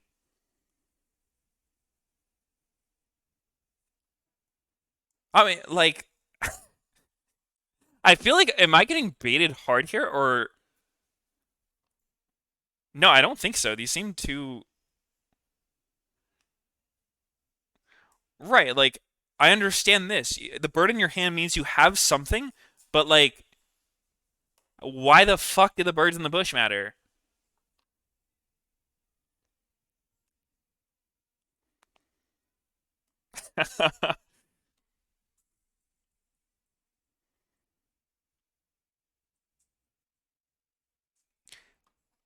Origin, the problem refers back to the...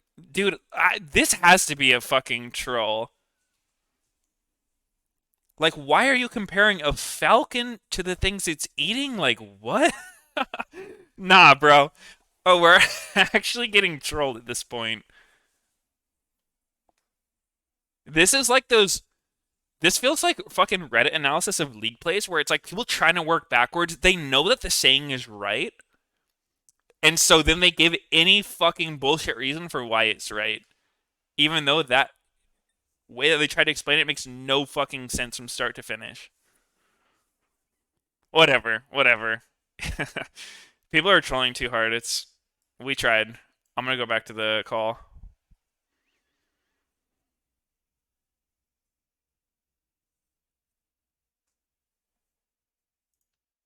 okay. oh, I guess sometimes because you're pressing so many buttons at once with like your E and your W or potentially even your ulti, you can just like get random bugged out auto attacks during abilities that should lock you out. Hmm. And I was also wondering how sometimes I can just do the instant ult, like where you like Oh yeah. where you like W EQ and then you just immediately ult. And then I realized that it's because sometimes I'm getting a random auto attack off when I shouldn't be able to. And that's what's giving me one extra stack. So, Mm-hmm. and then I don't know. I'm just guessing that during your ulti you can do the same. W. Is Samira balanced? Sounds Birkin. Yo, why did Ninja stop playing League all the time? I liked his League streams. Probably mental health. I'm gonna be honest. I don't think he was having fun. I think he was just addicted. Isn't that 90% of the players who play League right now? Are you actually having fun? A lot of people don't seem to be having fun, but I don't know. Sometimes I wonder Yeah. if people just enjoy that kind of shit. I heard a really fucking interesting thing on this podcast from a neuroscientist recently. I'll try to explain it, but it was something about like back in the 60s they did these like really whack brain experiments where they like hooked electrodes up to people's brains and you would like give it a charge and it would cause someone to feel a certain emotion. And the emotion that people liked giving the charge to the most was like the mild annoyance one. Maybe someone in chat saw the same thing that I was talking about, but it's like that's the state people want to be in the most, just being mildly annoyed, which I thought was super interesting. Yeah, it was The Dr. hell? Huberman. He was the guy who said it. That's fucking weird. Yeah, it was super interesting. That does make sense. I don't go a single game sometimes without wanting to send one of my teammates to the dog pound. So But it's I like, think it's even though maybe people secretly like feeling that way, even though you wouldn't outward be like, yeah, I want to go get fucking pissed right now. I think League just has really high highs. It's really fun, and it's also really frustrating. And even if 80% of the time you're just kind of neutral or whatever, the 20% of the time that you're having insane fun is like you don't get it from many other games. I think that's just nature of competitive games. It's funny that talking about this because I remember listening to a game designer conference thing. Yeah, and they're talking about in battle royale you don't design the game to have one happy winner. You design it to have 99 happy losers. Mm-hmm. And in competitive games, like all the nature of it is just that half the time you're going to lose. So how can you keep people from quitting when half the time they're losing? And Yep. it's probably really frustrating. Definitely. True. Design goals. I don't think League With does a good League, job of it's- that. I think losing League games is... League is one of the most successful games in the world, man. They did a great job. Oh, I mean, it's a good game, but I'm saying of like having fun while losing, because most people when they're behind are fucking miserable. I mean, kind of just depends. Like, There's and no that's something they competitive can game that change. comes to mind.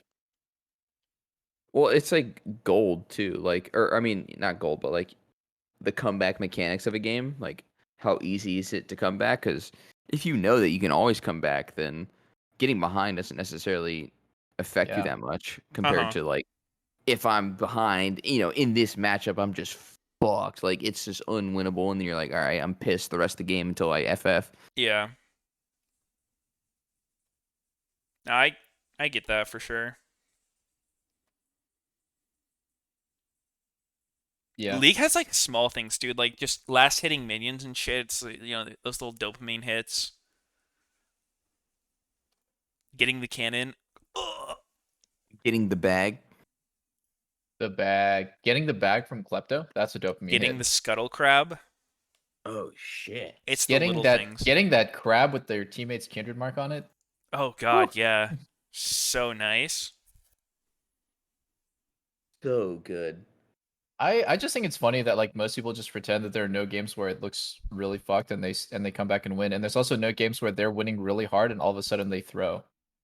Like just play the fucking game and stop crying in chat and running it down because it was bad early. Mm-hmm. That's like the worst mentality is like it's a self-fulfilling prophecy when you just give up after shit early. Just play. Yeah. A large percentage of the time you will either outscale or they will throw.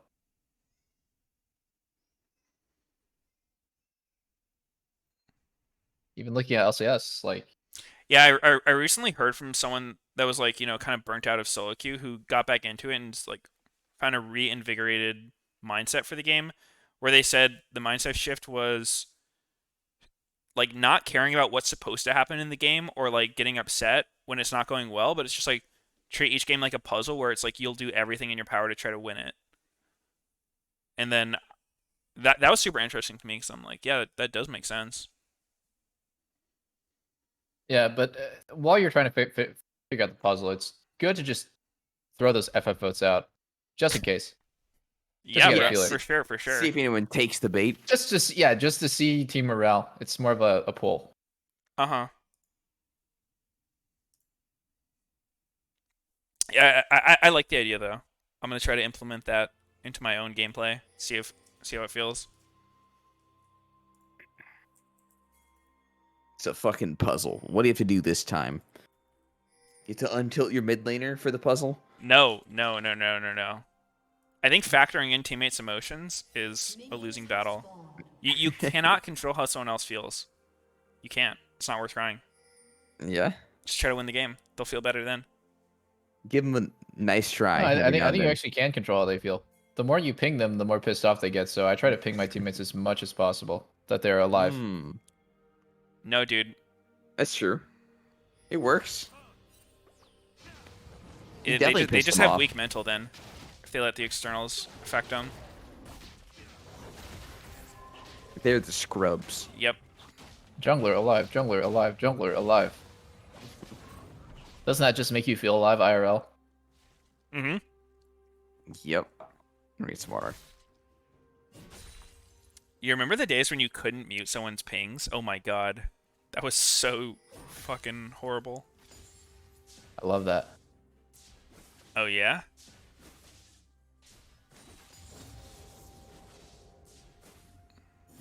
No, I mean, it's much easier to preach than to practice the fucking art of not tilting in solo queue.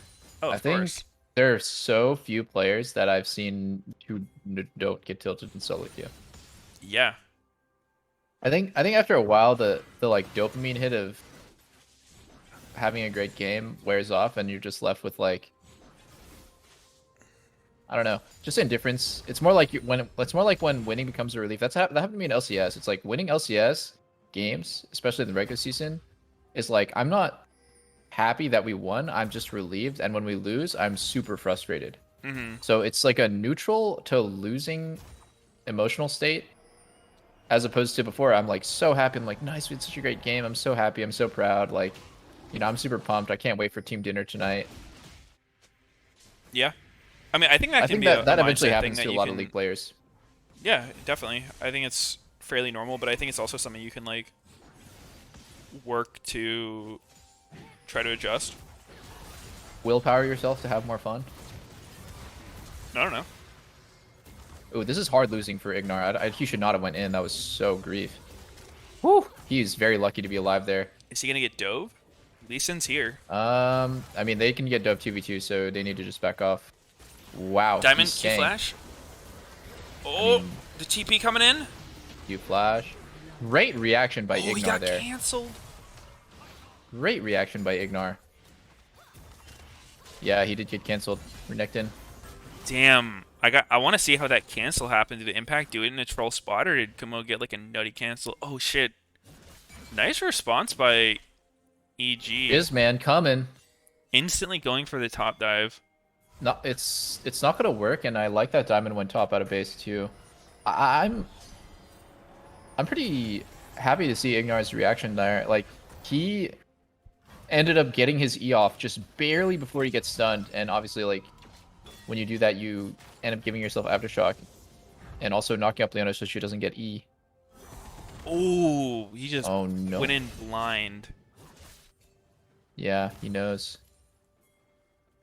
Impact's mistake. He could have for sure backed off a little more. Uh-huh. Apparently Sneaky's muted and he doesn't know. That's what my chat says.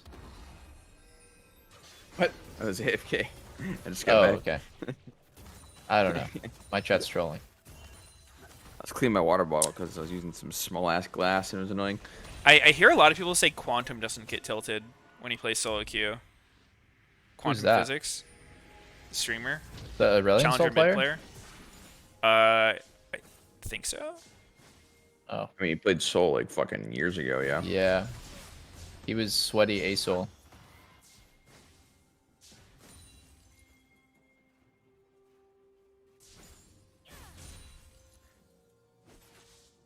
Interesting. Yeah. You know, one of the biggest solo queue tilters that I've ever seen is actually Bjergsen. Really? Really? Yeah, there's so many games where he just dies once and he says, "Okay, I don't care anymore." I remember one you game. wouldn't expect it because Soren never tilts in scrims. He only tilts in solo queue. So funny though. I'm just chilling, you know, and I'm eating dinner or whatever. Go over to him. This is partly the reason why he probably doesn't want to ever stream solo queue, because it's like so tilting. Especially when you're streaming, it's like extra tilting. Oh yeah. And then I'm just, I have this idea of him because I fucking played against him for years and years, and I just joined his team, and I just remember he'd like died like once or twice. And he's like, yeah, whatever, I don't care. And then it's just like he's just chilling. He's like got a YouTube video open. It's, That's funny. I mean, Starts kudos, man, slouching in his chair. yeah, he did. His I mean, head's what on does the he have to butt. do with like in YouTube solo video. queue? That reminds me of my brother, dude. He would do shit like that when he played like Han and Never shit. He played just have solo like queue. Netflix open while he's playing. Speaker says he I never actually like plays solo listening queue, to he doesn't need podcasts to. when I play for kind of that reason. Like, if the game goes to shit, I just kind of tune it out and start focusing on whatever else I'm doing. Interesting. Just autopilot that bitch. So you're the problem. No? Whoa! I think it's a solution to another problem. I see. Because it makes it very easy to not get tilted and just play. True. Very relaxed, very cozy. Yes. I reached a point like a month ago where I realized like I'm just playing for KDA and I'm not actually having fun. Like I'm not actually limit testing anymore in solo queue. I'm like playing super try hard to climb rating, and like when you're trying your ass off to climb rating, you're never actually testing limits. You're only doing like 100% plays, and it's so unfun.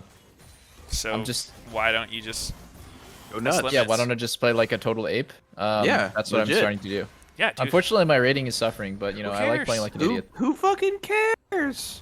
Dude, what do you Play- have to play random prove? shit. Oh yeah, no. It felt good to be top like high challenger, and now after being there, I realized there's actually no Or point. So I dude, let just have another account. Like, have one account if you care about, An like, if int it feels account? good to have. I mean, not saying an int account, but like, dude, I've always done that. I have like one account that's just totally unnamed, and if I'm ever feeling like tired, like I don't really want to put a ton of effort in, I want to like play off roll, like phone it in a little bit, I'll just play on that account. And it's usually like way lower rating, but it's chill. It's very freeing. Maybe play some There's no Brain expectations. sometimes. Yeah, dude. I left my like other account decay to Diamond 1 so I could duo. Because I had like my two accounts were like really similar rating. One was like GM, one was high challenger, and the queue time's the same, and I can't duo on either, which feels shitty. And do you guys actually ever want to level a new account? That feels such a waste No. of time. I'm not leveling shit. Oh!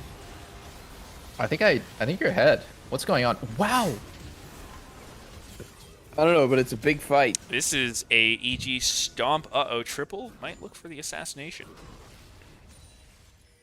Danny Phantom. Damn. FlyQuest actually got out with almost everyone. With Yeah. murder. Who got Geraldo? Lee Sin got Geraldo. Yep. Then it's a heist.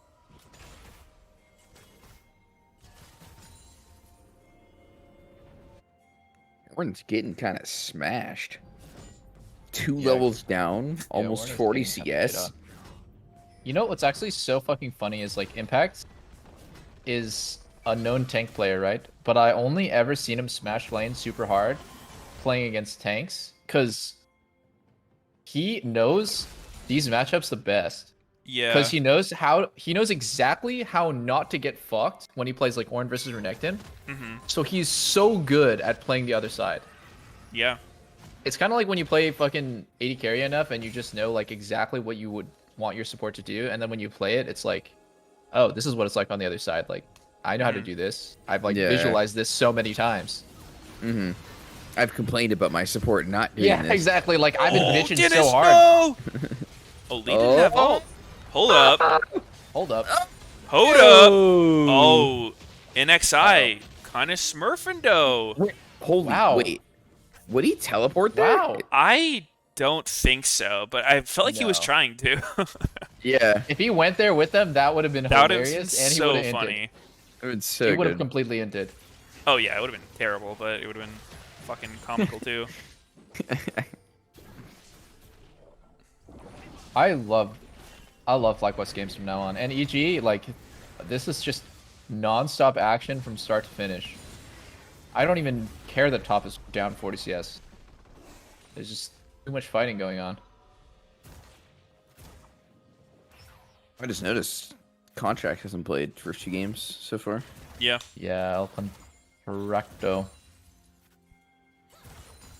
So crazy, a team just trying to stick with the same 5 players, not make random swaps. Yeah, that's nuts. Yeah, man.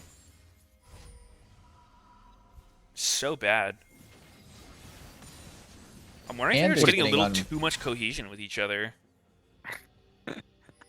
Like they might understand what the other player wants. No. That's crazy. Meteos. You got to get in there. Okay. You'll be their savior. I'm going in. 3-man jungle swaps. Every jungler has a different personality. Lee Sin is becoming more and more of a jungle pick that I like seeing. NXI does well with it. Closer had a really good game earlier today. I think like Lee Sin is like less of a flex and more to just a straight jungle champ. Oh Yeah, I think so too. I'm not a big fan of him in solo lane. He has his place. It's just In the jungle. yeah. Well, even in solo lane, it's just like results-based analysis because it's LCS. There's certain champs like Jace that are just like so tricky to pull off on stage, and in scrims you're just curb stomping people in lane, so you get this bad read. Yeah, I do really like the part of Jungle Lee Sin where like the other team has less information about where you are, so like it's easier to find the angles as opposed to when you have to like show on waves to clear them all the time. Yeah, yeah, that's true. That's true.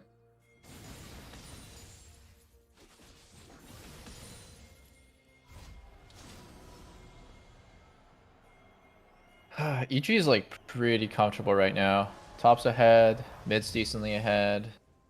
Really, the only gold advantage that I see is FlyQuest jungler, maybe? He's No, he's down not in really. He's camps, down? so it's not total gold, but like he's down in camps, so not necessarily ahead.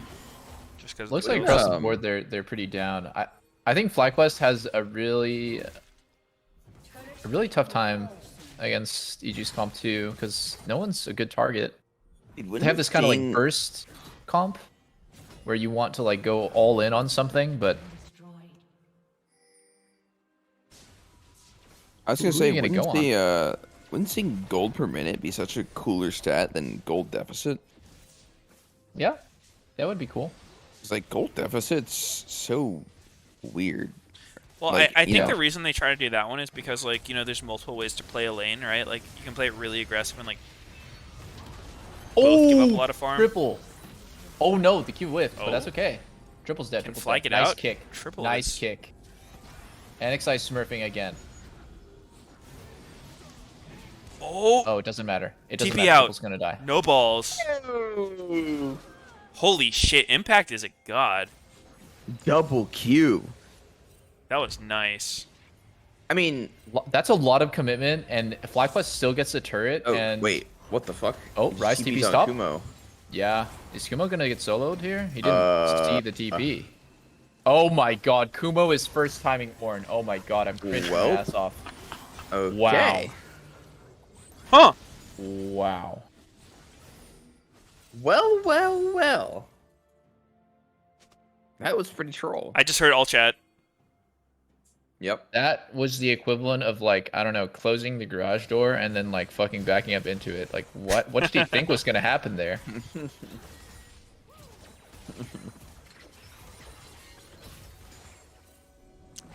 I mean, the GPM thing, like, I figure knowing the actual amount of gold he's getting, you know, on average at 15 minutes, feels like it's way more relevant than, like, the deficits he's creating. Like, how much more gold is he getting over his opponent rather than how much gold he's getting? Yeah, I think there's value in both for sure. Because what I was saying before that fight was like, if you're playing your lane super aggressive, like trading, giving up CS to like get yourselves both low, but you're coming out ahead, it's like, holy shit. Did you just get way louder? Yeah, Yeah, dude. it got so wow, it got super God loud. damn, Kaisa. But All right, guys, I guess I'm lowering some volume. But, like, is that even... I mean, yeah, I guess, like, it's not necessarily more valuable to do the deficit thing. Yeah, I mean, I think most stats are like pretty contextual.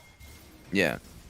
I just figured like gold per minute would be a more generalized stat that is more relevant all the time instead of the deficit. Because like the deficit would be where you're talking about it, where like they're actually trying to actively deny the opponent rather than just build their own lead. Because most Oh my- people in LCS just build their own lead.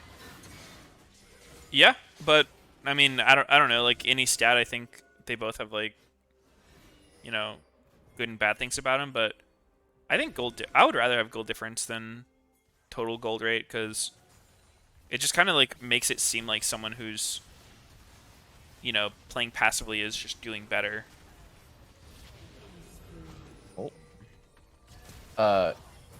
Guys, peep the items after this fight. Yeah, the Are fucking we seeing the same Kaisa. thing? Yeah, is he going Wits End Kaisa? Huh. Looks like it. Because I've never seen that before, and I'm thinking about it, and it actually sounds pretty good. It actually sounds fucking good. It gives QE evolution the same way that PD would, right? Because it gives 50 attack speed, 50 AD. It gives evolution. It synergizes really well with Kraken Slayer, with the on hit. It's just overall a really great item. It does massive damage on 2 items. Does that synergize with Kraken on hit? Yeah. It's just an on hit. It's not like Well, Kraken as an it's inherent more on attack hit. speed than you would ever get from another item. Like it's 50 attack speed as compared to It's what, PD. is PD the giving comparison. 45 and Runon's giving 35, I think, 40. How much does PD give when its thing is going? I think it's 45, but I'll double check. It's 45 with the buff, like the 4 attack buff? Yeah, because it gives 25 attack. Oh, it gives 55 total. My bad. That's a lot. What's in is Okay, so it's not 40% as- attack speed. What's that? Is only 40? Oh shit. Yeah, I think they reduced it because of the AD they gave it. Oh yeah, you're right. It used to be. Oh wow, it used to be like 50, 50, 50. I swear. Yeah, I mean, I just looked it up. Wasn't sure. Yeah, it's a strong item. I think it's worth trying out. This build is Probably doesn't scale as well as very- like a no full-on crit not at all. item, but I can see a The bigger 2-item spike. spike is going to be really nice against LeBlanc. Yeah, I Little mean, bit of- if you need MR to knock it one shot, I think it's a great option. Like you're playing against LeBlanc or Leona, they're probably gonna try to kill you. Good chance. All right, do you go Nashers after, and then do you go Ginsu's after? Oh my god, that would be Uh, the disgusting only on hit damage build. I think you would just end I up with like a don't know. regular 80 carry build. So trying to think about what that middle crit item would be before IE. I'm kind of at a loss here. Maybe it's just Lord Doms. Maybe it's... God, it's hard. It's hard to say. I'd probably just Yeah, go I have Lord no Doms this idea. game. They're really beefy. You know, it's essentially like 1 Bruiser, 2 hard tanks. I think you just go for that. Hard tanks. But I remember like I gave everyone like the most 8s when Varus on hit was meta because I did the like I was like one of the only people who did the Korean build, which was Bork, Ginsu's BT, and like I would rush Maw against Vlad and any sort of like magic damage, and it's just you're just playing like a bruiser 80 carry, but you do like 90% of the damage. But because you're tanky, you can actually just sit there and hit the entire team fight. Yeah. And I think those kind of builds are super impressive when they're good. Like Wits End is kind of one of those bruiser 80 carry items too. That makes sense, yeah. Like, if you actually still do enough damage to kill people, but you're tanky enough to not get killed by them. So you can't really dodge autos.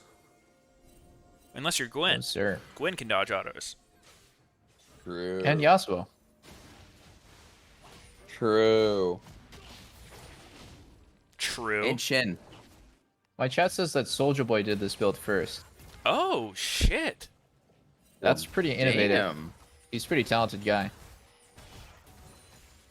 That's So pretty smart. sick. Soldier Boy Tell.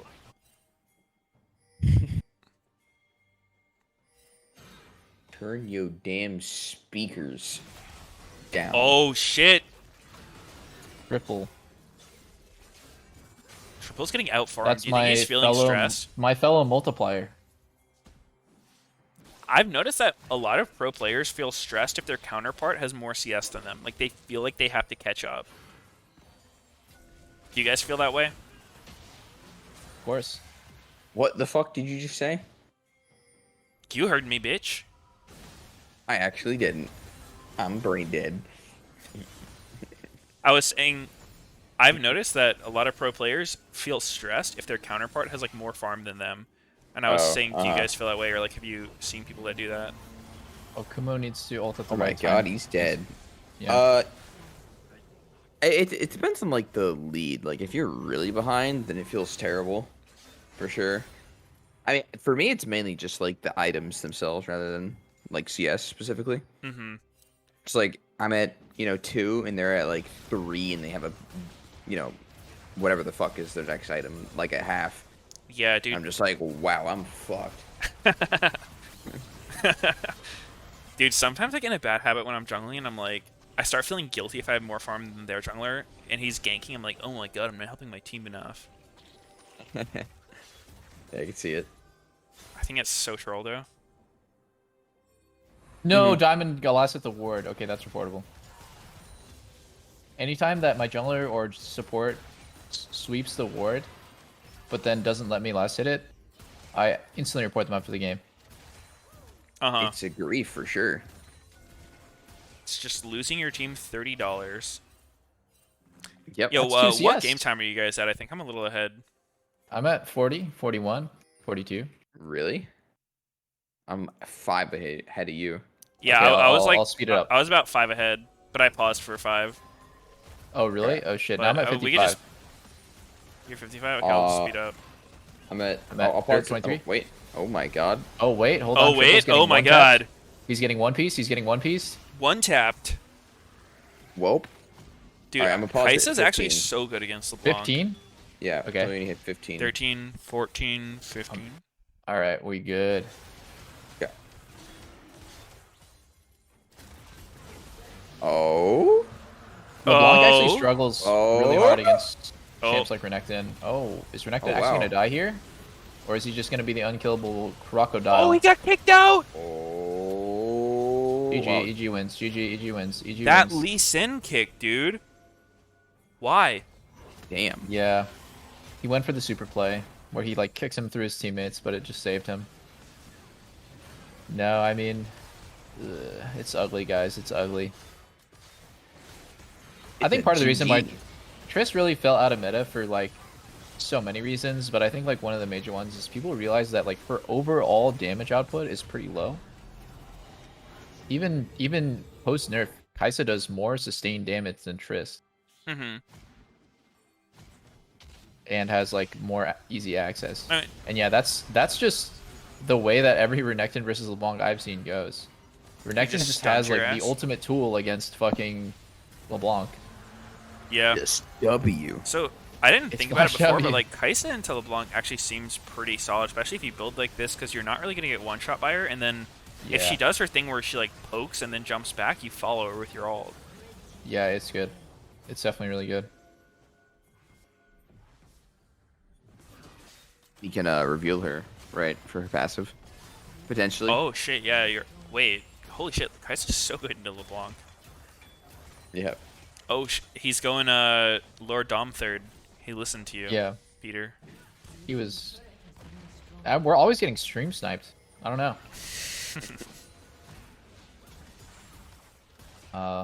This game is. Yeah, I was always scared for FlyQuest because their comp doesn't really outscale, and it also is going to struggle to kill. They have no good targets. I think the thing about the TL game that happened really well was like the enemy comp was, it was like poke Varus, and it was kind of like low-ish damage, but all of the targets seemed pretty good. Like Zyra Khan, very squishy.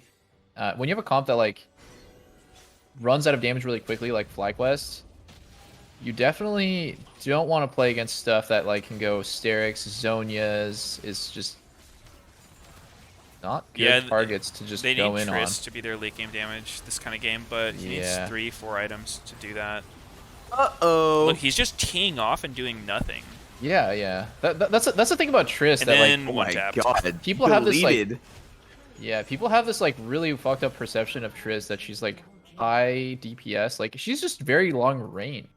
Yeah, I I mean, think she's.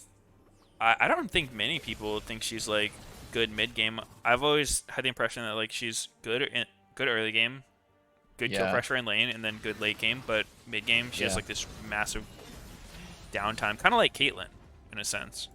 Used to be Yeah, a yeah. lot worse with her old E.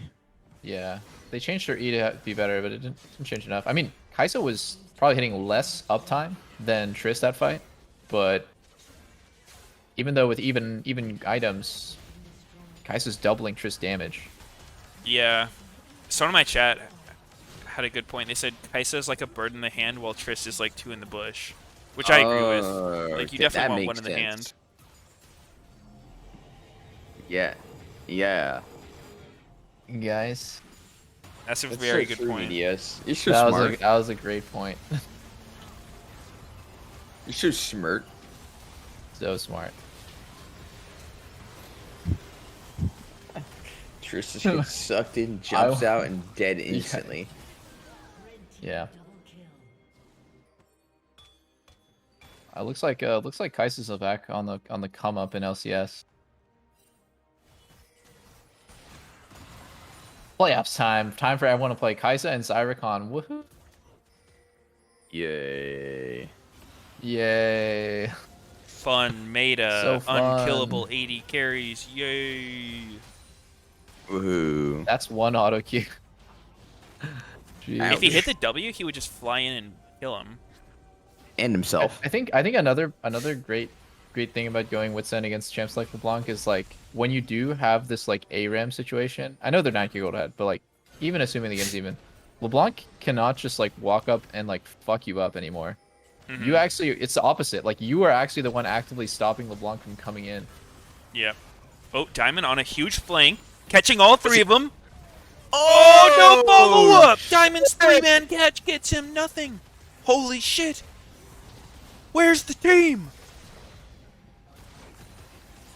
No follow up. Flycast Quest Academy taking their first loss ever. Jizzman is the only person who wins on Rise. Oh my god, that Q did atomic damage. Uh-oh. Fly in, Danny, fly in. Yeah, GG. At least FlyQuest aren't pussies who play for KDA. That's all I'm gonna say. Mm-hmm. Yeah, they really run it down when they need to. If they're on your Nexus, it's just customary to just run and pad their KDAs. Woo! NXI. Absolute triple stoppy. Never heard that called out. Triple stoppy? Damn, Triple EG stop are and on a watch. fucking tear when they're not playing Syndra 80 carry. Yeah, they really are.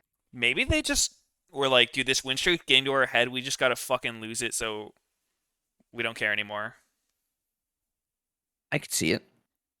Mental advantage. Mm-hmm. We gotta humble ourselves before we get humbled. I respect it. I wonder what Jizuke's career win rate on Rise is. I'm curious. It is kind of interesting. The same mid-jungle matchup was played yesterday, right? It was played between TSM and FlyQuest. And it seems, in all honesty, it seems like Rise Diana is good against LeBlanc Lee Sin. It just seems that way, but you obviously have that like X factor when you're playing LeBlanc Lee Sin that you might get like really inconceivable kills that wouldn't be possible playing like other champs. Mm-hmm. But in terms of just like raw fighting power, it seems like Rise Diana is like better in team fights, better at playing the map. They just have that like trickiness of like killing someone, picking someone in side lane from fog or whatever.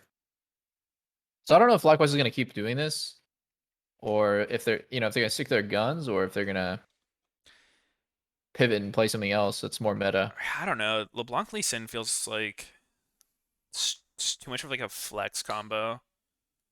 You're like, Yeah, it's either I'm gonna take fucking, I got a over or big it's not gonna do wiener. much. Yeah. I would like it not into Diana, actually. I think if you're playing into like Volibear or something, it's a lot more reasonable. But every team just fucking loves giving Diana and losing to it. It's just a fetish at this point. Yeah. It's just so fun. Dude, I looked up Jizuke's career win rate on Rise, and it was like 74% before that game. Probably 75% at this point. Dream. What if he's How many? actually just the best Rise, not Faker? It's possible. I If I remember actually think correctly, Rise has to play incredibly selfishly for him to do well. Like, I don't think a low econ Rise is a thing. I think you have No, to just not be at all. like giga overleveled. You also have to be really good at side lane where you like push and farm enemy jungle Yeah, without dying. exactly. If That you're is not true. like actually over farming and you're just keeping in the same curve as the enemy, it's not good, right? The whole point is that you're pushing side, you're getting extra farm, and you're taking away farm from the enemy, and you become like this over leveled Rise. But Jizzman's good at that somehow. Yeah. Also, just full farming your jungler's camps. I mean, a big part of it is the team as well, right? Like, I think Yeah. his team, just the fact that they're all aggressive helps so much because then it's, more info on where they are. Mm-hmm. If you have a team that's just jerking themselves off, don't really get any vision, they just can kill you for free. It's been fun Yeah. watching. It's true. All right, what game is next? That was the last game, bro. That was the last game. What? It's over? What the It's fuck? You guys want to start from time the beginning, to do it hit the again, old in case dusty anyone missed the road. beginning of the stream? Yeah, rebroadcast. Okay. Okay, we'll just take it from the top then. Yep, from the top. And today we Hey guys, Doublelift here. Welcome back to another code stream with my watch party with Meteos and Sneaky. We are starting off the LCS rebroadcast. Hey guys, That's right. Doublelift here, coming at you with another With another LCS watch party. Yeah! Yay! Watch party. Woo! Okay, so let's queue up some flex queue. I've got high end balls waiting. Okay. Oh. Dope. You got high balls? Of course. What if I have low balls? Medium Oh, balls. All right. Well, guys, I am going to eat my dinner, Okay. if you know what I mean. Okay. That's cool with me if you know what I mean. I don't know what you... What are you implying, dude? That's not cool. Sorry, that was over the line. It's all right. You can go ahead and eat your dinner, man. It's fine. I'll just Okay. suffer alone. I'll just die of starvation. Suffer? Yep. Good night, fellows. Actually, still got a few Peace. minutes for it's here. All right. Peace, dudes. See you guys tomorrow. Later. Okay. Who won this game? Evil Geniuses. I've got about 15 minutes before dinner. Dinner packs. Wee. He's such a good boy.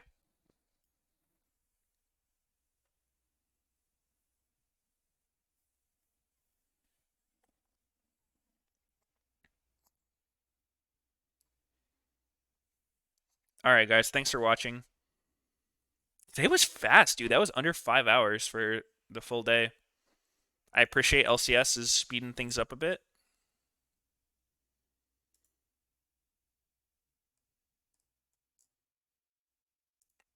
I think that definitely makes it more watchable for people. Because when there's like a longer break than the game, that shit sucks. Alright. Well, it was fun, guys. Hope you all have a great evening. And I will see y'alls tomorrow. Say bye, Pax. Bye. Bye. Bye, everybody. Bye, guys. Thanks for watching.